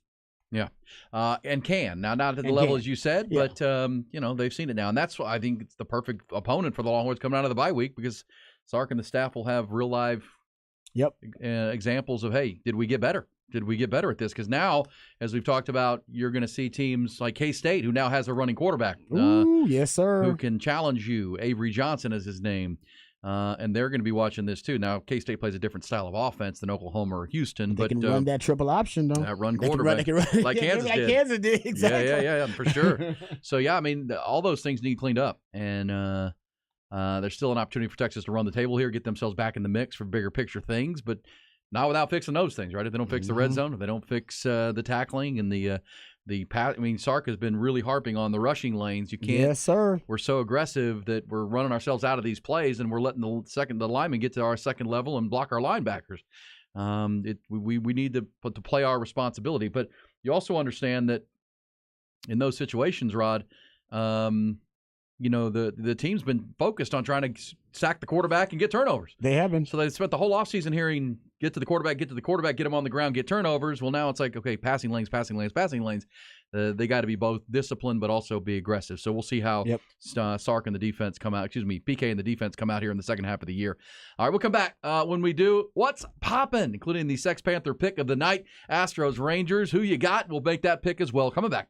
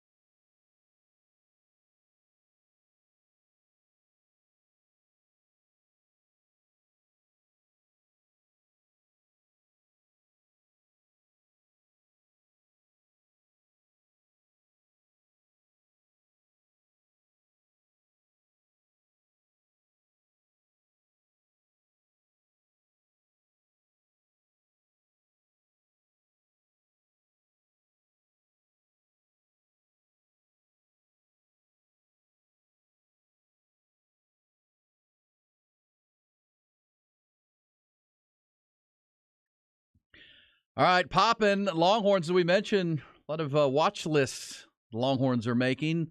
Keep an eye on. Obviously, you got to go finish the deal, but at least putting yourself on the radar. 5 Longhorns announced yesterday as finalists for or at least on the watch list for the Lombardi Award given away by the Rotary Club of Houston at the end of the year. Actually, in December is when that award comes out. Jalen Ford, defensive lineman Tavondre Sweat, who's having a great year. Offensive tackles Christian Jones and Kelvin Banks, along with Jatavion Sanders, all on that Lombardi Award watch list. The entire Texas offensive line has made the midseason honor roll for the Joe Moore Award, which goes to the best offensive line, and obviously on that watch list too. And then Texas head coach Steve Sarkisian, one of 26 head coaches across the country on the Paul Bear Bryant Award watch list. Also on that list would be G.J. Kinney. G.J. Kinney, who's doing a heck of a job. He's killing it there, man. He's got the Bobcats down at Texas State off to their best start in program's FBS history. Best offensive turnaround in the country. 20 points per game difference for them. And, yeah. I think right now my vote would go to Kalen DeBoer at Washington or Brett Venables.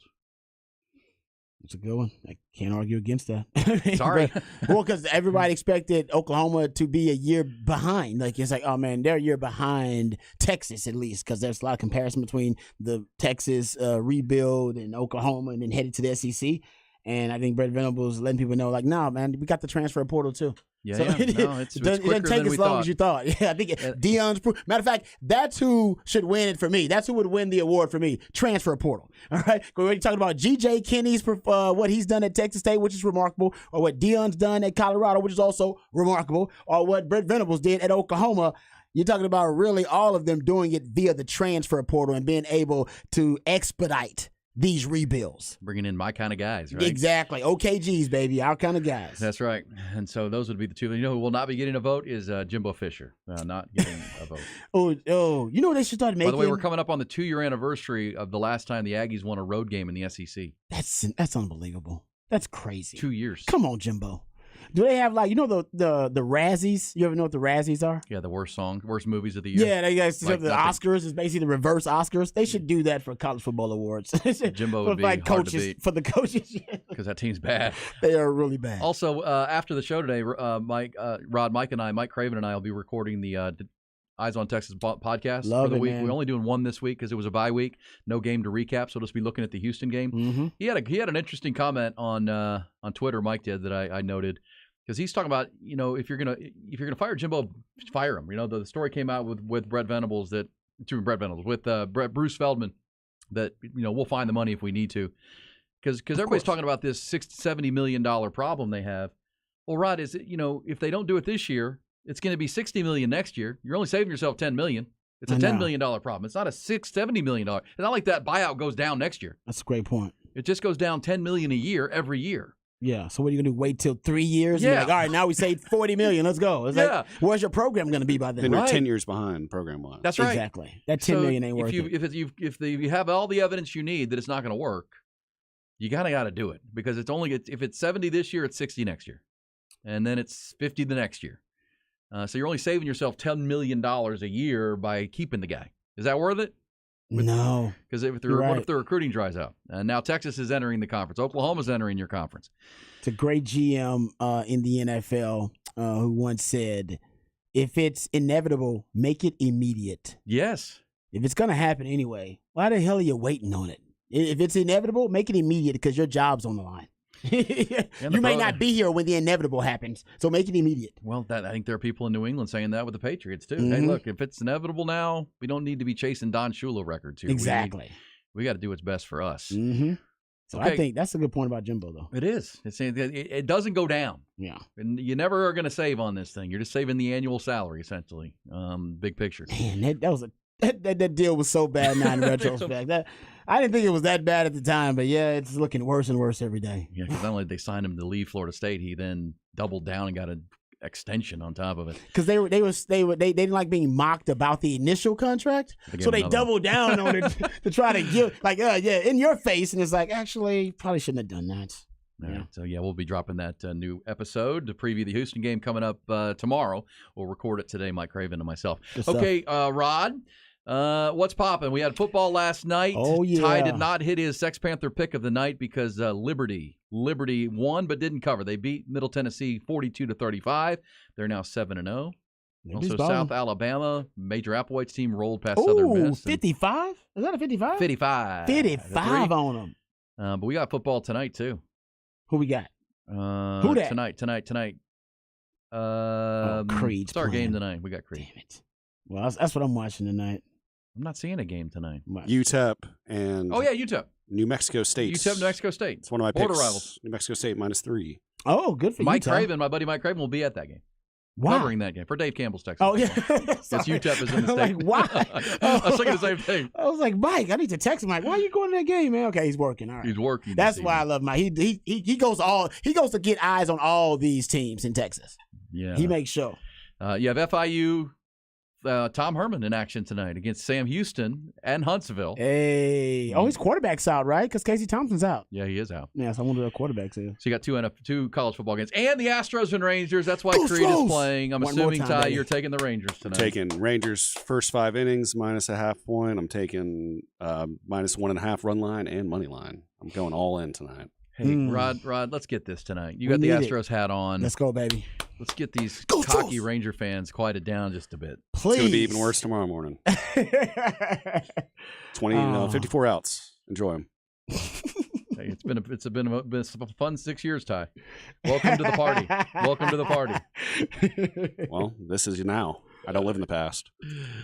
That's why you shouldn't get too overconfident, my friend. You're facing a experienced animal here. All right, Pedigree. Rod. He's playing this to Stamakis, and it's okay. He's earned it. It's They're all right. 7-0. It's time to. Hey, they're going to be playing it in the Guild tonight, so it's okay. It's time for the Astros to do something about it. You ready Damn to see right. that tonight? You damn right I'm ready. Come Well, on. Whatever happens tonight, we'll be talking about it tomorrow. We'll also be previewing the Thursday night special in the NFL and all the sports of the morning. It'll be a 5-hour extravaganza. If you missed any part of today's show, including the Setlist ATX with Nick Shuley, and we chatted with JJ Gotch, president of the Austin Gamblers, all Yes, that sir. podcast at hornfm.com. Rod, have a great one. You too, brother. Go Jers.